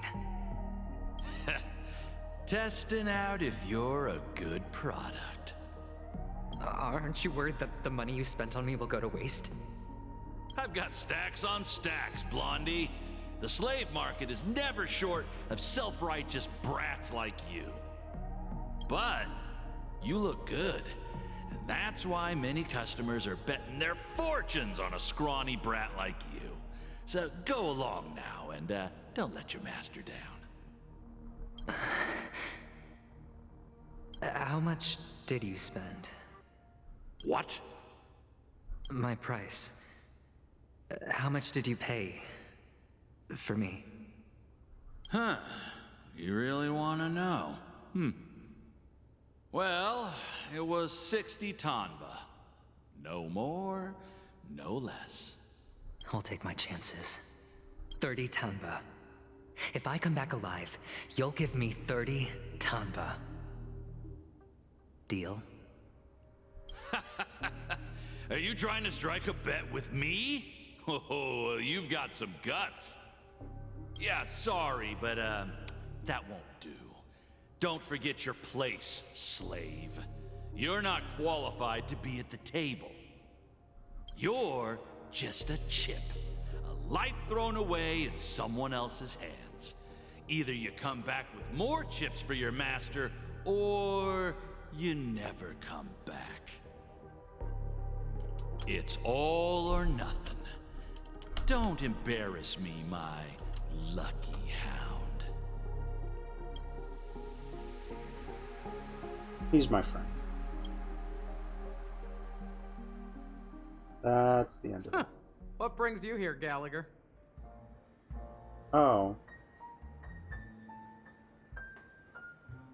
It's that lady that Twitter calls Butch and is frothing over, apparently. Interesting. Some friends from the old days. Do you have a moment to spare, Siobhan? Shaban. Oh, I have the whole day to spare. Ladies and gentlemen, welcome to Dream Jolt Hostelry. Hostelry? This bar offers a wide variety of drinks, but we draw the line at Soul Glad. Why settle for ordinary when you can experience extraordinary? We're dedicated to serving up nothing but pure joy and laughter. What would you like to drink? I'll whip it up for you. White grape juice. Oh, look! A lady as cool as Serval. I think she is Serval. Who's Serval? Will you introduce me to her? Huh? Okay. Yeah.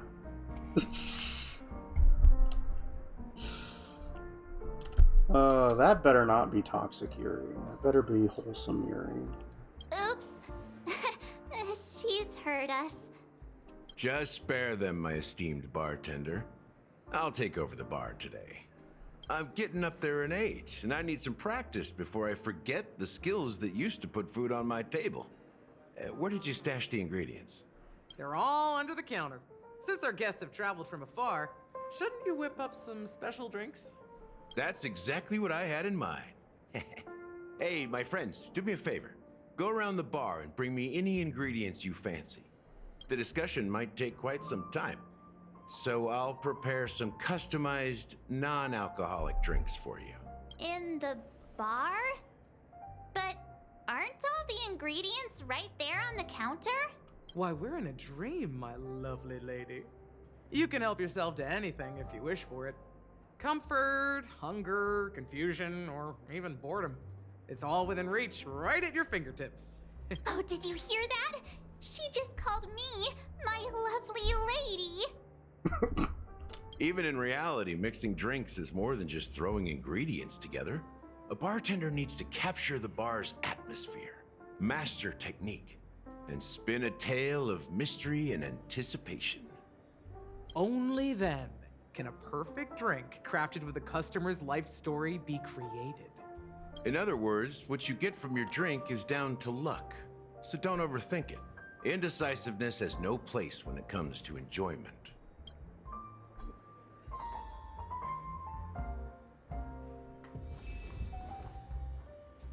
Yes, I know. I've returned.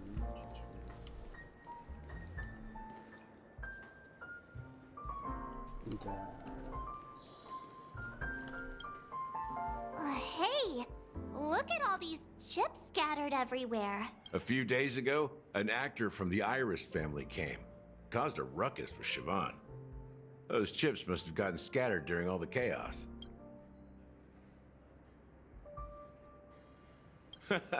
That's a clever metaphor. That being said, opening a bar in this place, filled with monsters, is quite a feat. Siobhan must have a lot of tricks up her sleeve, right? You'll have to ask her yourself to find out. But I have a feeling she won't budge unless you impress her with an incredible drink. Whoa, what?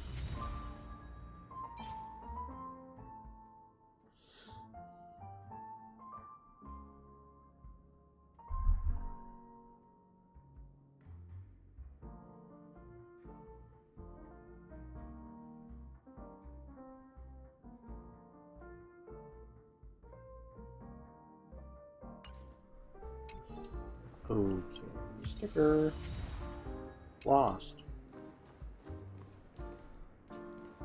So why am I collecting ingredients?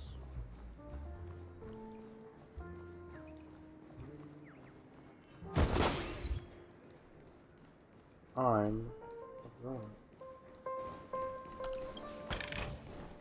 Now this smells good.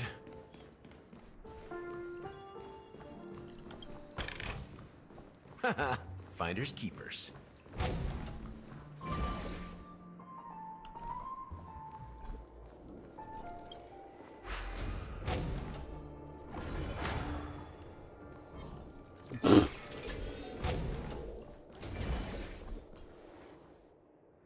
Okay.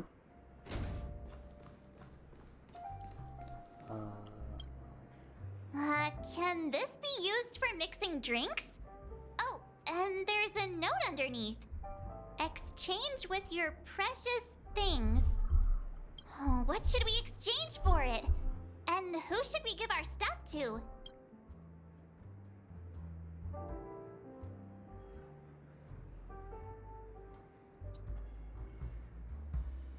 I guess one of those.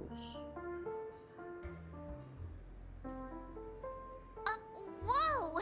The words on the note are changing. Happiness belongs to the noble. Does this mean we can take it? Doing good deeds does pay off. Thank you. Recycled one. Bright future. Snow globe. Real house. Your wife.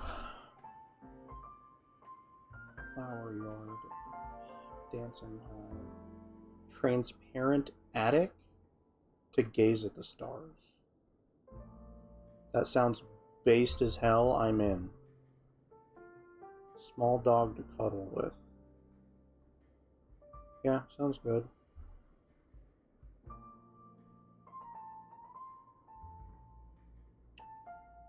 A bright future exists only in dreams.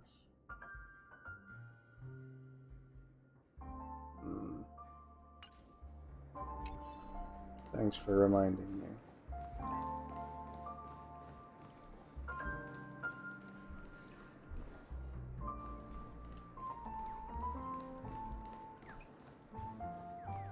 Was that the only thing? No. Check out this bottle. The liquid inside looks beautiful. And the label reads Dream Syrup. Thick. Thick! I don't see an expiration date, but the production date is half an amber era ago. Ugh, drinking this stuff can't lead to anything good. That's for sure. That's true, but this really doesn't seem fresh. Did you find the bottle of syrup I've been hoarding? Don't worry, it's all just a dream and it won't upset your stomach. It's been aging for years and should have a refined taste by now. Feel free to have some. It's perfect for entertaining lovely guests like you. Then we'll keep it for now. That's quite a stash.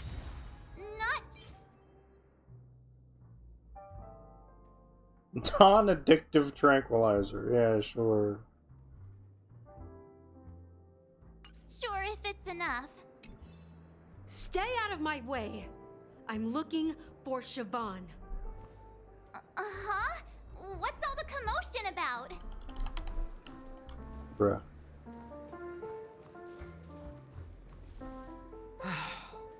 Haven't I made myself clear enough, Miss Amiki? The Dream Jolt hostelry only welcomes guests who want to enjoy a drink to their heart's content. I'm sorry, but I'm not interested in your proposal. But you have the talent. You'll attract a huge audience. You're destined for the Iris' stage, not for this rundown shack. Come with me. We'll become the talk of Penacony, a shining light into every corner of the dreamscape. Please, Siobhan, I really need you. As you see, I'm entertaining my guests. Don't make me repeat myself. Fine. If you don't come along, I'll just sit here and not go anywhere else. Give me a sparkling drink. Sweet. With extra ice. Kind of a red flag there, Amiki. Just one moment. What's her deal? We can't discuss the case with other people hanging around the bar. Hey, can you do that clockwork trick of yours again? Ah, yes.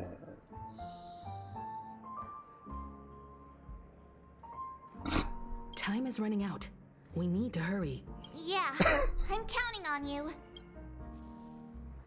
Time to cry. You're one of Siobhan's guests, right? What can I do for you? If you're here to convince me to leave, please stop it. I'll never leave until she accepts my proposal. I just don't get why she won't leave this place. This rundown shack with no customers whatsoever. This place looks nice. Screw you.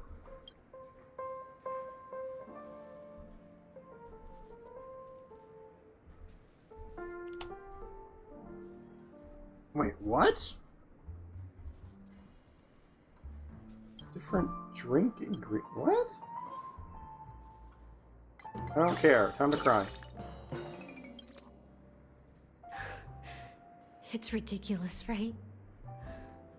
Our paths were never meant to cross, yet I'm still holding on to her.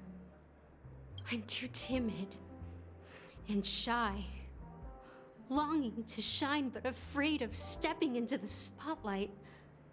I need her guidance, because I'll never be able to do anything alone. You don't know Siobhan's past, and you have no clue how radiant she used to be. Even among the talented Iris family, her skill was unmatched. I know she probably thinks I'm just trying to ride her fame to get ahead.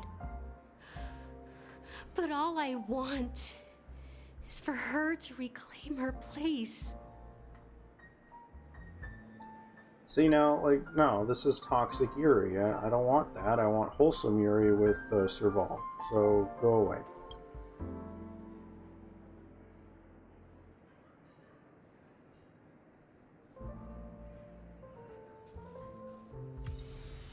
She's still not leaving.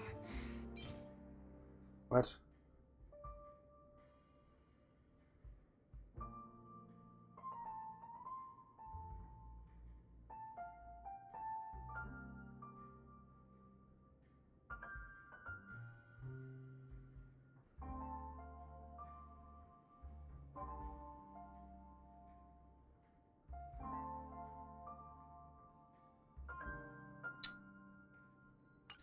Maybe I'll have to try again. Okay. Interesting item I just received. Shake off that dog. I just don't get why she won't leave this place. No, this place is nice. You're dumb.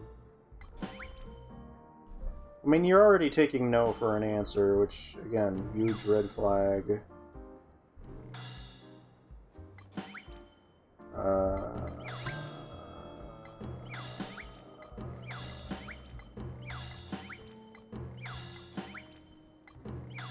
I mean, if I make you mad enough, can I just beat you up so you'll go away?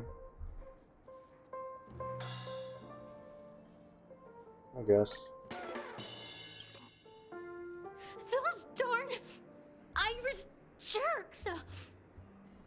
They're the ones who forced Siobhan into hiding here, running this pesky bar.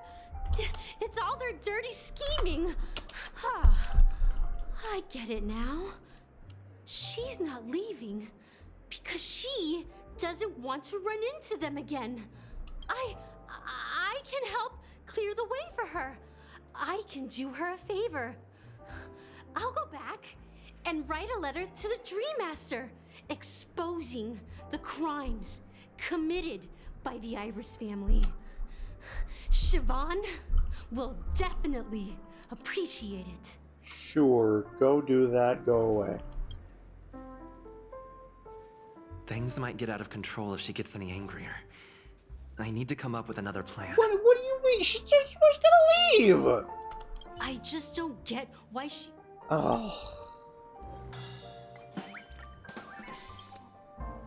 I've seen it. The moment when Siobhan and I share the stage. The crowd is going wild. Applause crashing like waves. The aroma of irises fills the air. A beautiful melody playing. Ribbons dancing around us. And the taste is sweeter than honey. I've seen that scene countless times in my dreams, and every time it mesmerizes me. That's why I have to bring her back to that world, no matter what it takes. Want to raise a glass, my attentive listener? Let's consider it a toast to my far-fetched dream.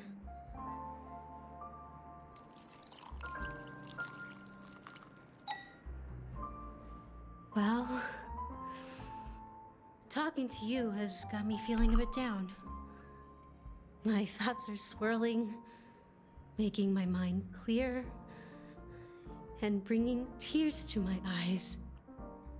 Maybe I should find a place to reflect on what Siobhan truly means to me. Here's the payment for the drinks.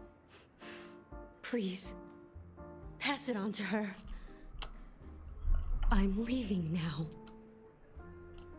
Amaki has left? Thank God. That's good for her.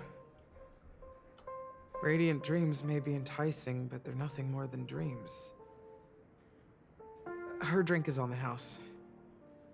Please keep the money. When you're ready, go to Gallagher. I can tell he's itching to show off his skills. Siobhan has a nice voice. Not gonna lie. Bruh, I don't want this. Okay. That being said, mixing a drink is way simpler than you'd imagine. Just pick your favorite ingredients, toss them in a glass, mix it up, and it's done. So go ahead, explore the bar, and bring me any ingredients you prefer. I think I found Nice everything. work. Let me take a look. Syrup You and found some interesting ingredients there. Now take your pick.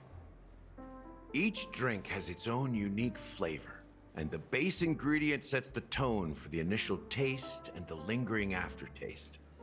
So, which one would you like to use as the base?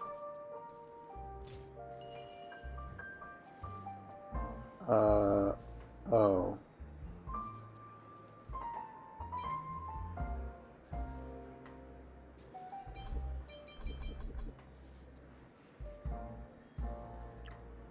Well, I was probably going to use that anyway. You won't find a sweeter drink anywhere in Penacony. And that's what today's dream seekers crave. Now that you've chosen the base, it's time to pick the adjunct. The ingredient that'll create a marvelous chemical reaction with the base. It should give an unforgettable taste without overpowering the main tone. So, what's your choice for the adjunct?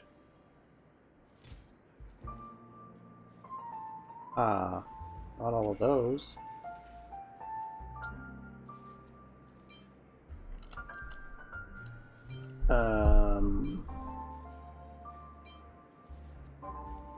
Yeah, I'll definitely take that one. Bright future. A taste that's been a long time coming. I'll never forget the flavor that danced on my tongue as Mikhail whisked me through the dreamscape wilderness. I'm sorry, what? Those were haunting times. Too beautiful to be real. Mikhail? Mikhail. Almost there. Let's pick a decoration. Which style do you prefer? Anything you need, I've got it. Hold on, sir.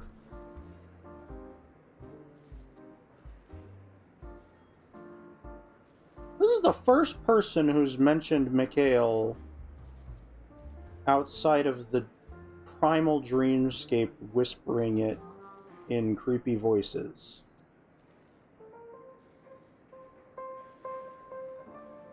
Bruh? Are we not gonna talk about that?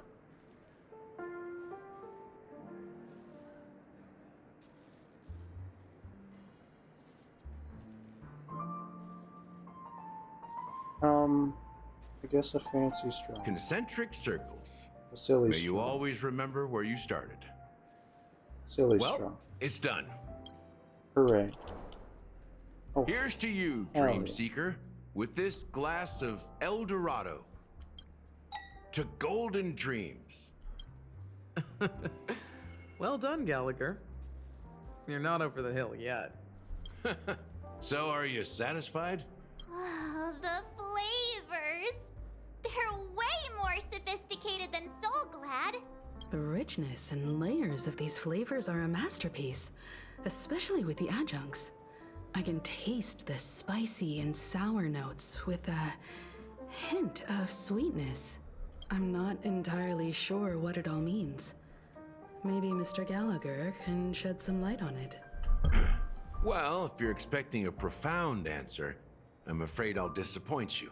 The imagery it implies is pretty straightforward. It's just a glimpse of what this dream truly tastes like. Nothing more. Does this true taste have anything to do with that Mikhail? Yeah, that name does sound familiar. When you got knocked out by that masked fool girl, I think I heard someone calling that name. Do you remember? What?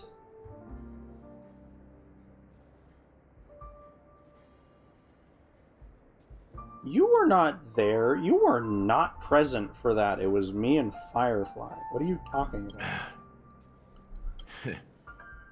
I was right about you.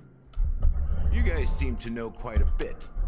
And now there's no reason to hide anything from you anymore. Okay. Let's dig deeper into the case. And of course, I'll tell you a story about Mikhail. Spill the beans, please. All right. Let's start with what we know based on the clues the family has. It seems that Firefly isn't a local or an invited guest. In other words, she's a stowaway. She managed to fool me at first. My age must be getting the best of me. But here on the planet of festivities, stowaways are a common sight. You're bound to run into one sooner or later. After the incident, the hounds wasted no time searching for that girl in both the dreamscape and reality. But here's the thing. We only received bad news. And the trickiest kind at that. She simply vanished, leaving no trace in the dreamscape or reality. As if she had never come to Penacony at all. That must be Silverwolf's doing. Ha ha ha ha ha ha. Huh? Does that mean... Is she a ghost? A clever metaphor. You were making a metaphor, right? What? Let me be frank. This case, actually, is unlike anything the Bloodhound family has dealt with before. Dealt with before? So, death does happen in Penacony, if I understand correctly. You've witnessed it, so there's no need to hide. Even the shiniest city has its dark side. We're all adults here. Surely I don't need to explain too much to you. Confronting the family based on that alone would be naive. Death may occur in sweet dreams. So what? Such events are highly unlikely and only affect a tiny number of people. If you really want to delve deeper into this case, you need to understand the true problem with the family. I guess it's time to tell the story of that Mikhail. You're very perceptive. The Astral Express has received that music box too, right? Do you know the secrets it holds? There's a message. Witness the impossible in the realm of dreams. Find the legacy of the Watchmaker, father of Penacony, and thus the answer to the question, why does life slumber? That's the exact wording. Hey, why are you laughing? Wait, did you write it? It's quite poetic. No, but I'm the officer in charge of this case, so how could I not know? I'm sure you must have noticed that this message didn't come from the family. You might have even guessed that the relationship between the family and the Watchmaker isn't as close as it seems. That's just our speculation. Actually, it's hard to believe that the father of Penacony and its actual managers are at odds. Now I can assure you that your speculation is absolutely correct. The family has considered the Watchmaker an enemy for a long time, but the hounds haven't been able to track him down, as he seems to be living only in the characters and stories he created. Clocky. Let me ask you a question.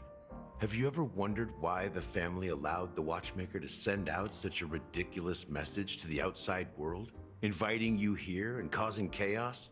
So, you want to seize this opportunity to expose the Watchmaker? Well, now you understand why the Oak family authorized the Nameless to assist in the investigation, but kept you in the dark, right? Because the Watchmaker is not the legend of the Land of the Dreams at all. He's the most shameful stain in the history of Penacony, and he's the root cause of all the anomalies in the dreamscape. Really? You don't get it? Well, I mean... Is Mikhail the name of the Watchmaker? Mikhail, the betrayer of the family, he's the Watchmaker. Okay.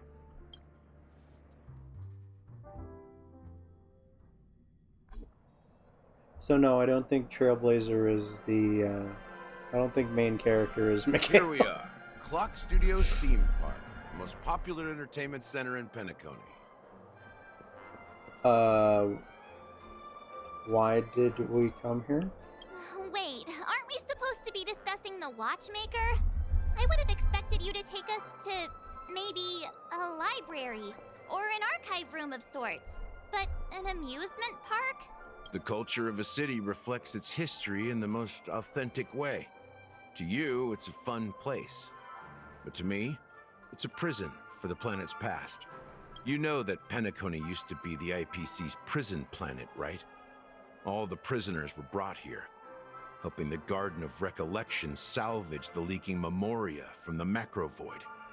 The prolonged exposure to high concentrations of memoria caused a unique phenomenon. The dreams of countless prisoners intersected and overlapped, and people started meeting each other in their dreams, living lives that were almost identical to reality. So this started when this place was still a prison, huh? Wait, so... I feel like this is about to be explained any second now, but how did the IPC lose control of this place? But everything has a price, and sweet dreams are no exception. In the end, the dream world was unable to alleviate the suffering of prisoners in reality. One of the prisoners broke free from the IPC shackles and fought for freedom. He is Hanu, the great leader of Dreamville, the great peacemaker, and the faithful companion of the underdogs. History is always written by the winners. However, it's undeniable that Clocky is an animation that draws from Penacony's actual history. These characters not only exist in Dreamville, but also in the distant past. Once you realize this, you'll understand why we're here. There are so many members of the Bloodhound family around here. They just received a lockdown order, supposedly from Sunday himself. Who knows what it's for? My friend, have we met before?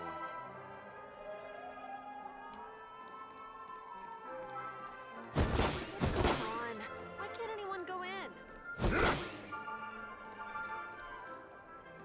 I wonder if there's been an incident in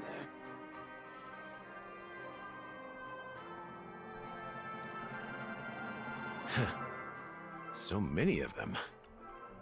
I've never seen anything like this, even when they're tracking down suspects.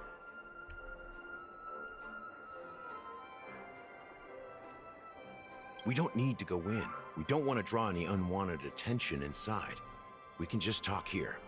Let's find a quiet spot and continue our conversation. View here is great, right? We can see everything from here.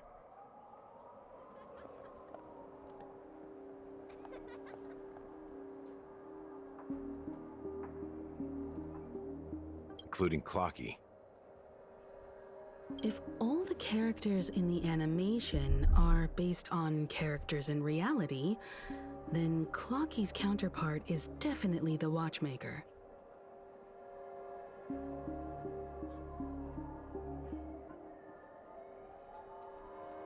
In the animation, he's Hanu's partner and one of the founders of Dreamville.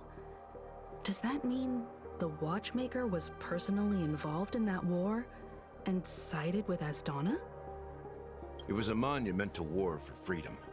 Hanunu fought alongside a motley crew of masked fools, nameless, history fictionologists, mourning actors, omen vanguards, even visitors from beyond the sky. In the end, they emerged victorious.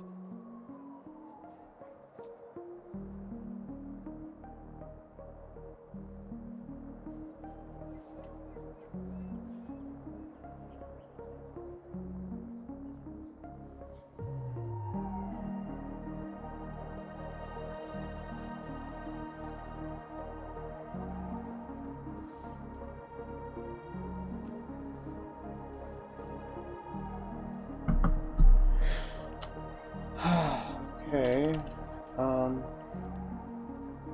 Among them was the person who would eventually be known as the Watchmaker. Mikhail. But if you do the math, doesn't that mean the Watchmaker was around for several centuries? I'm not sure, but Mikhail was already the Watchmaker when I met him, so maybe he inherited the title. How old are you now, Mr. Officer? Is this where he says I'm 13? Oh my god. I'm 13.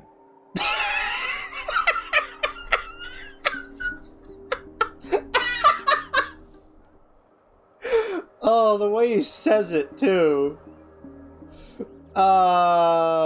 Yes. No way. Not even close.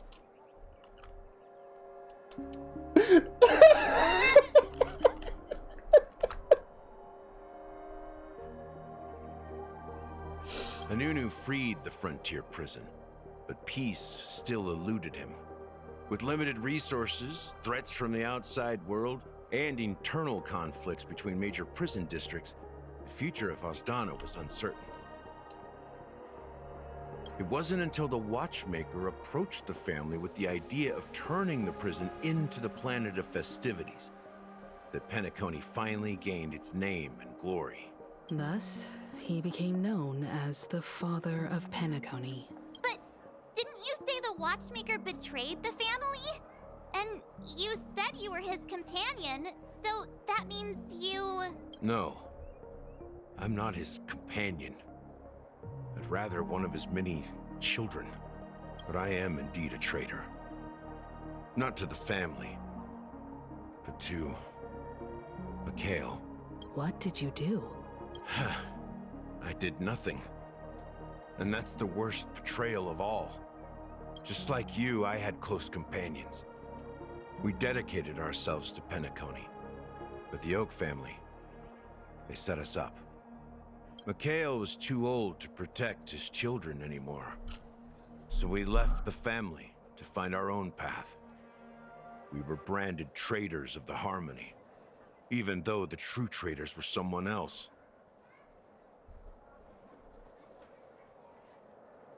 While they continue to praise the Watchmaker's name in the world, nevertheless, we wanted to clear his name. We intended to find the real traitor, the one responsible for all this, and restore harmony to Penacony.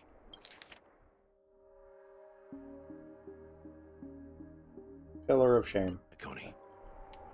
But we failed. Too much time had passed, and the land of the dreams had become deeply corrupted. After countless fruitless pursuits, I gave up. Like a lost dog. Dog. The family accepted me and made me an officer, supposedly as a form of forgiveness. But it was actually a punishment. Since then, I've been completely cut off from my partners and my past. As for Mikhail, I heard he died in obscurity, in a place where no one could find him. That's when I realized that the Penacony I once knew would never return. We're truly sorry for what happened. But this is not the end of the story, right? Apparently, someone has inherited the title of the Watchmaker and has been secretly working against the family all this time.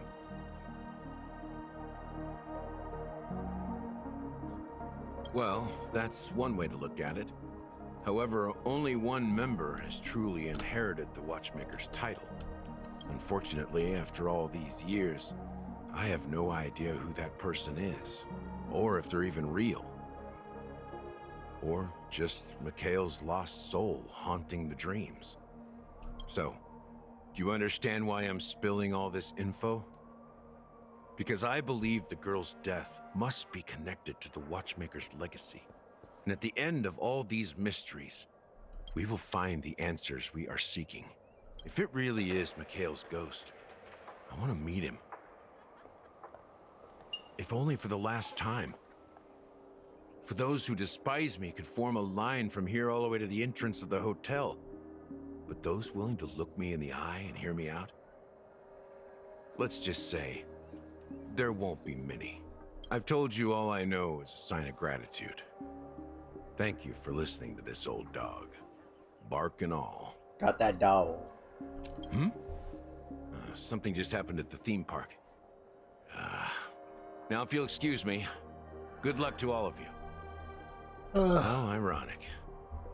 What's so different between the stowaways projected by Penacony today and the dream seekers once hailed as pioneers several amber eras ago? Gallagher does have a troubled past, it seems. While Firefly's whereabouts remain a mystery, his stories shed light on our suspicions about the true identity of the Watchmaker, his connection to the family, and the power struggles hidden behind sweet dreams and death.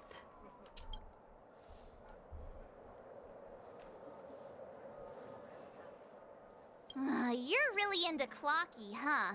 He's just a fictional character, not a real person.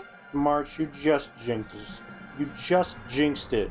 Clocky's real. Speaking of which, that Clocky who only reveals himself to you is quite intriguing. It's a shame we've never met him since then. Exactly. Gallagher suggests that the real traitor is someone else. Probably within the Oak family. That lines up with what we've gathered so far. Firefly got involved in this mess because of the legacy, and now we're sure that Aventurine's accusations against Acheron are baseless. Now that we've confirmed a lot of our suspicions, let's take a moment to think about the clues we have. Send a message to Welt and see how things are going on his end.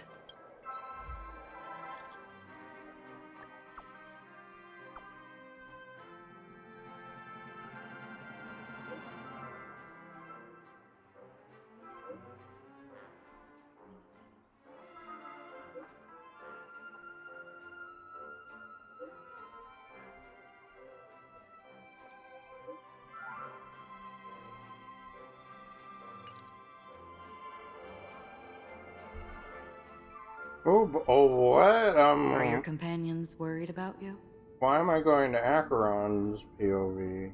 They're just checking up on me. Let's get in and get out. Seems they've made some progress. Looks like we're about to enter the depths of Dewlight Pavilion. It's been a smooth ride. Almost too smooth for a heavily guarded mansion. Let's see if there's anyone waiting to greet us. Okay, so this team is probably gonna be good. Hi, yes, I know. You attack without the sheath. Isn't that funny? But then... Stream 4.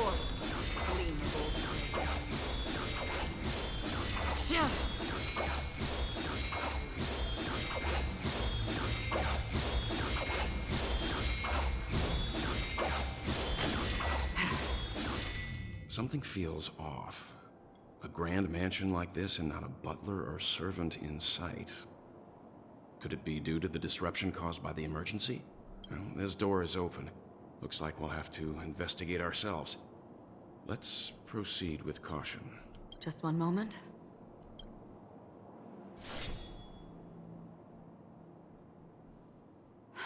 Light. I've made myself less noticeable. The crew can explain their presence as authorized by the family, but I can't come up with any excuses for being here. I see. What an interesting technique. Yes, I know. Acheron just says screw you to everything.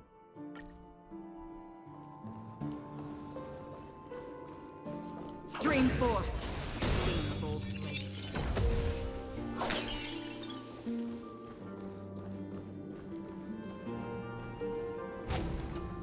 The model in the sand pit.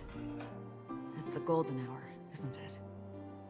Maybe the heads of the family used that model for discussing important matters. And the footprints here are different from the rest. There are 2 sets of them. Looks like outsiders might have passed through here not long ago.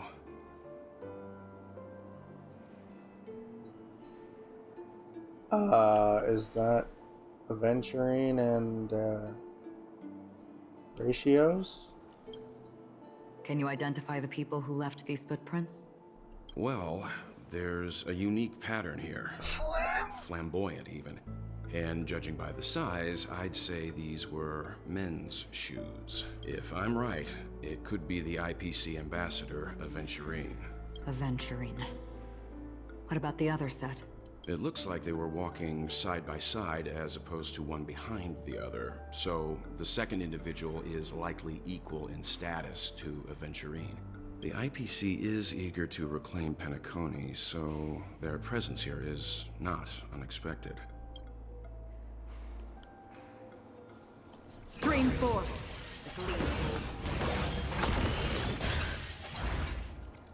Bye-bye.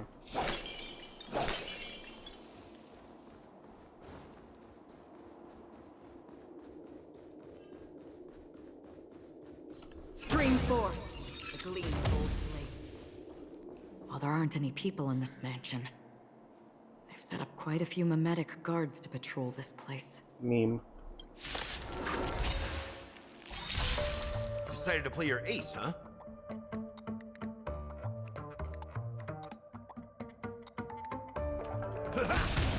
Nice like a good brew, my friends. Indulge yourselves! I weep for the departed.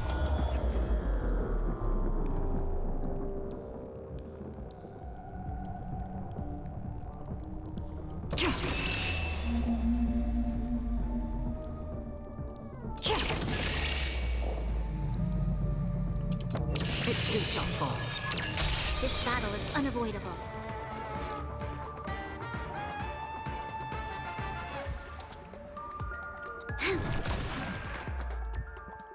You know nothing of the weight behind this power. Survive or be destroyed. There is no other choice. That's half the work.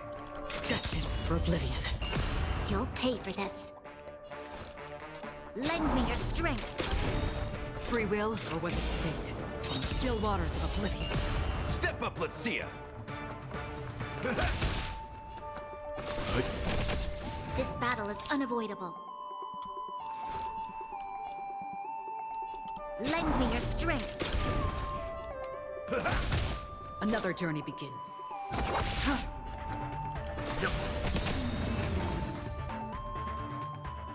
Look, it dropped something. A note. Looks like instructions from the butler for the other servants.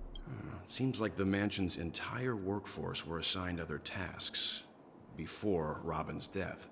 It must have been a big project to require that much manpower. The Charmony Festival, perhaps. But no matter what their main priorities are, there should always be someone left at the mansion, right? So you're saying someone deliberately cleared the place out? Yeah, but I don't know why.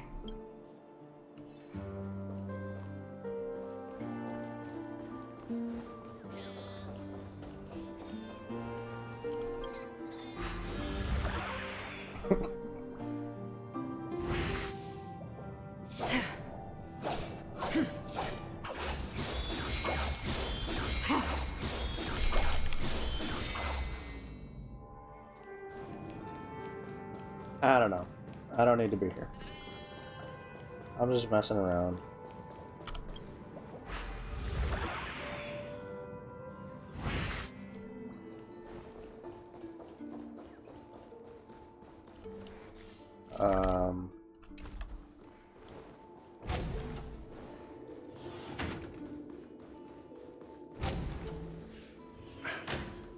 No one here either.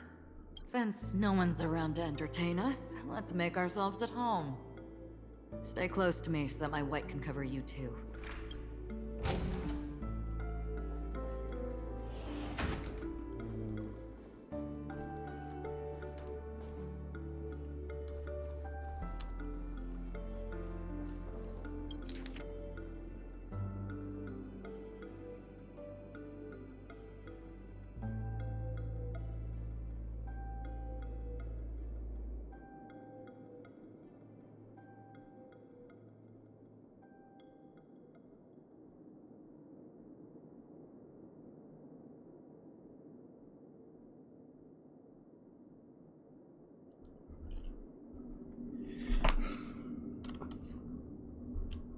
I wonder who Sparkle thinks is the other mute.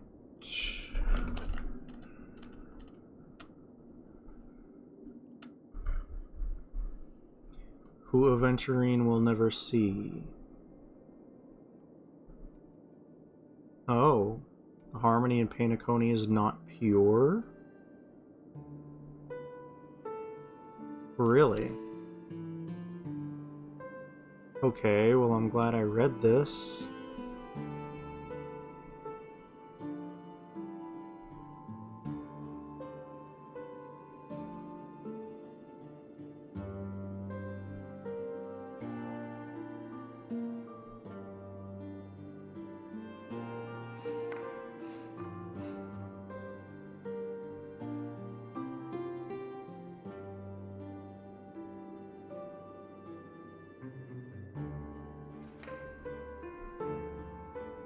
Like, I haven't met the other family heads yet, but I still kind of really feel like it is Sunday.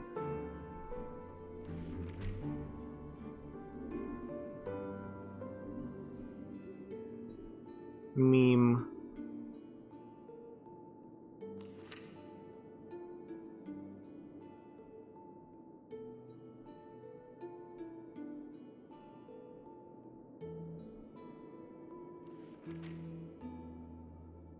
Really?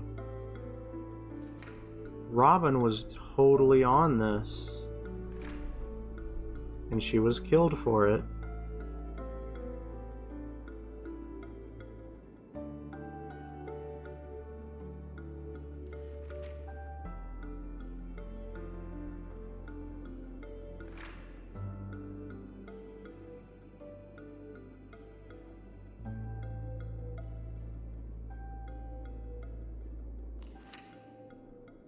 Okay, so Robin was losing her voice because she thinks the harmony in Painaconi is tainted. But God, this letter is just screaming to me that Sunday's the one that killed her.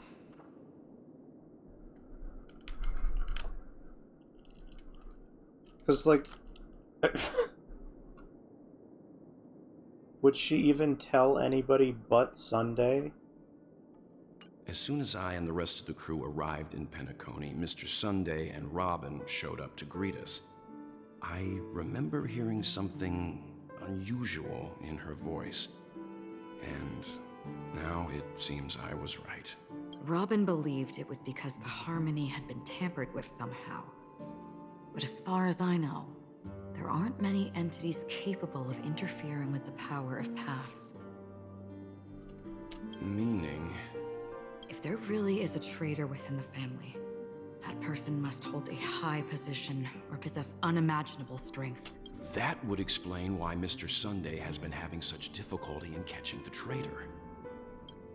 Or Sunday is the traitor.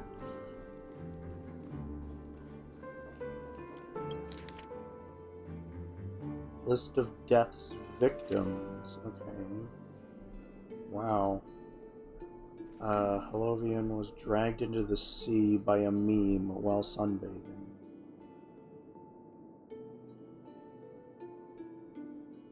The first case. A male from the Cianjo entered a spheroid in golden hour and disappeared while the spheroid was bouncing. No forced entry or exit. The culprit can ignore physical barriers. Female participated in a talent show. Accidentally fell off the stage. Judges turned around and disappeared.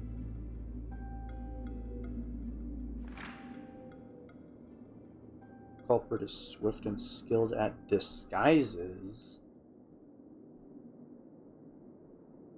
Kapeshi fell down while entering his office on payday in Gilded Hour, killed by a meme that appeared. The memories of witnesses have been processed. Preferring to attack wounded or vulnerable. Maybe taking orders. A second Pepeshi taken away while flipping over a card at a casino. Flipping a card. What? Male jumped into the ocean of dream bubbles in Blue Hour in an attempt to impress his girlfriend but got entangled by a meme under the sea and drowned. Memories have been processed. Outcomes are not satisfactory.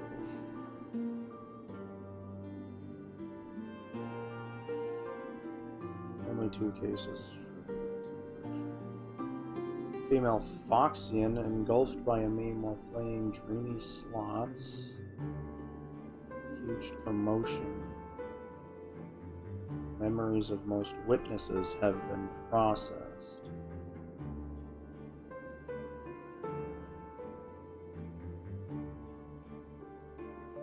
Male Bloodhound was attacked by a meme before his shift change in Serenity.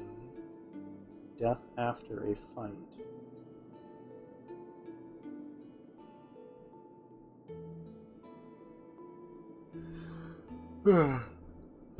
Female human disappeared while visiting Film History Gallery at the museum in the moment of silence. She was surrounded by a mysterious sound calling to her and walked into a screen vanishing.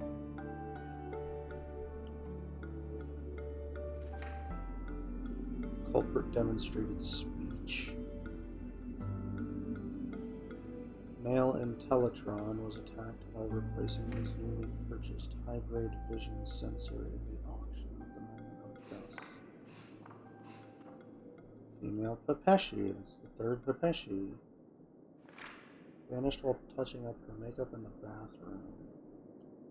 Caught by a meme into a mirror and disappeared. Female Intellatron, attacked by a meme, disappeared when she blew out the candles during her birthday celebration with her friends. All witnesses are receiving treatment. Dark or dim environments. Is sight a trigger? Female Holovian, harassed by a fervent fan backstage before her performance. Abducted by a meme. Bloodhound family abducted.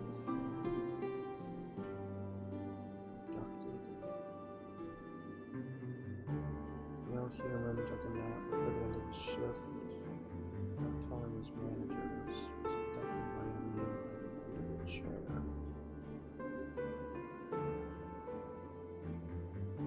Taking a nap?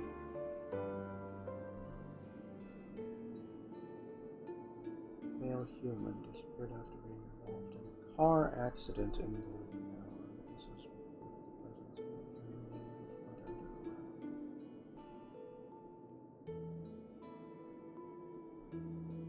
This list has over 100 cases related to the meme death.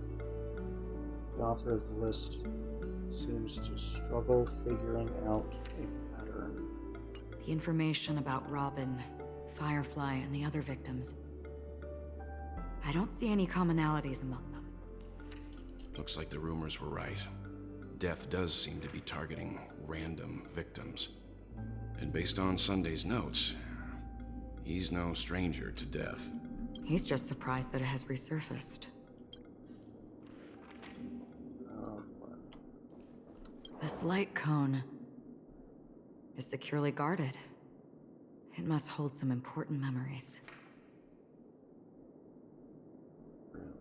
According to Robin's interview, despite having performed on so many grand stages, her favorite performance was a pretend show she put on with her brother when they were just kids.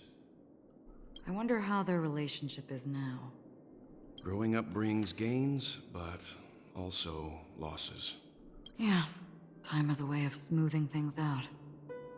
The beautiful dreams of youth will eventually fade away.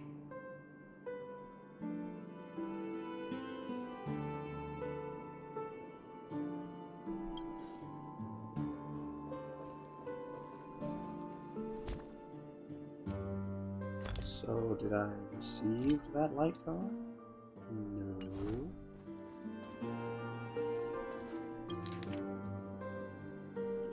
Head of Oak concluded.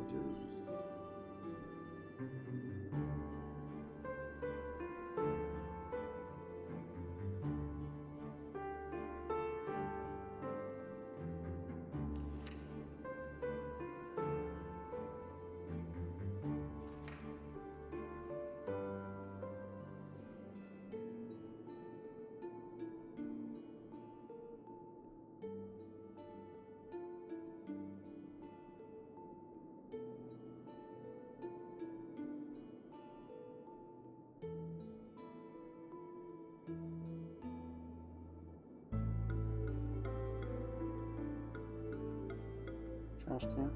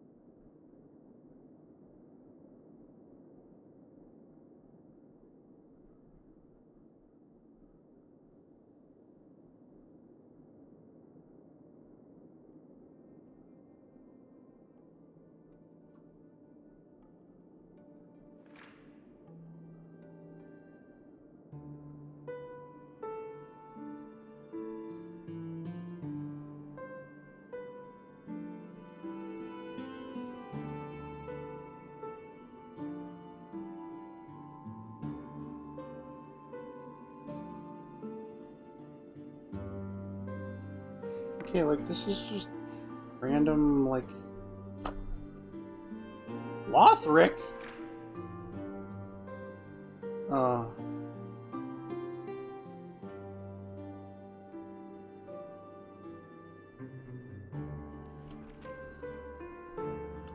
You can rest here too, if you like. Oh, Dark Souls 3. Lester. Like, these are all just random employees. Mr. Sunday has done some serious research on his suspects. This traitor must have been causing trouble for the family for a long time. They all seem to be insiders, but I haven't met any of them. I saw Woolsey. Woolsey was the bloodhound that Aventurine tried to give money to, I'm pretty sure. Huh? Wait, these characteristics... What is it? No, nothing.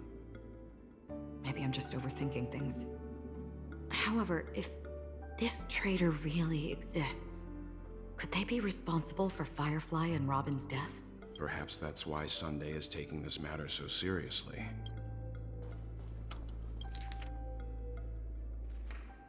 To letter from Alfalfa. Farm-grown ramen. You now hold the position of not only her elder brother, but also the head of the old family.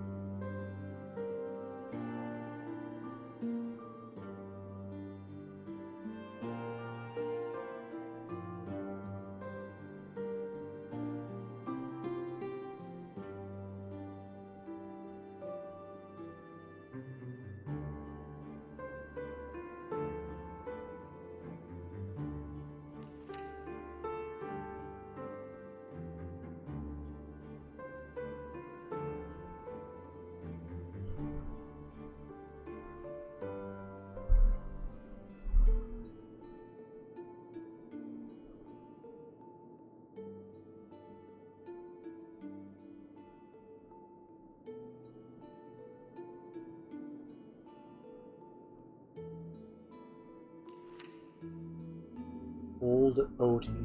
It seems neither the Dream Master of Penacony nor this old Oti is happy with Sunday's recent performance. They don't seem to care much about death. Instead, they're more concerned about the Charmony Festival and the Watchmaker. Maybe the other family heads don't think death is a big deal. One thing's for sure. There's a lot of internal conflict within the family, and everybody has their own agenda. That's all for now. Nothing more noteworthy. Before coming here, I had all sorts of scenarios in my head about dealing with the family. I did not expect an empty mansion. Watch out. Someone's approaching. I don't think trespassing on forbidden areas is the way to be a guest, Mr. Yang. And... Acheron? The Galaxy Ranger? Our apologies, Mr. Sunday. Nobody came to greet us, so we entered without permission. I hope you can forgive us. But even if there's no one to greet you, you should wait for the host. Don't you agree? Even without the famous Galaxy Ranger. As far as I know, the crew has officially accepted the family's commission, so coming here will be unnecessary for you.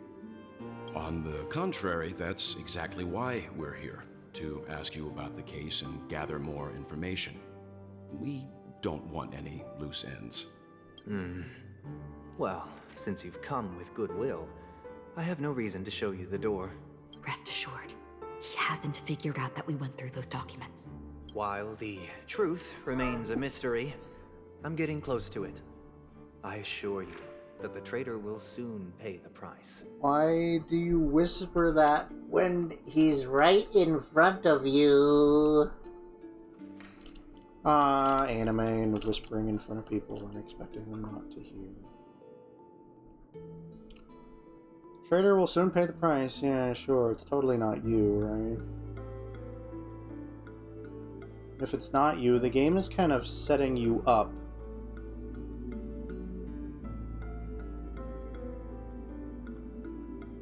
To me, anyways. Let's hope justice will prevail soon. I have a question for you, if you don't mind. How did the family come to the conclusion that the murderer was within the family? With all due respect, it's in the IPC's interest to wreak havoc before the Charmony Festival, and the family has every reason to suspect the IPC's involvement. Well, other family heads share the same suspicions as you, but in my opinion, The true murderer would never have drawn as much attention as that ambassador did. Not to mention, I personally shackled him a while ago. However, I'll give you a suggestion regarding your suspicions, Mr. Yang. You should be more cautious of Aventurine. While the wicked can't break through high walls, they can plunge their evil dagger into the heart of the righteous. He's a businessman, not some philanthropist. But right now, he's out there handing out his wealth on the streets. And he went to the Clock Studios theme park all by himself. Who knows what kind of scheme he's cooking up? While the family is dedicated to keeping our guests safe, it might be wise for you to stay alert. You never know what unexpected troubles could arise. Gee, is that a threat? We're going back to Aventurine. Okay. Sheesh. According to a Pierpoint hotline tip, there was a major breakthrough in the shocking Ejhazio Aventurine case. The suspect has been arrested. This fraud case has been linked to many departments within the Interastral Peace Corporation and the Intelligentsia Guild, causing a large drain in manpower and resources, resulting in the IPC taking a massive loss. The case's main suspect originates from Sigonia 4 and is one of the survivors of the second Kataka Avgin extinction event, who does not carry an interstellar refugee travel permit. As per Strategic Investment Department Head Diamond's sentiments, the IPC has appropriately relocated the suspect in the spirit of the Charter and will continue to conduct further investigations as to the motive of the suspect.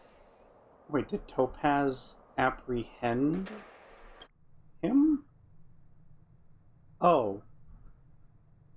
Hi. What pretty eyes. Tell me, do they shine in the dark? Well, if they did, I'd sell them in a heartbeat. You don't know how many people long for your eyes to be closed forever. As a servant, you should not resist your master. Yet, you went and killed that man anyway. Oh. No lawyer has the audacity to defend you. Perhaps you ought to represent yourself. Not difficult, but definitely pointless. You're pretty confident on your eloquence. Did you also think that when you lied to the Intelligentsia Guild? Ask and you shall receive. You wanted the perfect construction material. All I did was offer a possibility. It was just a small wager. If your luck holds out, the IPC will dig something up from the golden sands of Ejhazio. Maybe even the Sand King's remains. Pity your luck has run out. I'll admit that. What I'm more curious about, though, is why such a grand scheme failed to benefit anyone in the end, including the perpetrator himself. Madam, I already have what I want. To be brought before you for the next high-stakes gamble. Then let's talk about the second gamble. Tell me, what are you prepared to wager this time? My life. I bet you won't send me to the gallows. What do you want, then? I want your Lenore to meet with me. I have something to say. And then what? I want cash. It can't be that simple, can it? It is that simple. 30 tanbas. The remainder of my market value. 30 tanbas. No more, no less. With this money, I'll climb to even greater heights than you. Grasp even more riches than you. I wager you won't give me this chance. Which is why you should call him here. Interesting. A pity Diamond won't see you. No one gets to see him. From here on out, I am Diamond's representative, and I will decide on his behalf. You're wrong, 30 Tonbus. I'll give you that. And much more than that. Wealth, status, power. The IPC will give you whatever you want, even what you don't want. Kakavasha. A good name, but unfortunately destined to be buried in the dirt. You, though, you deserve to live, to create even more wealth for us. Go, pick the clothes you like, then choose your desired identity. And then, use them well, child. May your plans never suffer failure. Life is like a long-term investment. Those who choose correctly, do the correct things, reach the correct outcomes, and show the world their value. People can't always make the right choices in their lives. But luck has always been on my side. I've never lost. Is it because Gayathra blesses me? Well, if that's the case, she must also be looking upon me right now. My success is inevitable. But what then? Even if I overcome this difficult trial, what would come next? What awaits me after this glorious gamble? An even more glorious one? Will I return triumphant with unending riches after countless successes, or will I encounter failure, never to return?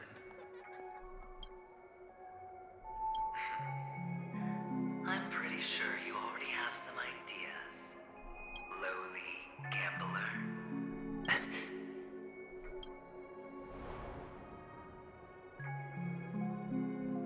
What? What? What?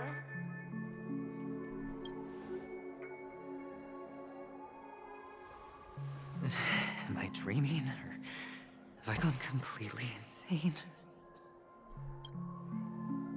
Perhaps both.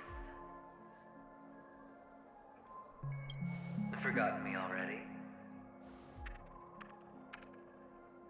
When you were strapped to that electric chair by a mannequin warlords, who was it that gave you the idea? Fine. I may be crazy, but I'm not stupid. Get out of my head, newborn of the Harmony. The Harmony? Oh, don't play the fool. It's not the first time we've met. No need to be so polite. I'm you, and perhaps even more aware of yourself than you. Of what exactly you want. You're dying. And you still want to drag a bunch of unfortunate fools with you through death's door. That's why you're here, isn't it? A grand unveiling. You really think you can pull it off? Why not? Well, you may have fooled everyone, but you can't fool yourself. I can show you. Before you're entirely gone, I'll be with you for the last stretch of your road. Let's have a heart-to-heart while we walk.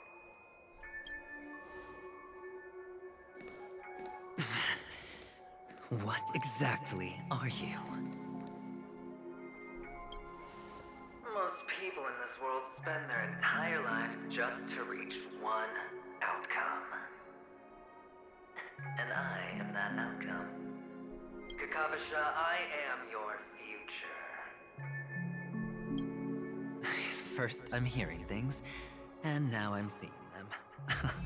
Great. Am I going to be elevated into the Harmony's Emanator next? Why are there no guests here? What's that featherhead doing?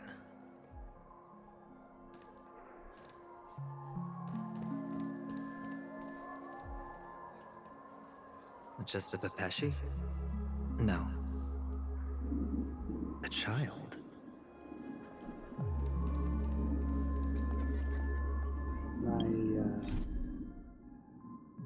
Oh.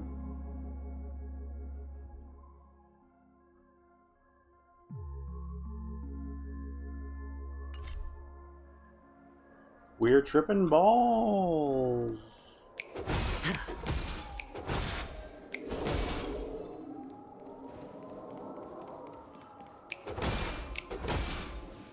No! I thought minors weren't allowed in Golden Hour. Hey kid, you okay? Are you lost?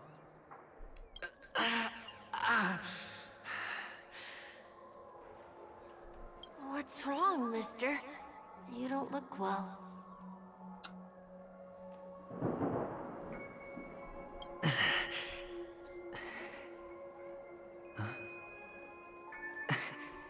Your eyes. Impossible. Who are you? They're pretty, aren't they? Sis said they're a gift from Mama Funga. Colorful eyes are said to bring good luck. Mister, you have pretty eyes too. Beautiful. Are you alone? Where are your parents? They're in that amusement park. Papa and Mama went in first. I'm just about to go look for them. I have to go. Goodbye, mister. Hope you have a good time, too. Those eyes. And Mama Funga. No, it can't. There aren't any Avgens left.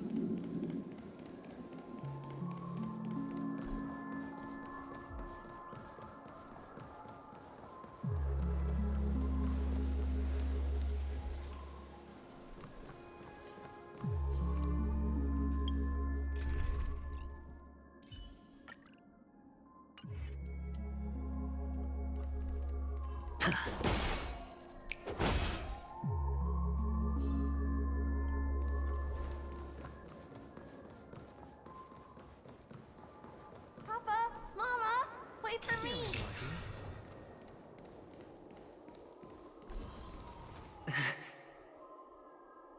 Only on Panicone, am I right? What are you still doing here? Well, you've known all along. The family truly showed leniency to everyone who came seeking help. Why would there be a need for such high walls and deep moats?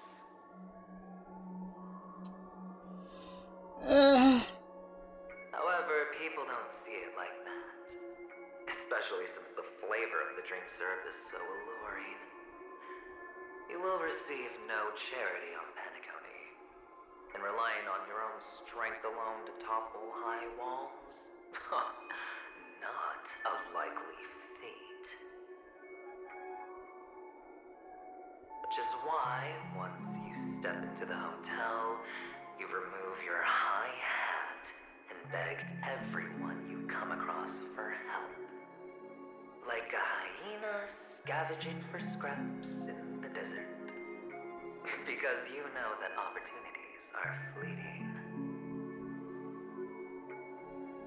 Well, when you put it like that, even Ratio's a teeny peacock analogy sounds pleasant. Well, you know how rare it is for me to give you the straight dope, so listen while you can. It's good timing that you mentioned the doctor. I'm especially fond of what you and he have in common. The conspiracies, calculations. Especially the part about the finale, a magnificent act of betrayal. Oh, when everyone thinks this way, who would even suspect that it was another trap you've meticulously devised?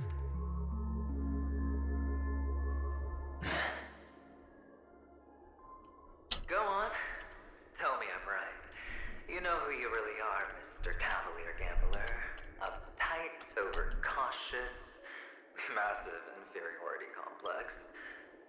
You've won so much, and you're still so afraid of losing. They only see your big bets, your bravado, the full house, the straight flush. They don't know the other hand is below the table, clutching your chips for dear life. It's a heck of an act. No wonder the tavern sent you an invite. You're a natural kid. You don't stop at fooling the audience, you fool yourself, too. Well, the best way to prevent others from seeing your true colors is first being able to fool yourself. Of course. I know you all too well. But it's strange. Why did you decline that invitation? You had the chance to embrace elation. Was that not what you most wanted? But you chose the IPC instead. For the preservation? I doubt it. Do you even have anything in common with the preservation? Oh, I thought you knew. Didn't you say you had me pegged? I'll pick. Never mind. We're done. Either stop talking or disappear from my sight. That's fine. But who exactly is about to disappear here? Well, it's not going to be me, anyway.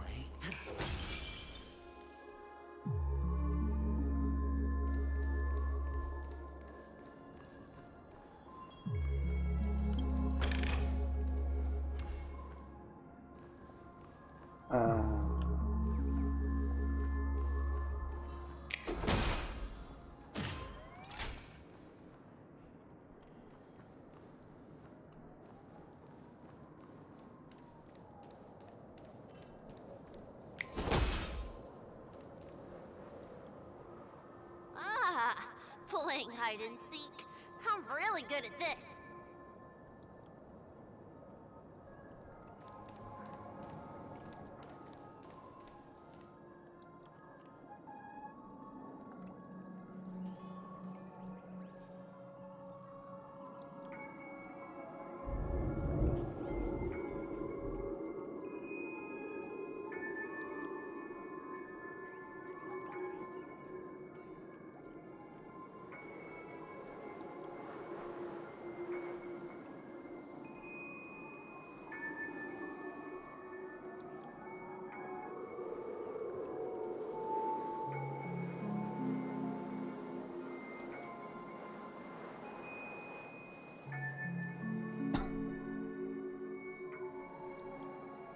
They did a good job at capturing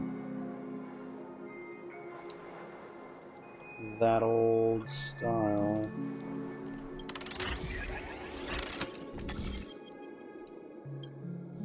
Connection.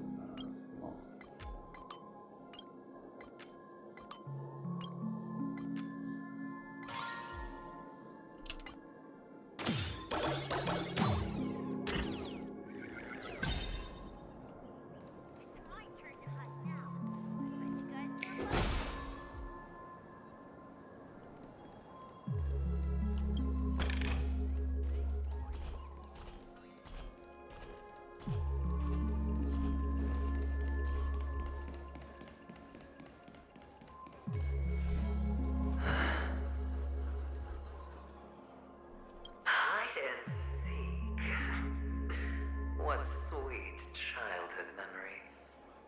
When Mama said goodbye that day, how many catechins were like jackals hot on your heels? I know you won't forget that sound anytime soon. Those shrill cackles. You had to hide right under the noses of those savages.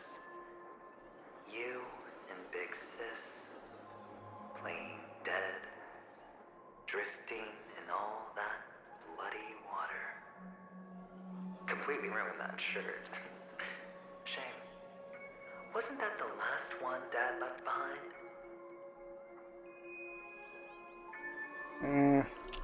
It wasn't ruined. I've always kept it. Come on. It's a rag. It's not like you can ever wear it. Now you don't have to hide. You probably won't even deign to get your pretty outfit wet in the rain. your social capital has changed after all. I've never changed. On the contrary, now you're the one who does the hunting. The last round of hide and seek, and you get to be it. You should enjoy it. That child. Could he be in here?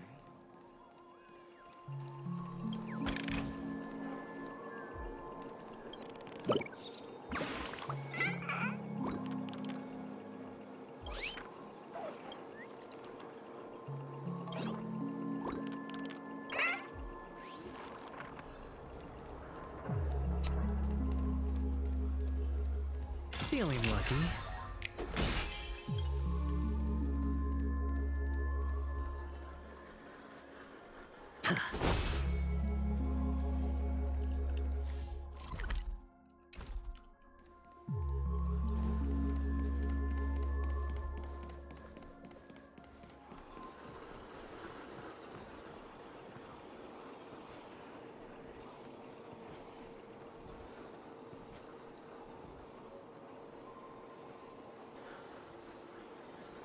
Is this...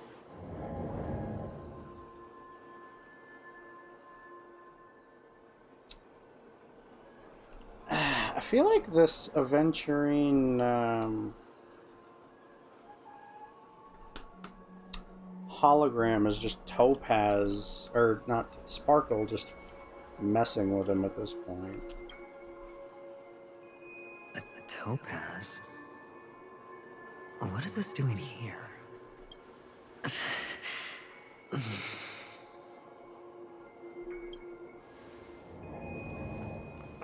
Does her cornerstone wrench out your heart, son? I was merely curious at why it was here. Maybe that winged guy put it here.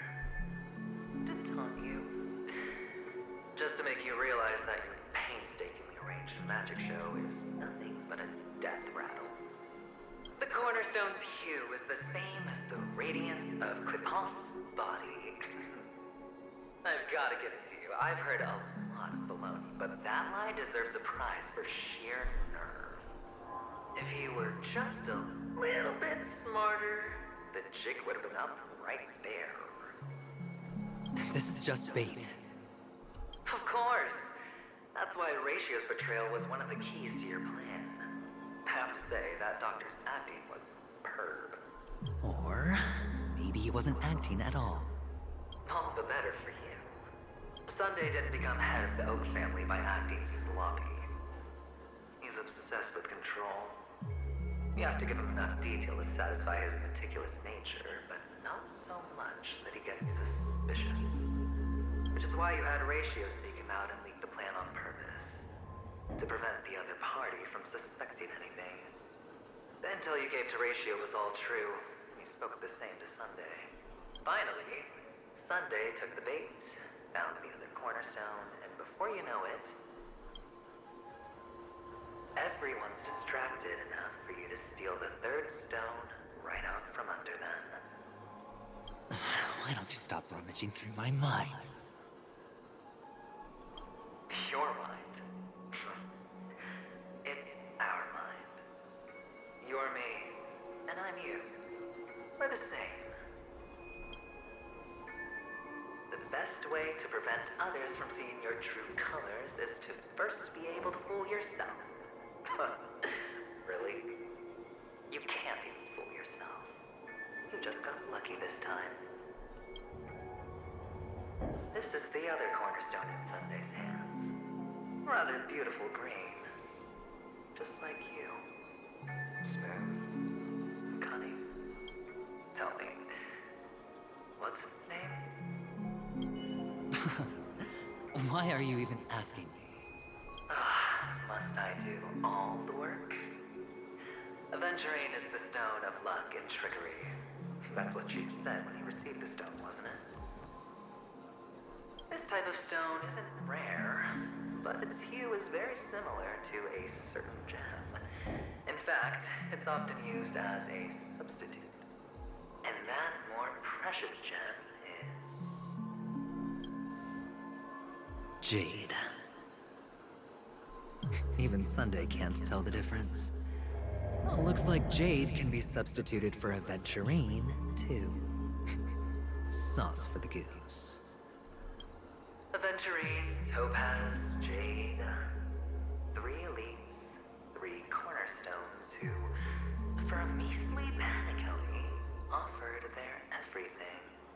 Oh, you're even more united than the family. As I've said before, 3 chips are sufficient. All or nothing.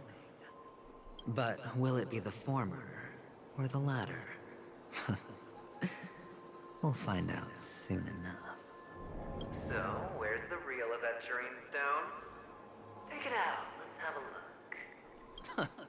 Suddenly you don't know where it is? I just want to hear you say it. After all, it really does resemble its owner. Okay, now I really feel like this is just Sparkle. As you wish, then. They never went anywhere. They're right where they belong. Piled up with these cheap baubles. You smashed the Aventurine Stone before you left? Oh, just look at it. Shattered. Just like your life. Poor thing. A humble pebble coated in the most lustrous shade. I take it back. This thing is far more precious than your life. You're absolutely clear about the consequences of doing this. Blasphemy against Clipoth's body. You think the IPC will let you get off scot-free? Well, Diamond has always been all about results. As long as I can create value far beyond the cost, the ends justify the means. How else would the family be fooled if there was no price to pay? It doesn't matter. Even smashed to smithereens, the Preservation's cornerstone can still be used. Its effect may be greatly diminished, but it's enough for me. So Sunday has Jade and Topaz?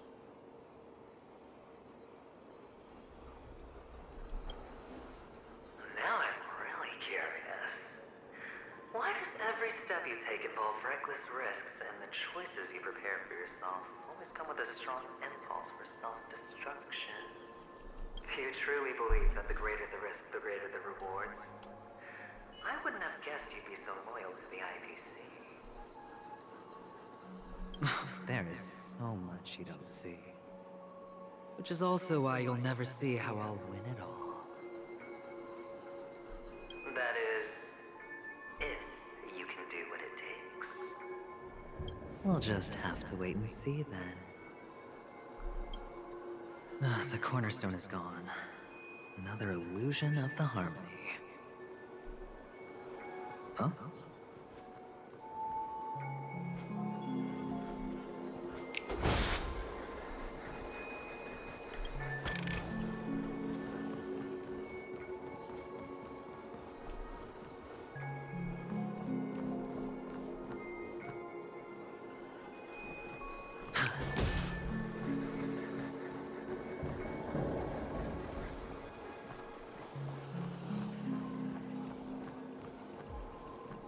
Hello.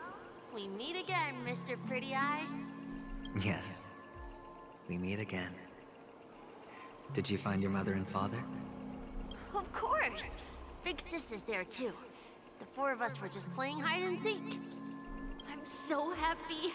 On our way here, Papa even brought me to see a blimp. I think you mean film. Yes, that's it. Putting many drawings together and turning them into a moving wall painting. They put me, Papa, Mama, and Big Sis together, turning us into one big family. You should give it a try too, mister. You look sad. The amusement park will cheer you up. Sure.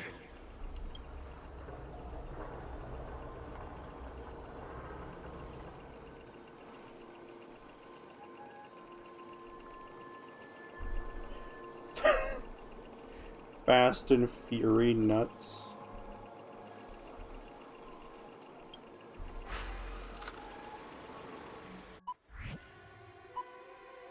What am I doing? Oh.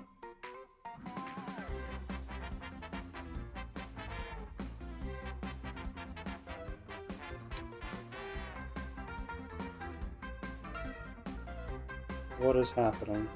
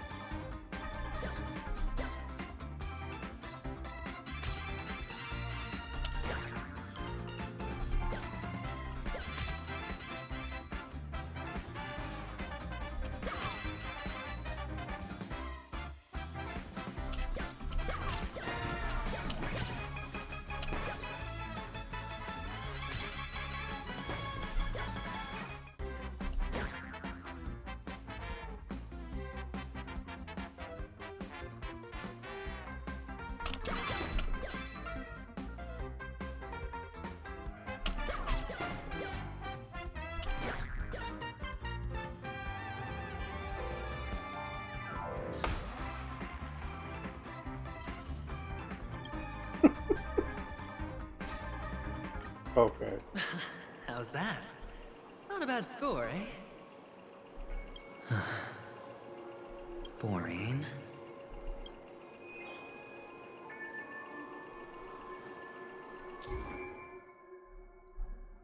Mm-hmm.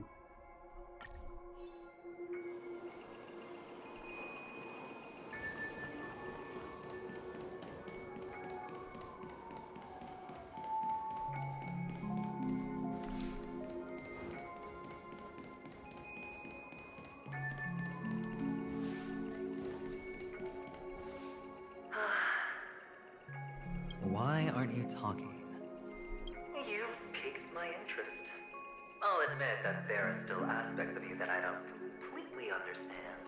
Well, you sound sincere this time, at least. Well, sincerity is one of my traits that everybody likes. And I have precious few of those. Moving on. See that maze over there? I'll know everything about you before you reach the exit. Our quaint journey through this amusement park still isn't over. And I wouldn't mind stretching this out at all.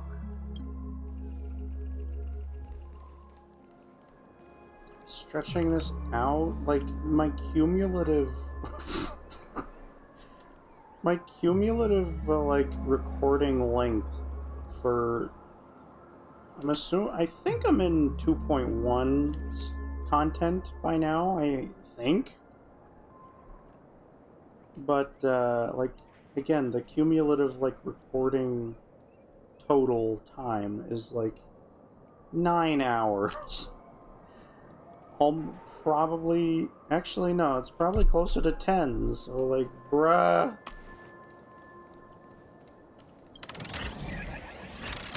I was not expecting all of this, like, aventurine content.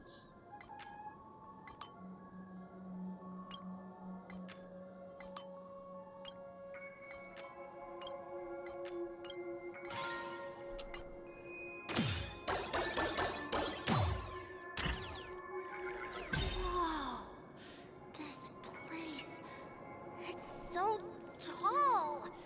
Even taller than the tallest rocks in the desert! Least of all as part of the main story. No water, only rock. So many flowers here! Vixis, this one's for you!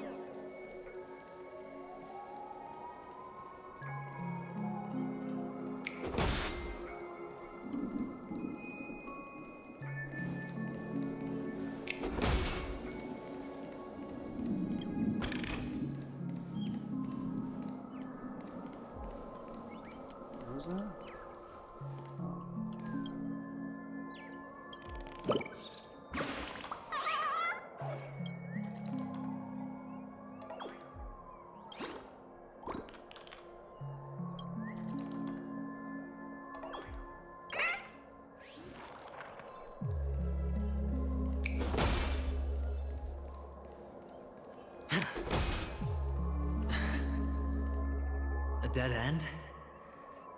Oh, is this the wrong way?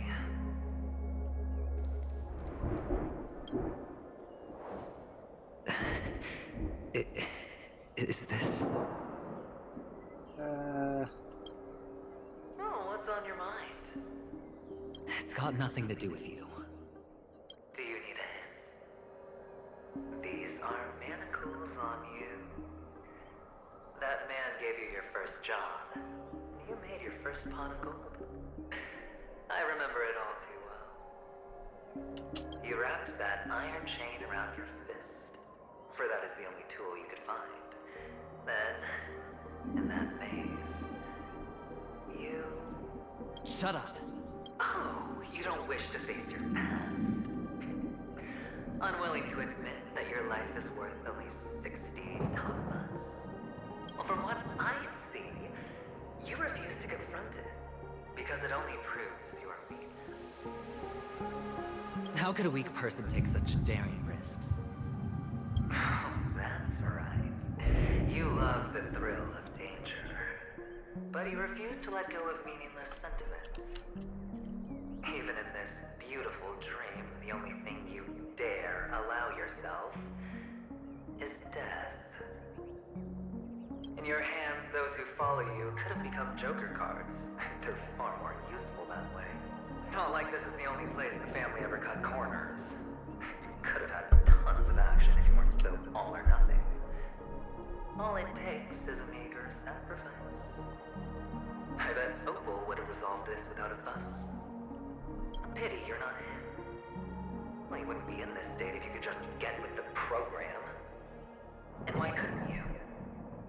Out of professional integrity.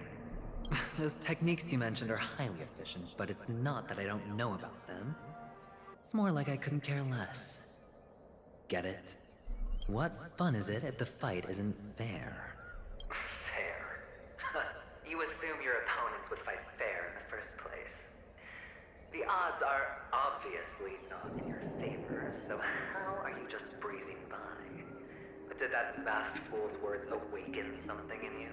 Well, she gave me an answer that could turn everything upside down. Everything? You mean it could make all the cards on the table just disappear? That's cheating. If these leaves could be brought back, would they bloom into new flowers?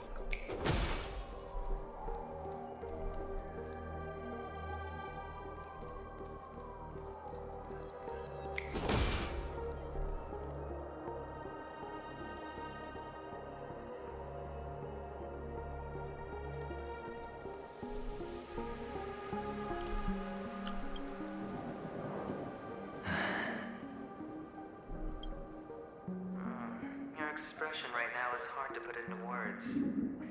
The lucky charm Mama left you is made from gold. Why did you never consider selling it? You obviously could have lived a normal life like Big Sis that way. Looking back, that was the better choice. Mama only left us with 2 pieces of jewelry. A necklace and a lucky charm. There won't ever be a 3rd piece. That's what you always say, but you actually regret it, don't you? That you didn't sell them. You can zip it if there's nothing to talk about. I know. You must remember what Big Sis told you. You're a child blessed by Gaiathra Triclops, and can lead the clan to happiness. So always remember to protect yourself and never resent the pain and poverty you're going through.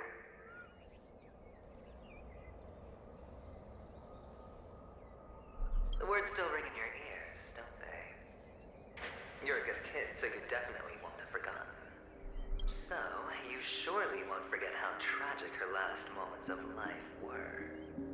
How the piercing laughter behind you felt like it was drilling into your heart.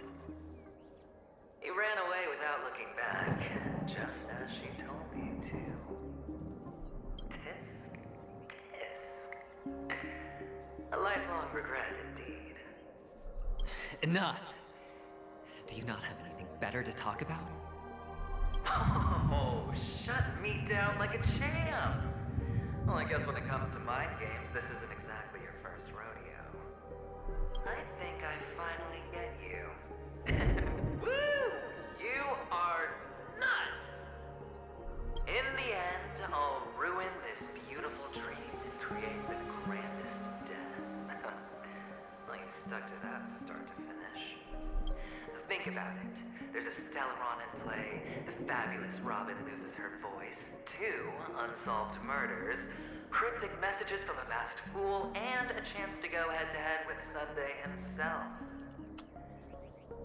And the only thing to pique your interest is one word. The last word. A word that's right there at your fingertips. Death. But whose exactly? We'll know when the dice falls. All right then. Reserve a seat for me in the audience. I'm curious to see just how capable you are. Still, you never answered my question. If you could start over, would you still want to be the child who received Gayandra's blessing?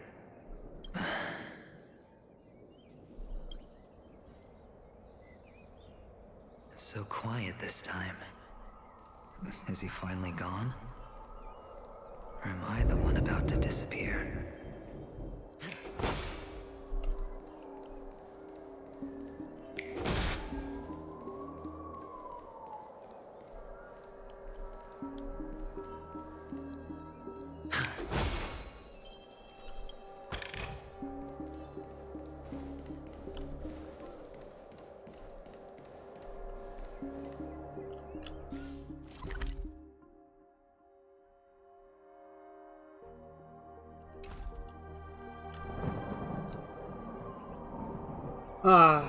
Aventurine has so many red flags, but I just want to hug him. I'm sorry. Finally, made it out of this place. We're going home? But I don't want to go back yet.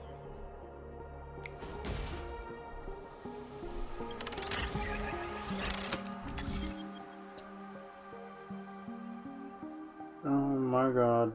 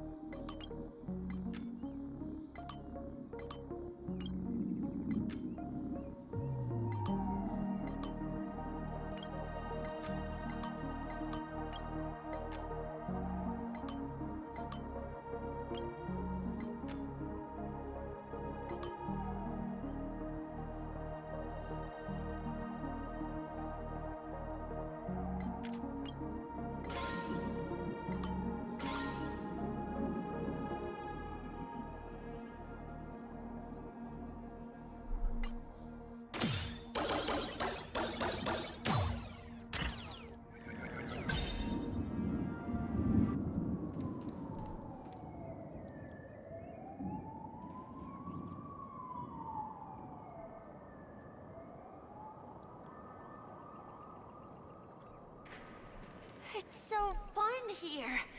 I want to stay here forever.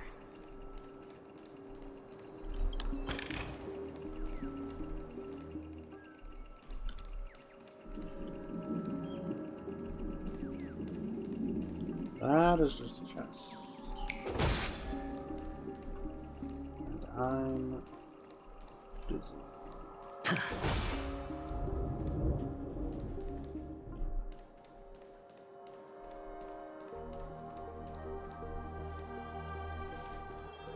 Brother Hanu, where are you going?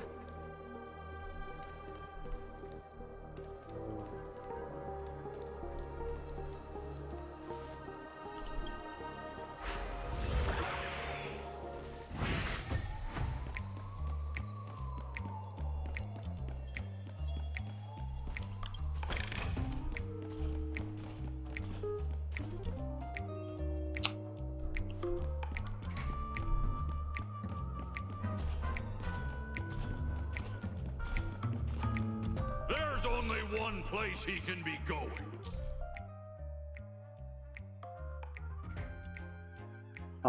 launcher.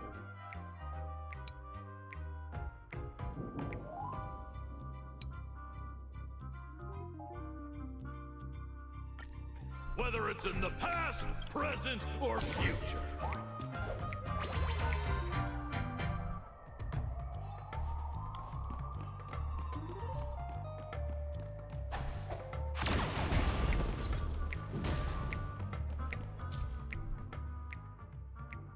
Ah. Okay.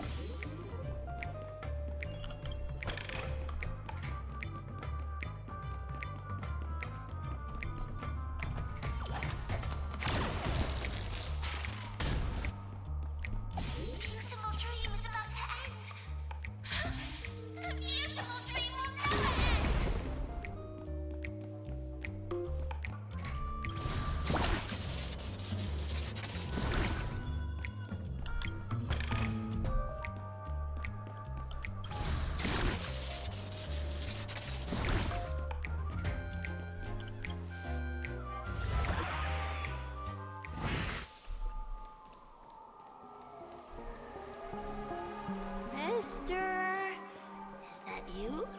I hear the sound of leather shoes.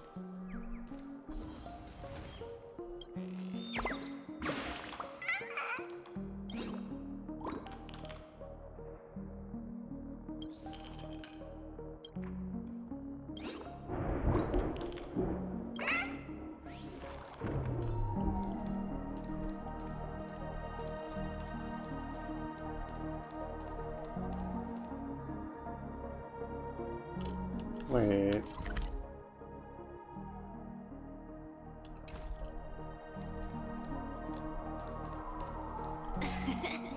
Ah, it really is you. Or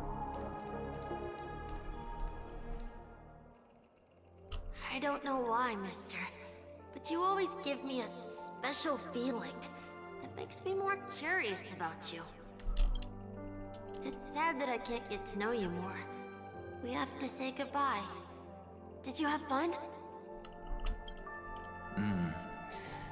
You're going back? Yes. I should go home. The day's getting dark, and it's going to rain. I don't want to worry the others. You're home. Where is it? What a strange question. It's where Papa, Mama, and Big Sis are. In this dream.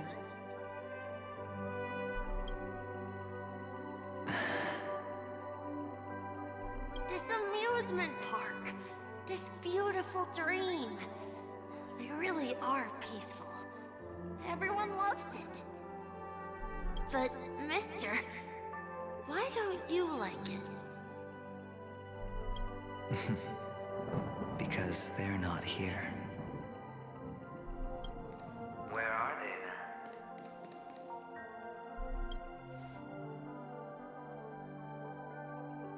then? I don't know. You do know. But there's no point pressing the issue.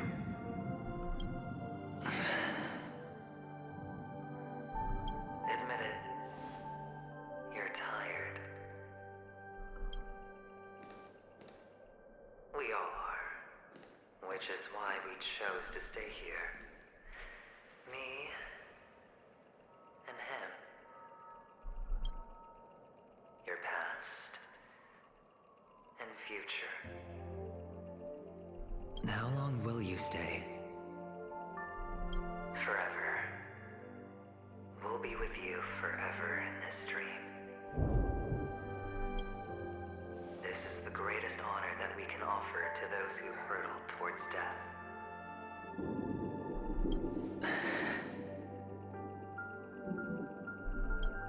The road less traveled is less traveled for a reason. But you've never gone in any other direction.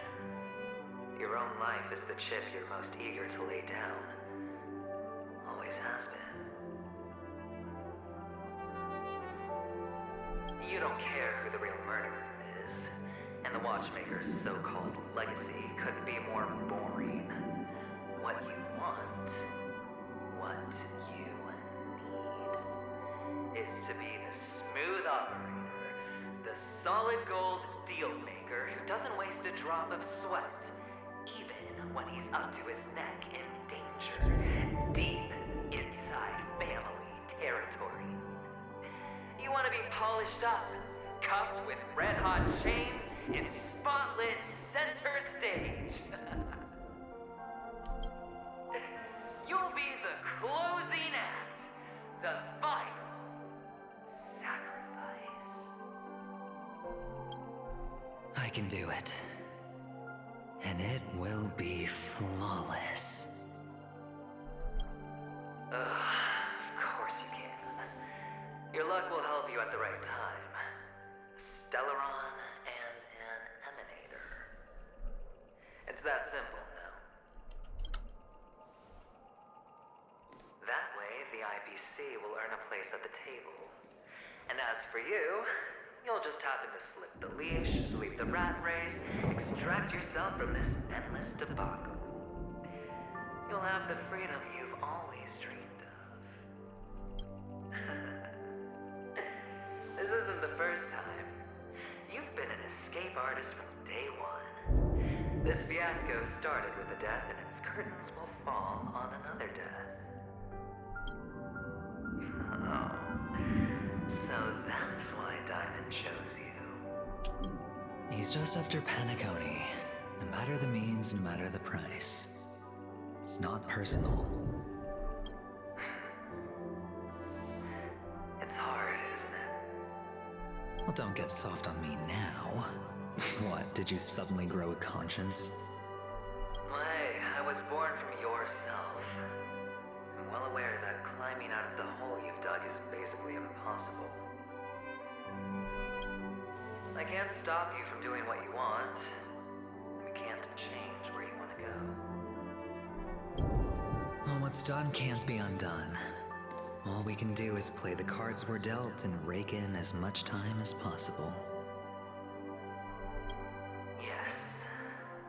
Alas, people won't make all the right choices in their lifetime. Though luck always seems like it's on your side. You will keep winning, having never lost before, but why you? Why must it be you? If all your luck is built on the pain of someone you love, on the loss of dozens more, if these windfalls, these jackpots, aren't a gift from Gaiathra, if all they are is a long string of meaningless deaths, then what did we do to deserve living in a world like that?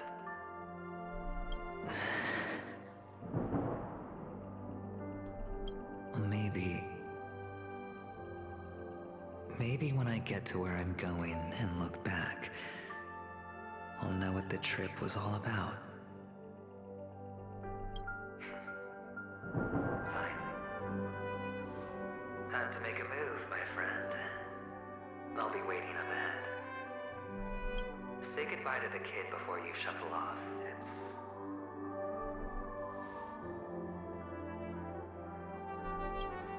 It's best to die without regrets.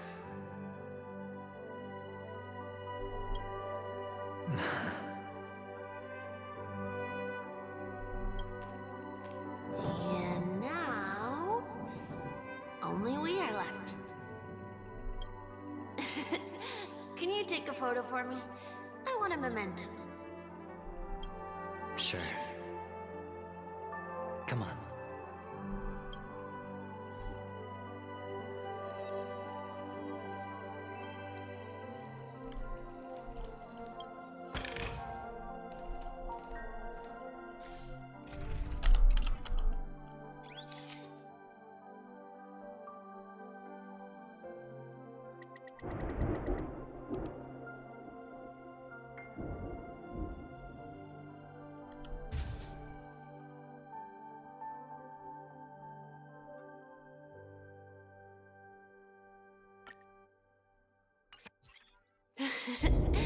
How nice. Now I can see, but I look like too. Look at the lens when you're taking a photo the next time. Your expression will look more natural. Sure, I will. Then, mister, are you going back too? I can't leave yet. I still have a show to do. Oh, you're about to go on stage, aren't you? Let's go then. I'll take you to the stage. Sure. So you're an actor? No wonder. Your clothes are so stylish.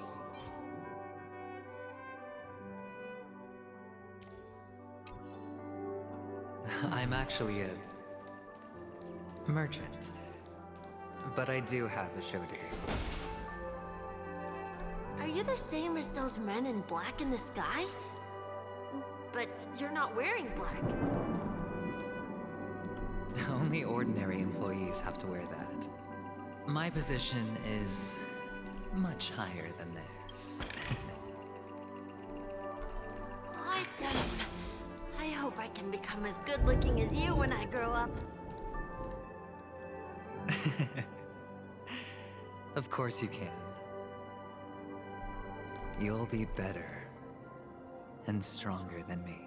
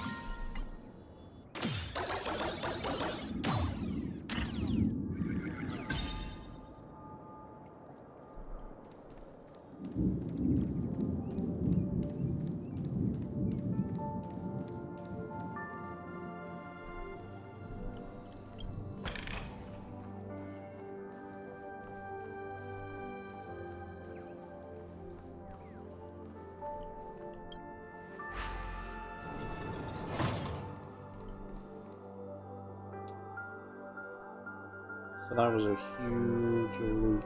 Okay. Behind this curtain is the grand stage.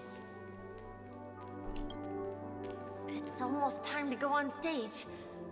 Are you ready? Good luck with your show. Thank you.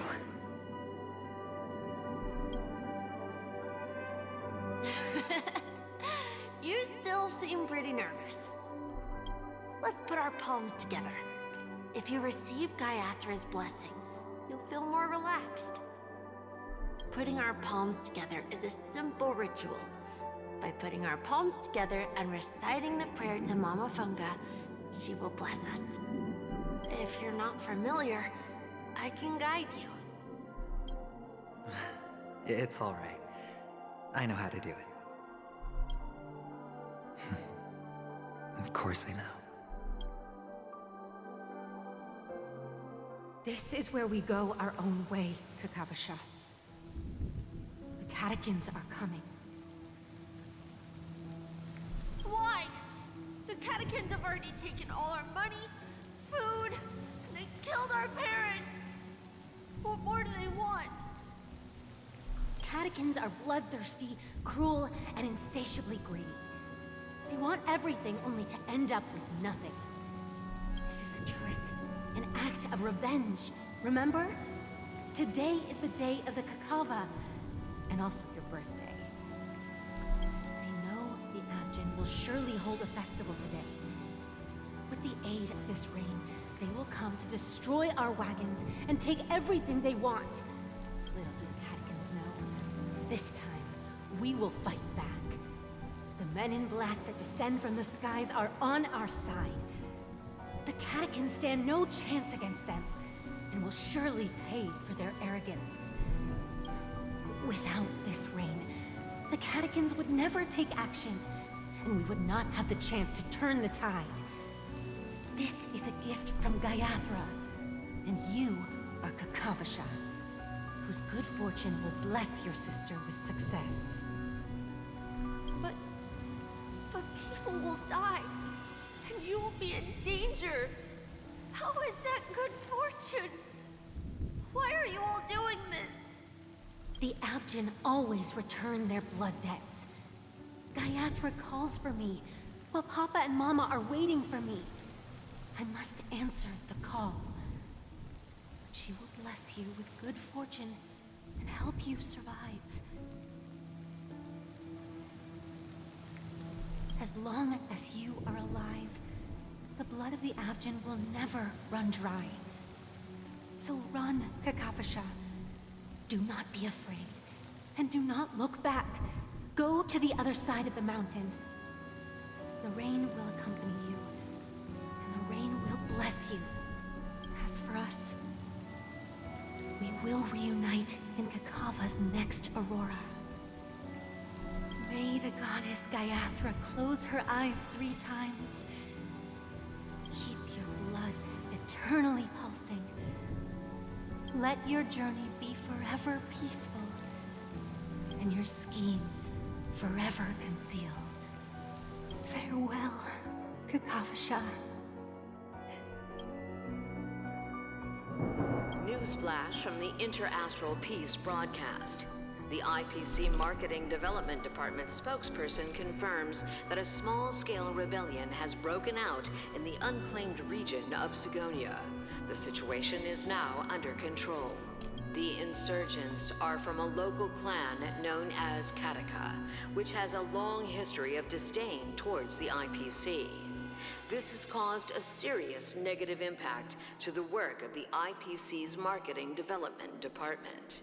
The clan launched a massive attack on the Avgin, who were under the protection of the IPC, resulting in 6,728 deaths and 3,452 missing. The casualties are currently under the care of the frontline trauma team. The spokesperson expresses his deepest condolences for this devastating humanitarian disaster. At the same time, delivering an important message on this matter to all interplanetary citizens. Finally, he proclaims, the hammer of preservation will fall on all beings, regardless of life or death, regardless of race, regardless of ideology, to uphold the basic rights we inherently possess.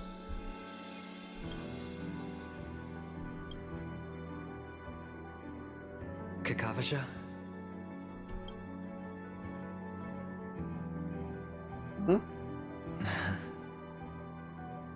Purple goop is gone.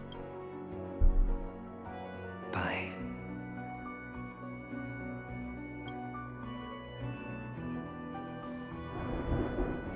Okay.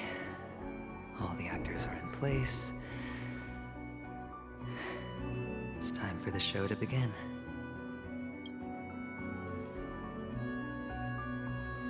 This act is dedicated to you.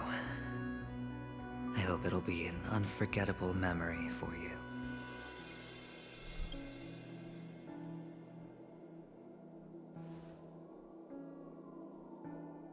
Kakavasha.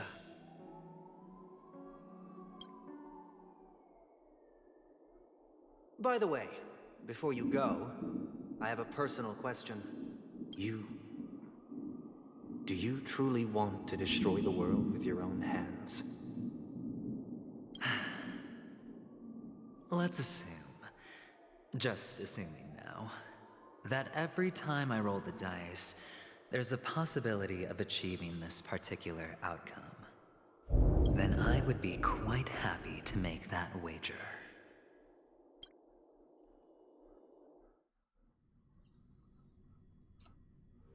Is this Miss Acheron?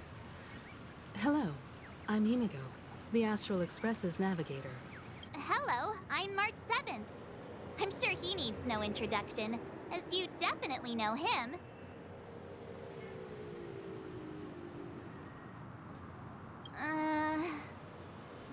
Hello? None of you seem surprised by my arrival. Since Welt has decided to travel with you, it means that he trusts you. And we trust his judgment. I envy your close friendships. Miss Acheron here doesn't present a danger, and she's of no threat to the Astral Express. Aventurine's prior accusation was based on nothing more than his own subjectivity, which is why, before we continue working together, he has a duty to explain himself. You want to create a situation where all three parties are present? There must be some deeper meaning behind Aventurine's actions. I suspect he's been aware of Penacony's secret from the beginning and has been continuously strategizing. In that sense, the Astral Express's role in his plans would be imperative. In the worst-case scenario, he may use us to do something unexpected. Assuming things do escalate to that stage, having an extra ally is a good insurance policy.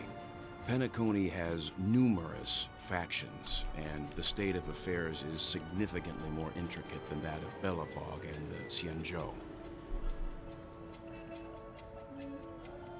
Like, again, so many red flags, but I would just give Aventurine a hug.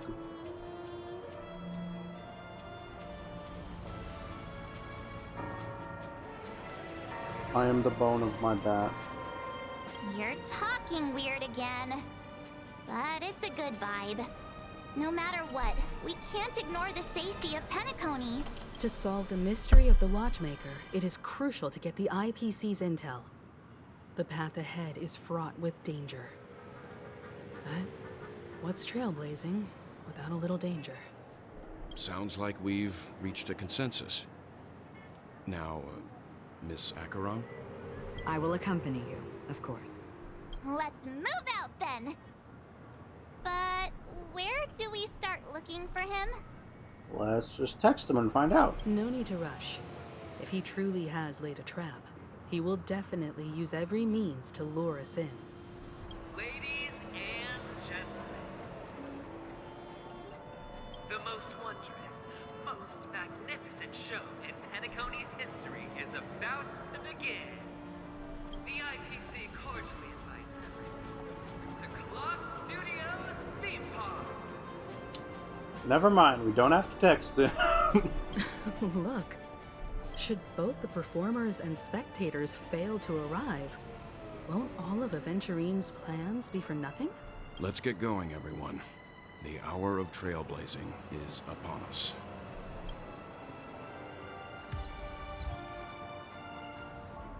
Sybil, what do you want? Oh boy, Stimper. Okay. Yeah. I have a bad feeling that something big's gonna go down. Are you ready? I'm honestly really tired, but like, I need to finish this recording. Let's waste no time and head to the theme park then. Mr. Yang.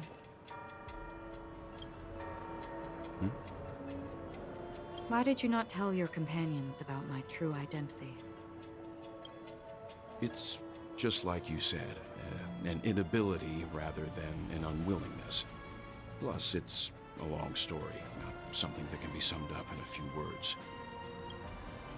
But I chose to believe you, and my trust in you stems more from my own personal judgment. I also believe that if it were their choice to make, they would make the same one. Thank you. I'm grateful. To reciprocate, in the upcoming confrontation, if the odds aren't in the Astral Express's favor, I will stand with you, if my meager strength is required. Ha ha ha, meager. Funny.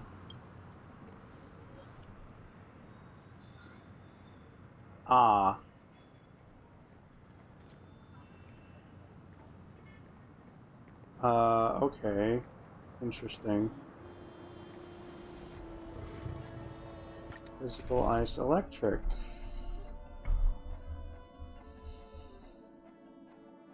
Well,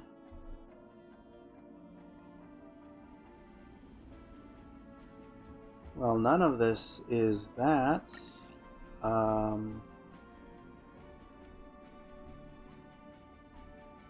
Should I do Argenti?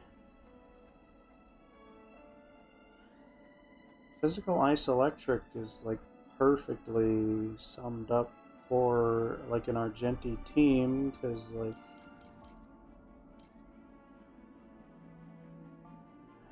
Argenti, Hanya,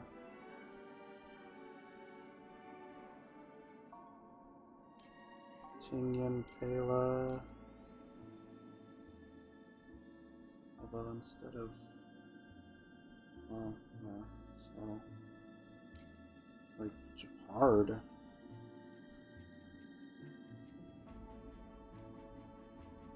Right? That would be kind of perfect, probably. Technically. Actually, let's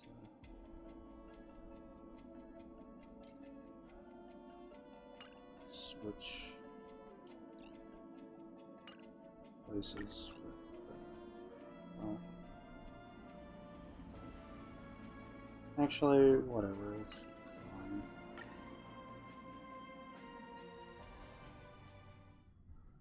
We're back here again.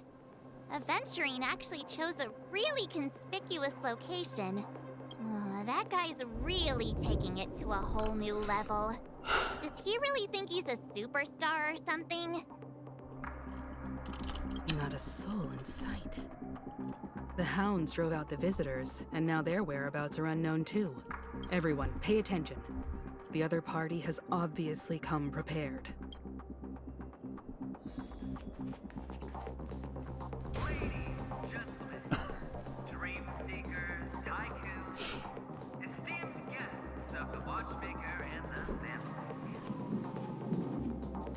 Also not forgetting the nameless of the renowned Astral Express. Welcome to the Interastral Peace Corporation live show!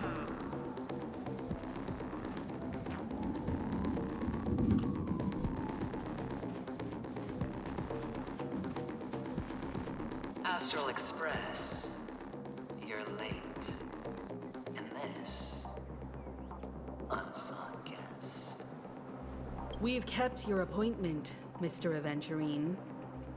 It is customary to show yourself as well.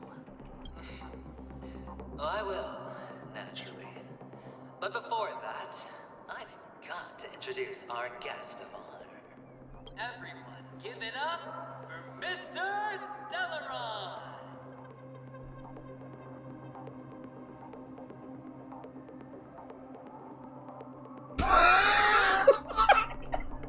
Mommy, I'm on TV!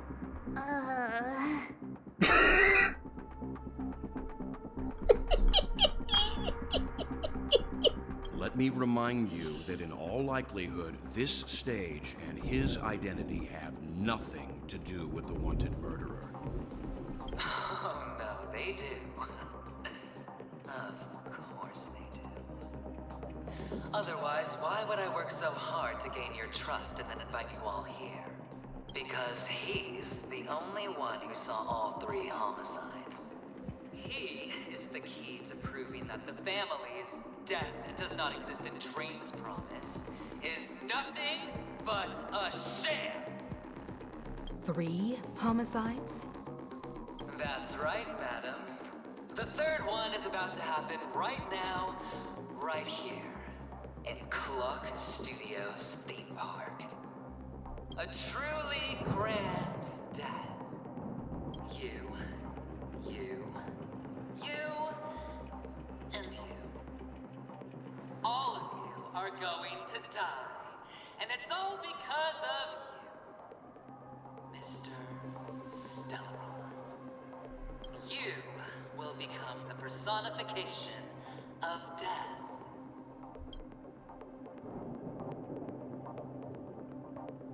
No. Never underestimate yourself. Like I said, you have the power to turn the tide on the entire game. Let me be a little clearer. I will detonate the Stellaron in you and cause a teeny, tiny accident on Penacony. BAM! The entire theme park will be reduced to a shattered dream. Then before the family can even react, I'll become the IPC fleet's navigator. Your bluff isn't fooling anyone.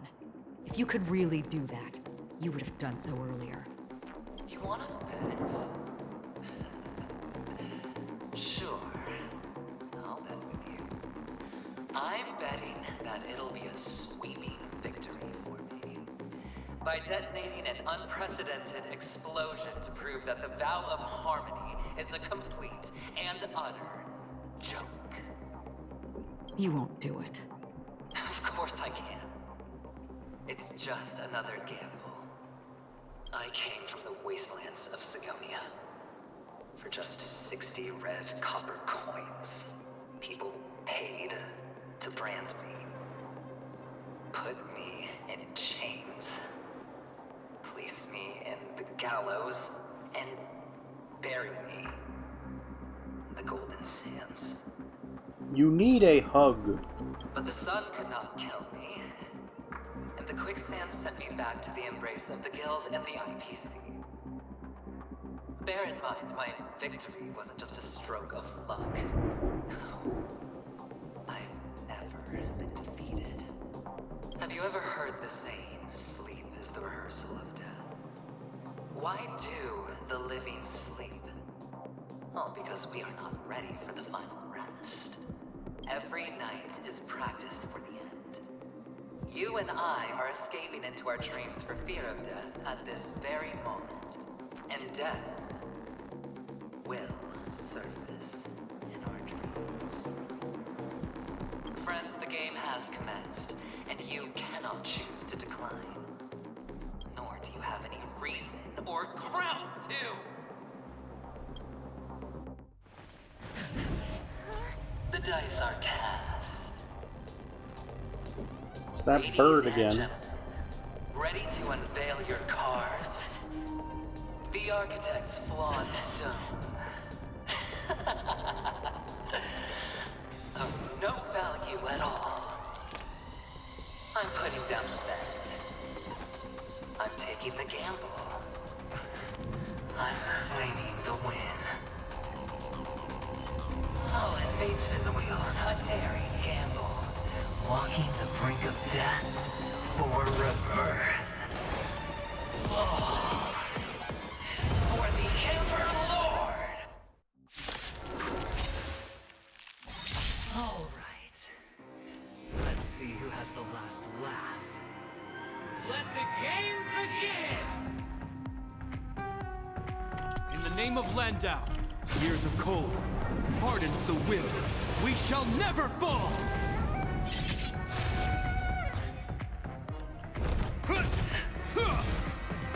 You still deny your sins? They're clear as day. By the will of the 10 Lords, the 10 Lords decree, hereby ordained. Recount your sins. Until I see that light once more, I will protect all beauty in the universe!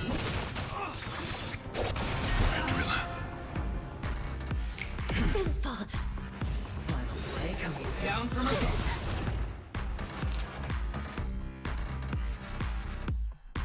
All the best! My oath is to a solitary rose. The beauty is eternal! You're riding a lucky streak.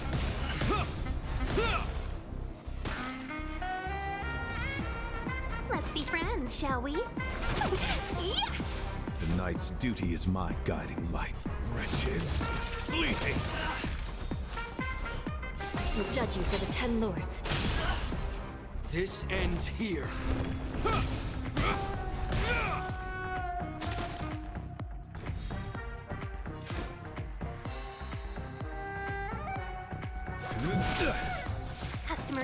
always welcome. 1,000 wonders to raise your spirits. Why are you targeting Hanya? I just won!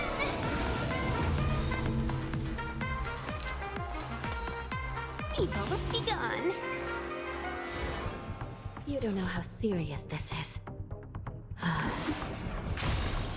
By the will of the 10 Lords, the 10 Lords decree, hereby ordained.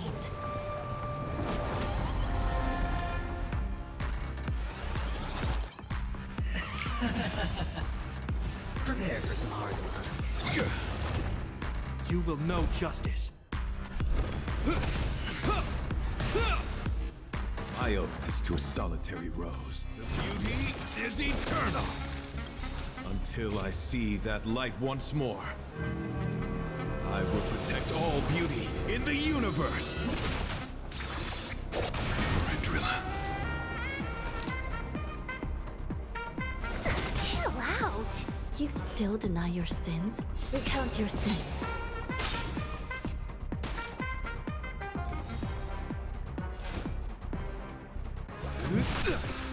You don't know how serious this is. I hope you're prepared.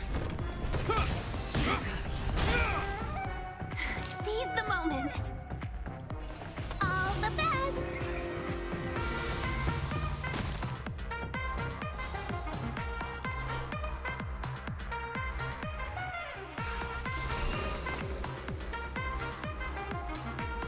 I shall judge you for the 10 Lords. The knight's duty is my guiding light. Wretched, fleeting.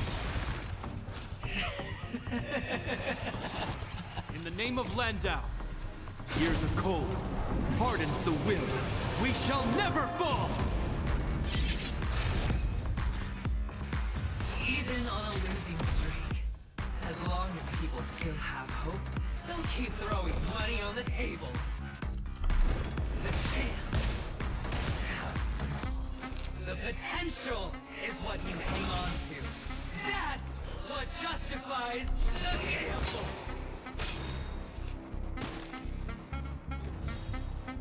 You will know justice.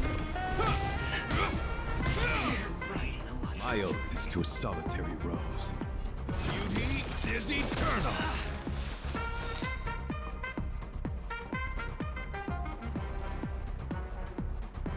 By the will of the 10 Lords, the 10 Lords decree, hereby ordained.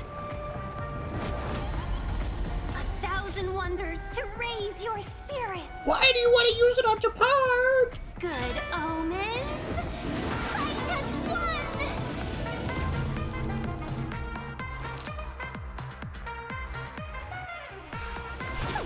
Yeah.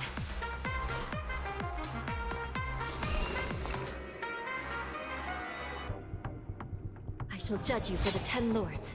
You're right in a final play coming down from above. Scoundrels on board. Wait, what?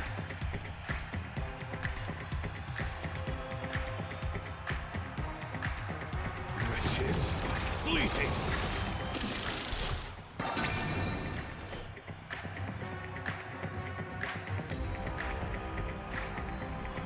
What am I?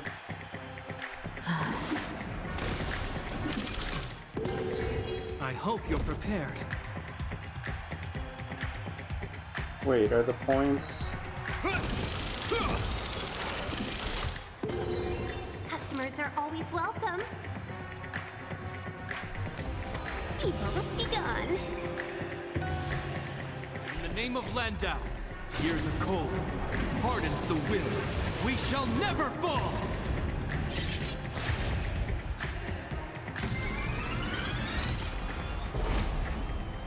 The dice are all or nothing! Going all in. Flesh wound.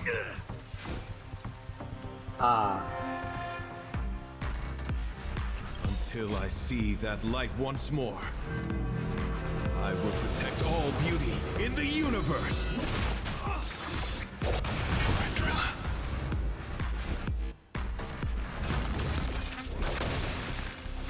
This ends here.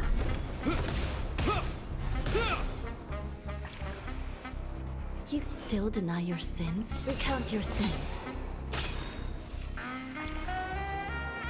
Let's be friends, shall we? By the will of the Ten Lords. The Ten Lords decree. Hereby ordained.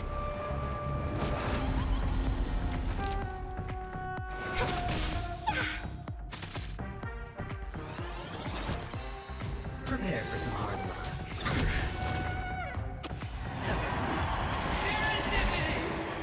The knight's duty is my guiding light.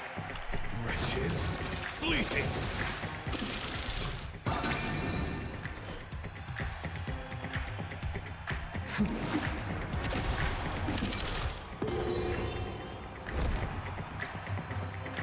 I only have single targets against this. Oh, Japar's ultimate didn't charge. Okay. This is awkward. All the best! Oh, but Thousand wonders to raise your spirit. Yeah. Good omens. Fight us one. We'll gladly use Japar's ultimate right now. Years of cold hardens the will. We shall never fall!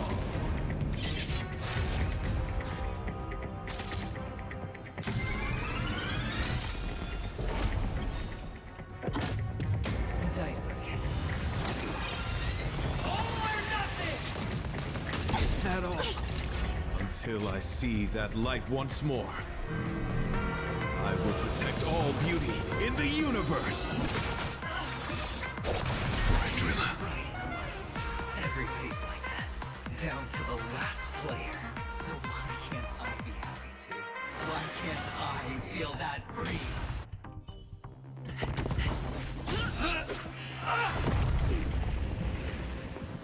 Always hide your ace with a straight face. I'm starting to get a little impatient with you all.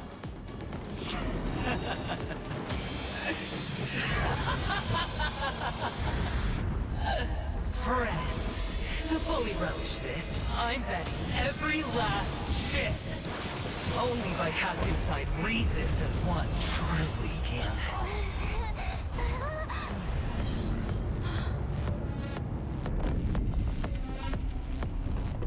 Money. Emanator, I know you'll match my wager, right?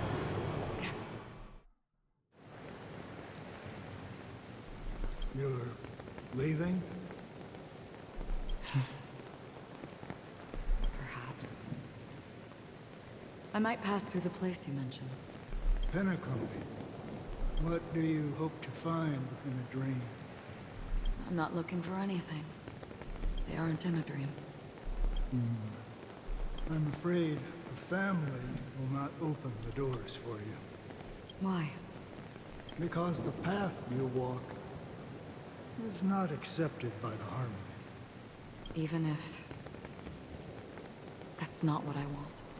Precisely because it's not what you want. Because they are not like other eons. They have never glanced at anyone. And they never need to. They leave woven strands of fate for humans to walk. And together, they weave a great shadow. And this shadow silently envelops them. There are always those who rise from the shadows. They mostly become a part of the shadow. In your eyes, am I the same? You still have a strand of color, but not much. That is enough.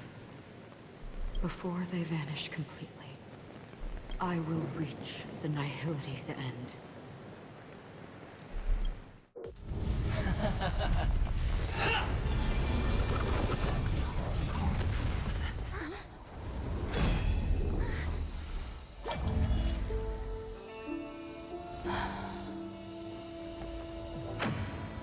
wish to mourn the departed, weeping like rain, to swell the crossing stream.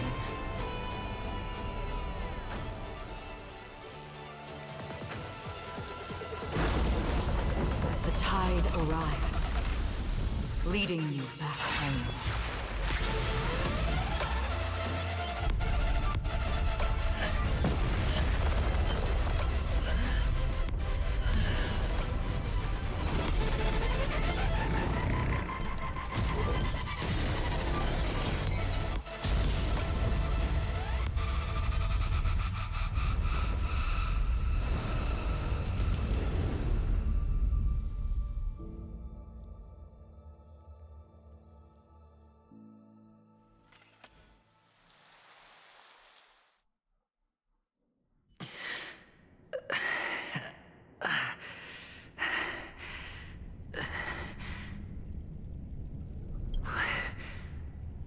What is this place? A gigantic black hole. And see. Have I succeeded?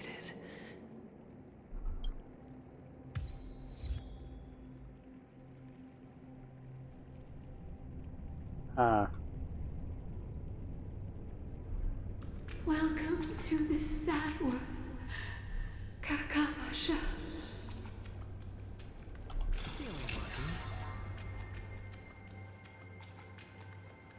Your good luck is the most precious wealth we, all Avgin, have.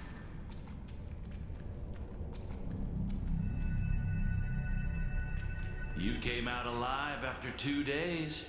It proves that you are the real deal. Wealth, status, power. The IPC will give you whatever you want. As for us, we will reunite in Kakava's next Aurora. Why is it skipping dialogue? It's a pity this is not the place you were expecting.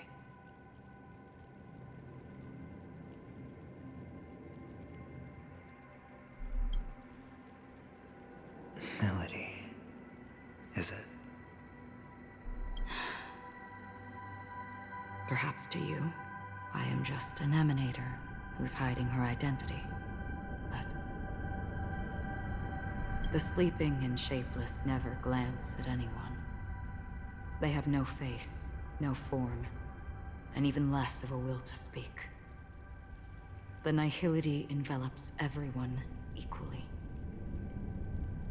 Only some who have gone under their shadow can go farther, tainting themselves with more nihility. That's all. That's all. My friend, you really leave me at a loss for words. So, is this my final destination? The land of the dead? This is all but a fleeting dream. One of the thousands of manifestations of IX. Under the watchful eye of nihility, we momentarily linger here before moving on to our own paths. It's IX, it's not 9? I thought this was Roman numerals for 9. It's just IX? What? It seems that my death has already been determined. Even if you wish for it, I can't promise you anything. Now that you've accomplished your goal, I think you can be a little more forthcoming. What do you mean? Your performance at the theme park was wonderful and grandiose. A simple yet practical technique that fooled almost everyone. No one would have ever thought that you would have gone to such lengths, even staking your life just to prove a fact that had seemingly been disproved long ago. Real death does not exist in Penacony's dreamscape. Why would I do this? Because this is the only way you can uncover a secret that is even more unspeakable than the serial murders. To use this dream death to get there. To that promised land people constantly seek in this grand gathering. Penacony. The legacy of the Watchmaker. The true land of exile. How did you find out? I never imagined that something I learned about unexpectedly would become the key to connecting everything. It's our Stellaron friend's identity, isn't it? I see you're in the know. Let's just say I'd put money on the possibility. The murder isn't nearly enough to disrupt business as usual. Even if there were 1 or 2 murders on Penacony, most people wouldn't be personally affected. And that won't create any waves. This dream of theirs isn't a boundless sea. It's a lonely island. The family used the Harmony to build a high wall and isolate them from the vast and treacherous ocean of the outside world. That barrier they built keeps death out. But it also keeps the secrets that are lost in that watery abyss from floating to the surface. In a beautiful dream, free of suffering, who would want to go fishing for those secrets? No one. Unless someone goes to the other side of the barrier and lives to tell the tale. Someone already has. I got the idea early on, chewing on that masked fool's little hint. If a mute isn't someone who cannot make a sound, then it has to be someone who cannot speak. Someone who survived the treacherous depths, but is unable to take the stage and speak the truth. Well, I'm happy to know she's safe and sound, and still on Penacony. Hint. Is that not proof? Well, proof is the one thing I don't have. The only thing that can prove these conjectures is for the family to come clean. And with the way they buttered up these outsiders, it seems pretty clear they're intent on covering their tracks. But you don't need proof to have a suspicion. And for me, suspicion is enough. I didn't need to find the Memory Zone meme. I just needed for someone to kill me like it killed that silver-haired girl. You don't sound very confident to me. Going out of your way to make citywide broadcasts in an attempt to involve more people. You are simply betting on the possibility of someone being able to break down the barrier.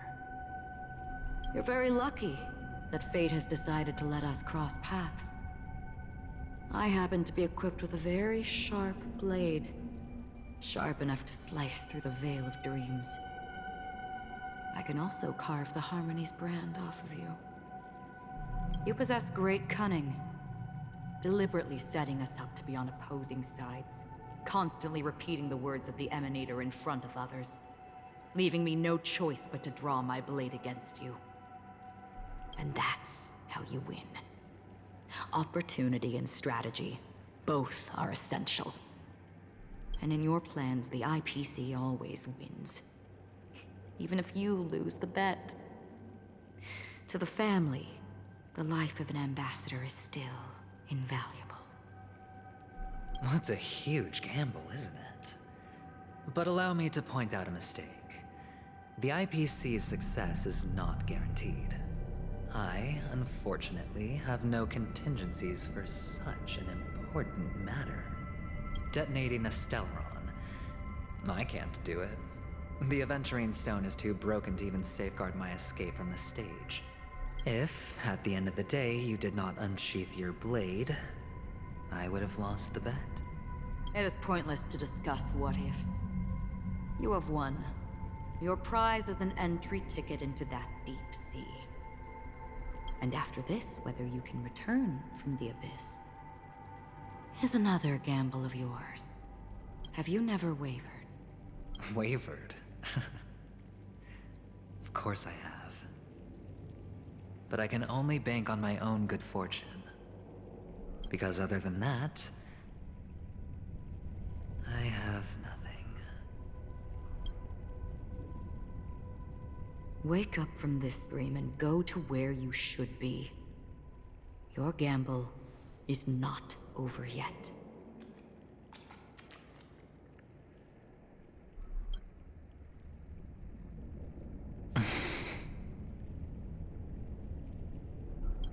Before we part,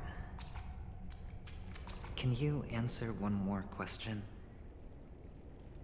As someone who has traveled on that road, can you tell me, why are we born into this world? If it's just to die. I don't think this and never have. Nor do you. But the nihility envelops you and I. And everyone. And because of that, it's pointless.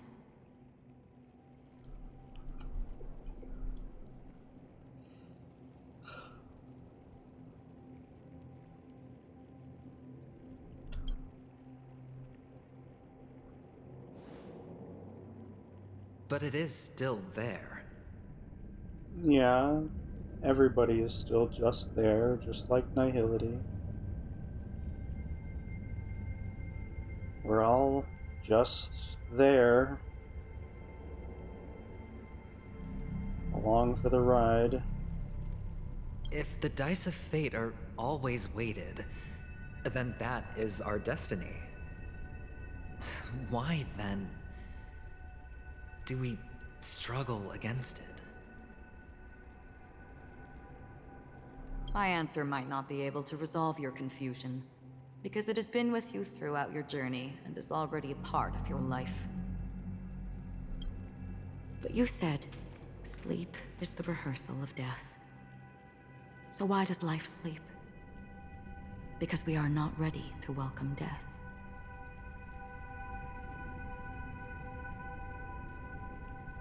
So you can definitely understand why we want to be prepared. Even if the ending has been predetermined, that's fine. There are countless things that humans cannot change.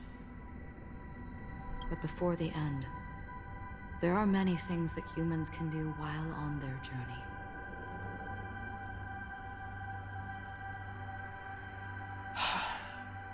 And because of this, the end will thus reveal a completely different meaning.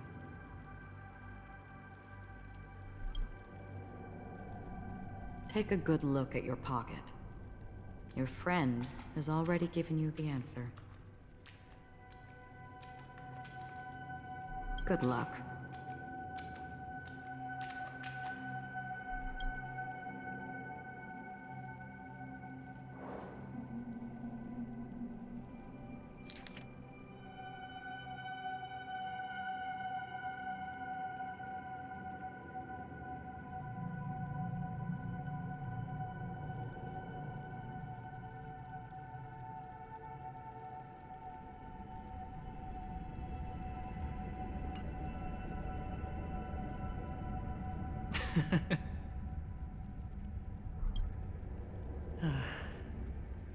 Then I shall get going.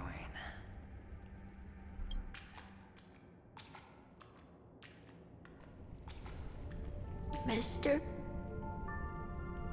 You're leaving? You ultimately chose to leave this dreamscape?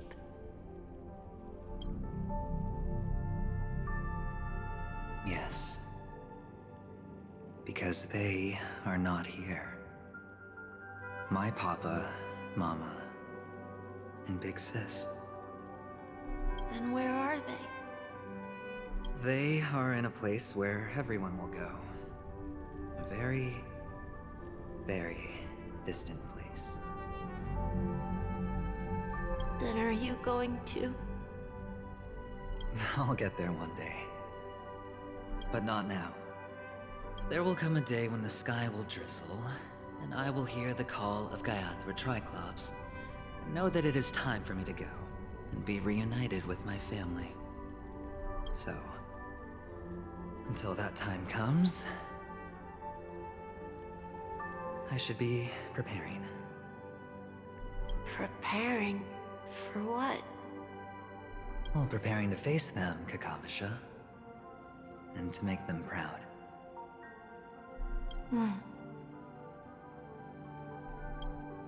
I know you'll be able to do it. Good luck. Well, of course.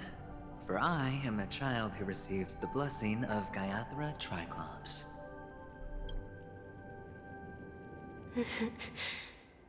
But you still seem nervous. Well, I seem that way because I am nervous. You know what? Maybe you can help. What do you say? One last time? Put our palms together?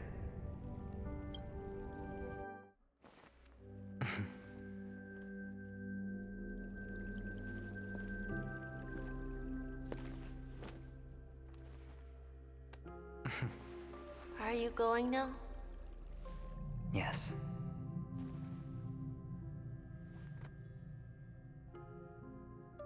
May the Mother Goddess thrice close her eyes for you, keeping your blood eternally pulsing. May your journey be forever peaceful, and your schemes forever concealed. Our paths will cross again beneath Kakava's shimmering auroras. Farewell, Kakavasha.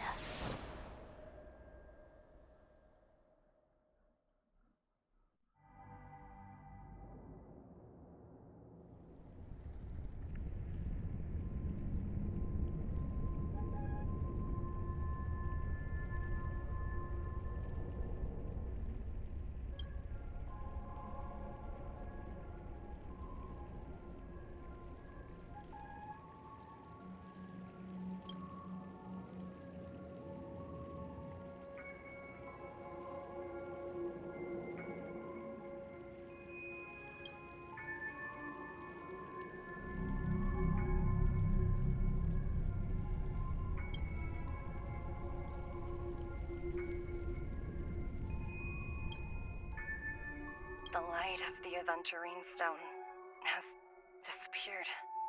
This only represents one outcome.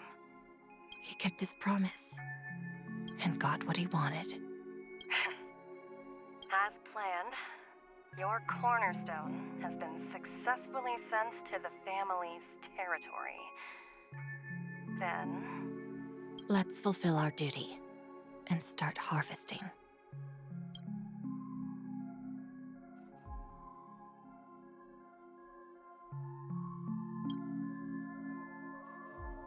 I come for an audience. I come to fill wine, and I come to claim.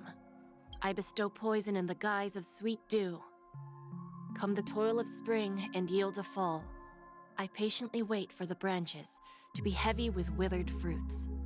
All for the Amber Lord.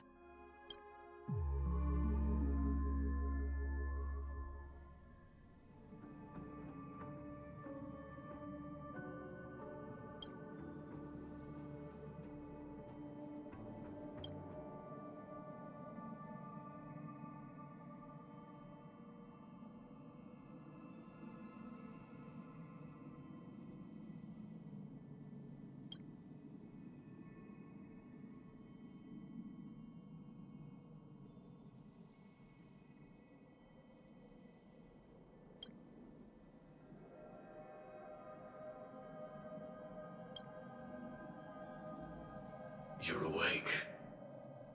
I've been waiting on you for quite a while. Ah. Hi, Sam. You've met me before. I'm Sam, the Stellaron Hunter. I originally planned on showing up earlier to reveal some truths to you. But I encountered more roadblocks than expected. 11 times I've tried, but ended in failure. Before I knew it, this world and I became too intertwined, and it became too difficult to escape the constraints of the script. Elio is right. In this land of the dreams, you and I will reap unforgettable gains. I don't know people's hearts as well as he and Kafka do. Nor do I have a specialty like Silverwolf and Blade.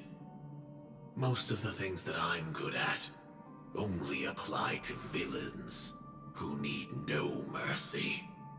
So, there is only one method that I use. This is to show you.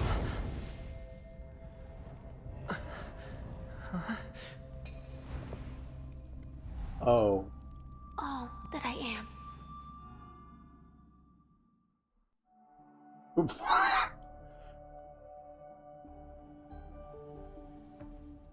Labyrinth-like corridors and halls? Traps everywhere? The owner of this mansion must be a bit paranoid.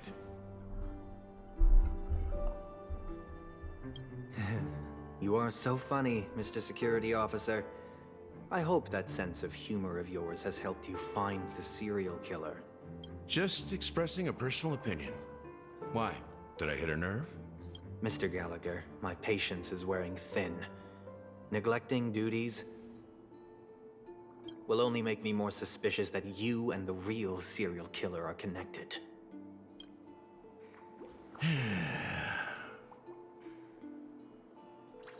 Scoundrel, punk, drunk, hooligan. I have heard this trash talk all too often. But I have never once thought that I'd be treated as an accomplice to a murderer. I take back what I said. Your problem isn't paranoia. You're just crazy, you know? Lunatic.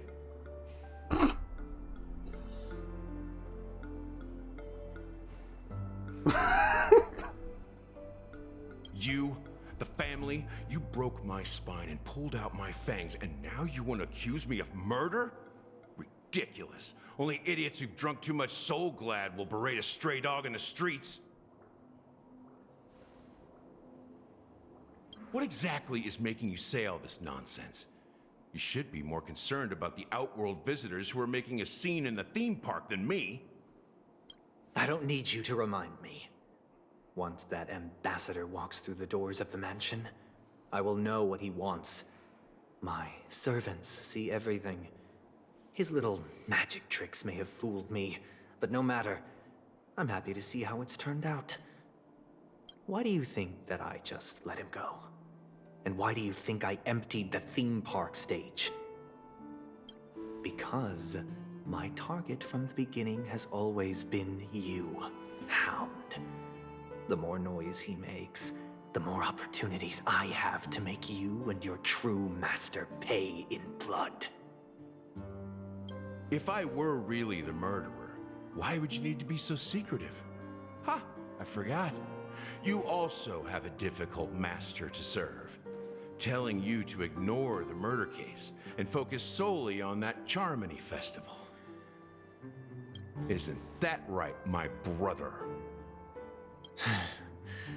Looks like your disguise has helped you successfully understand every facet of the family. Disguise?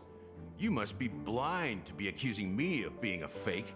Open your eyes, take a good look. Gallagher, please just physically slap him. Indeed, every part of you is real. The brown hair, soft and curly like Benny's. The orange eyes, which make me miss the gaze of Sir Whitaker. That odd scar, the mark of Wolsey. And the gray vest, tie, hound emblem, bottle, the bartending, and your role as a security officer. These are all true traits from all 52 loyal family members. When they are gathered, countless tiny truths are woven together into a lie. You collected a small piece of each of them and claimed them for yourself. Then you invented this facade, a complete Gallagher. Tell me I'm wrong.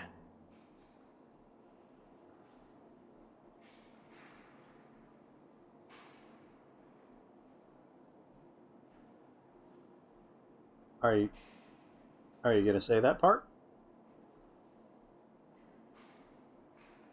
You gonna say that part? You're not saying that part. I didn't skip dialogue, it's still there.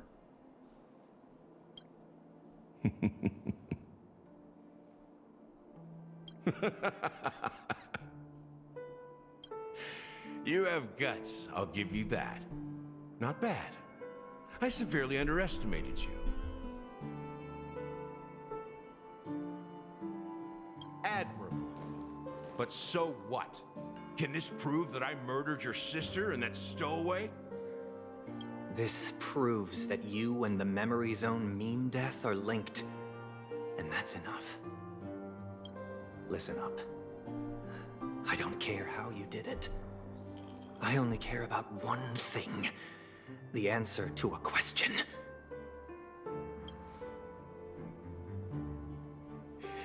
You devil. You wretched, despicable dog. Why did you kill her?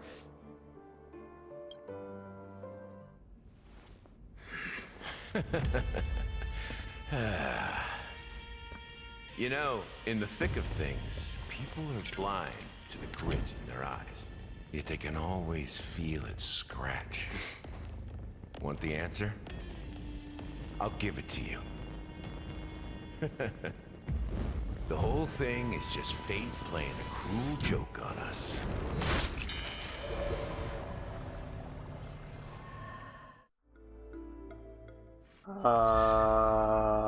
I'm sorry, what the fuck?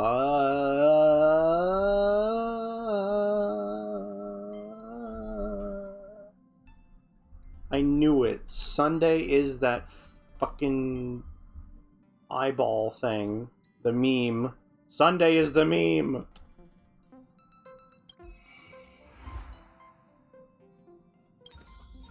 Oh my god, and that's the end of 2.1, I guess. Oh, hi Misha, how's it going? Okay.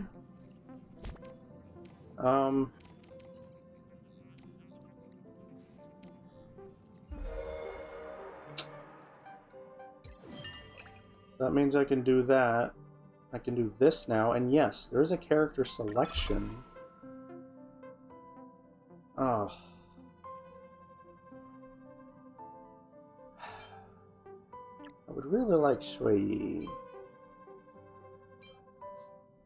I don't have Misha. Or I could E6 Gallagher, who's fucking dead, just like, Firefly. Except, she's not dead. It is confirmed by the game itself. Firefly is Sam.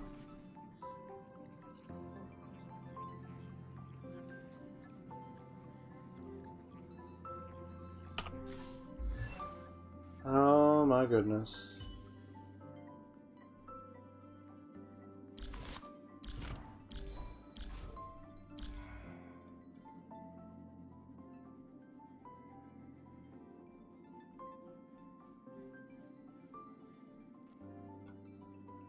God, there was so much, like, stuff that was just Aventurine. Like, I don't think Acheron got nearly as much, like, pure screen time. I'm not complaining, I'm just curious why they did so much Aventurine backstory.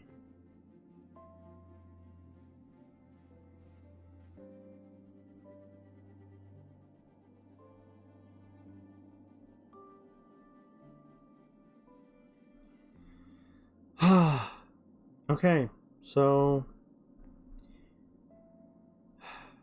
I probably wouldn't have done all of this in one sitting anyway. So I guess it's fine that I got disturbed. How much time is this now? 8 hours. Oh my god. Uploading all of this is gonna be a nightmare. But there we go. There's me playing Painaconi, Honkai Star Rail 2.0 and 2.1. Sheesh. Oof. My eyes burn and my head hurts. But that's without this game anyways, so... Oh my goodness.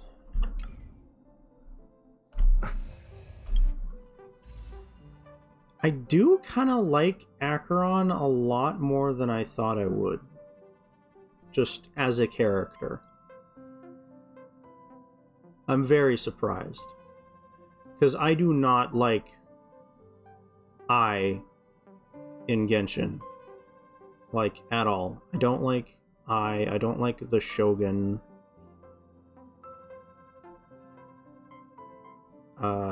So like...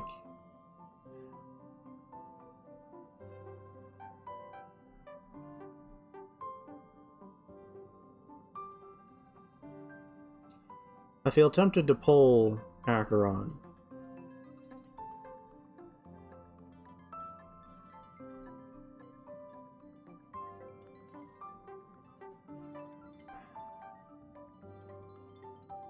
Or I could save up for Aventurine in 16 days. Which was my original plan even before learning everything there was to currently know about Aventurine. That's just kind of what I do. I pull for the guys, and if I like a girl's character, then I'll pull for her. Which happened with Gwenaifen and Hanya. I kind of wanted Huo, but I usually stay away from children because children cringe. And I like Branya, so like, it's just, I can't actually pull for Branya, you know. But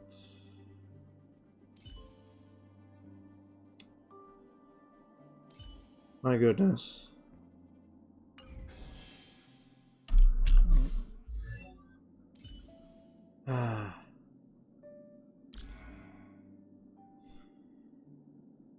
Oh boy. Okay, so yeah, Panettone does not... Well, actually, Panettone's main story feels like this is maybe like the halfway point? Perhaps?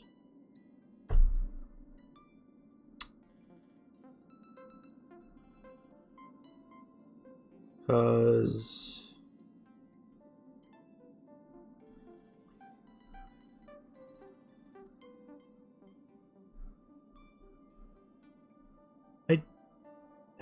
Okay, so Firefly is not dead. Which kind of makes me doubt Gallagher is actually dead too. But Sunday is the meme. I don't know why they chose that word, but Sunday is the meme.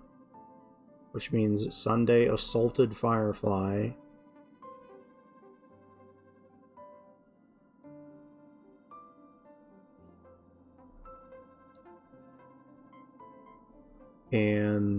But it does not seem like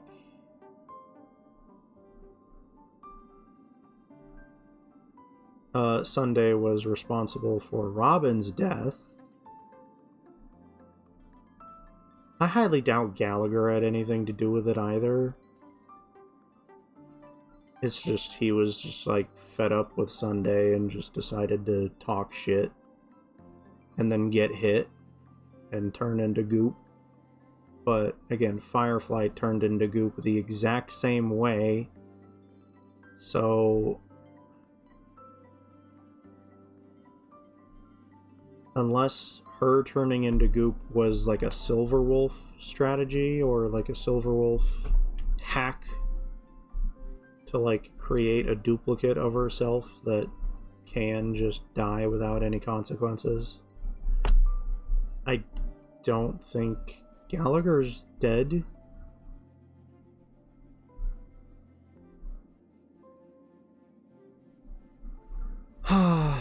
But like, I don't know, I was really excited to pull for Sam. But if Sam is just gonna be Clara 2.0, I'm honestly kind of not interested. Which is unfortunate. Because, like, I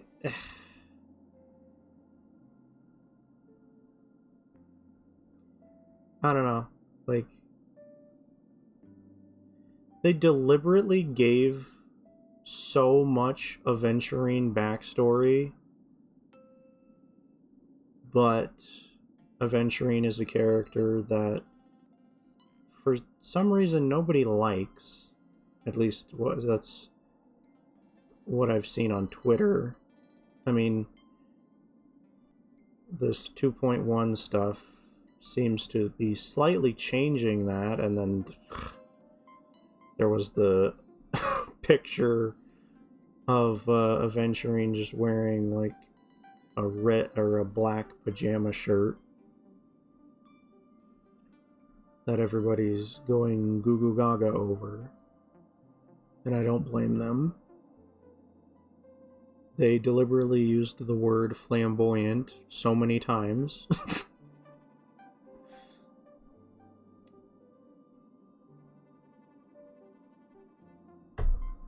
But like, I honestly just like, I kind of completely stand with both Acheron and Aventurine. Aventurine literally could only do what he could do, and he did exactly what he only could do to... Again, he wants to destroy Painaconi, and honestly, I don't blame him. Painaconi is a waste of everyone's time, and I don't really trust Harmony. I think... Oh, yeah. Like, is Dr. Ratio actually a Genius Society member, too? And does he work with the IPC, too? Well, I guess technically Herta does? I guess? Or... I don't quite remember. But, there is a lot to think about. But yeah, well, still don't quite know why Acheron came to Painaconi. I mean, there was a slim, vague explanation with that, rainy parasol sequence with her.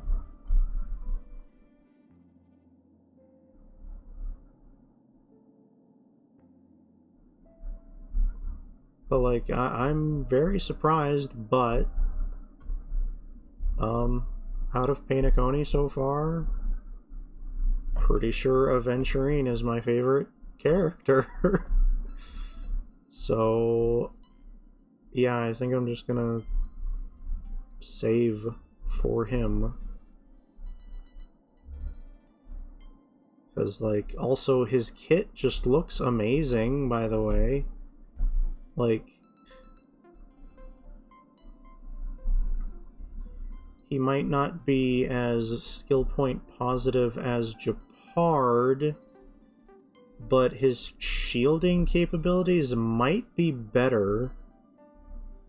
And he has follow-up attacks. And he synergizes with other follow-up attack characters because his follow-up attack has a higher, like, proc, like, frequency with follow-up attack characters specifically. And his ultimate does inflict at least one debuff. So I can definitely see Aventurine synergizing with Blade. I mean, I guess Jingyuan.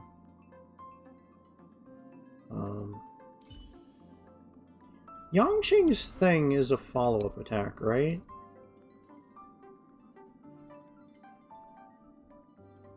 Yeah. His fixed chance thing is a follow-up attack. A bright edge that can cut jade, and the stars shift within it. A fine sword indeed. So yeah, Yangqing definitely works.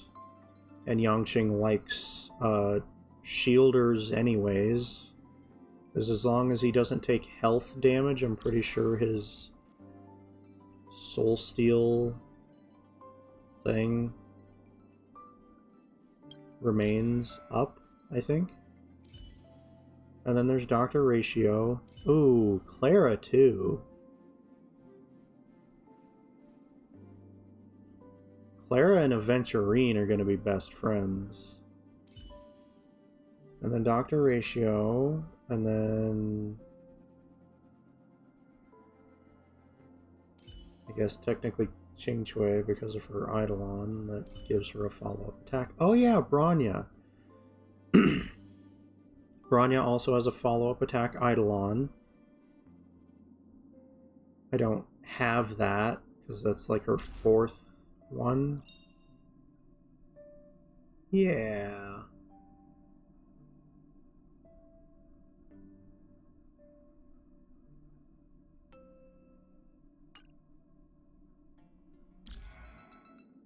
I don't have E4 Bronya, but, you know, eventually I probably will.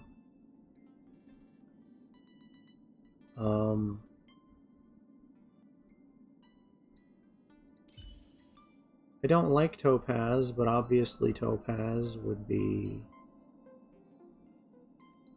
an option. Oh yeah, March has a follow-up attack, huh? March would work if I ever decide to build her. I think... Oh, or well, there's also Herta and Himiko. And Sui, but I don't have Sui yet. I can get her in that event, but I don't know if I'm going to yet. But yeah, even though I'm iffy when it comes to preservation with Blade, Aventurine would work with Blade.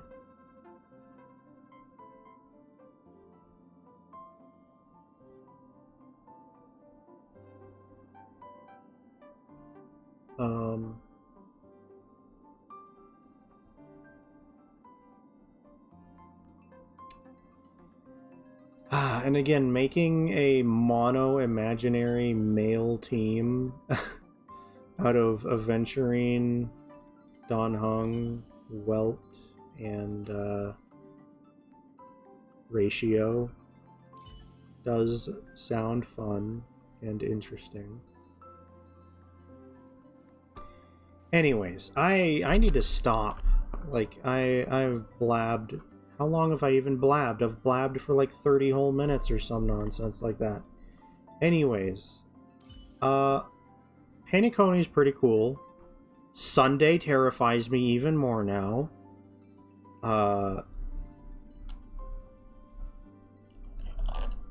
Gallagher's totally not dead. Aventurine is totally not dead. Huffing copium.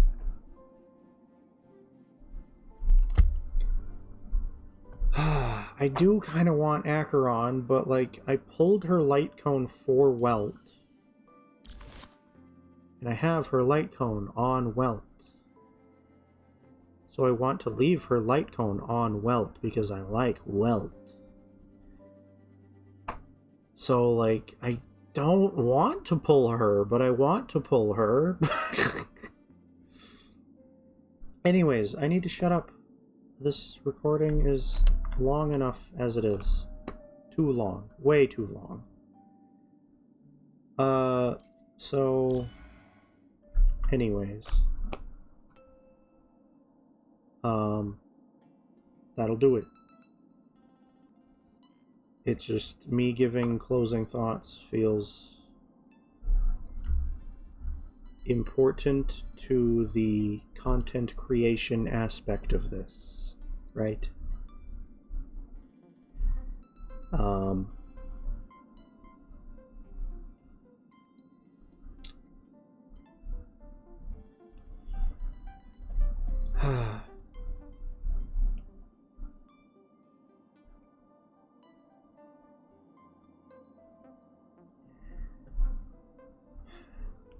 Do I even have anything else important to say?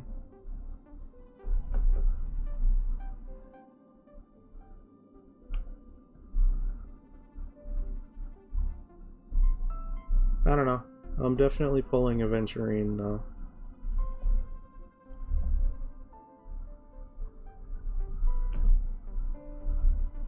Aventurine's cool. I'm starting to even wonder if Sunday is going to be playable. He's starting to feel like Cocolia to me.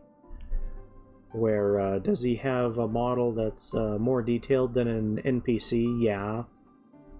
But is he going to be like the final boss? Kinda starting to look like it, even though... Well, yeah, I don't know. I don't know if Sunday's even going to be playable. But yeah. Hooray. That's done. Soon I will record me doing Warframe's Dante Unbound update, I think. Yeah, that'll be next, and hopefully that'll be very soon after this uploads. So, yeah, there we go. I should sign off. I need to stop talking. I don't know how to start or end things, but here I go ending. Have a nice day. If you got it this far, thank you. Seriously. Because, wow. That was a lot. Okay, goodbye.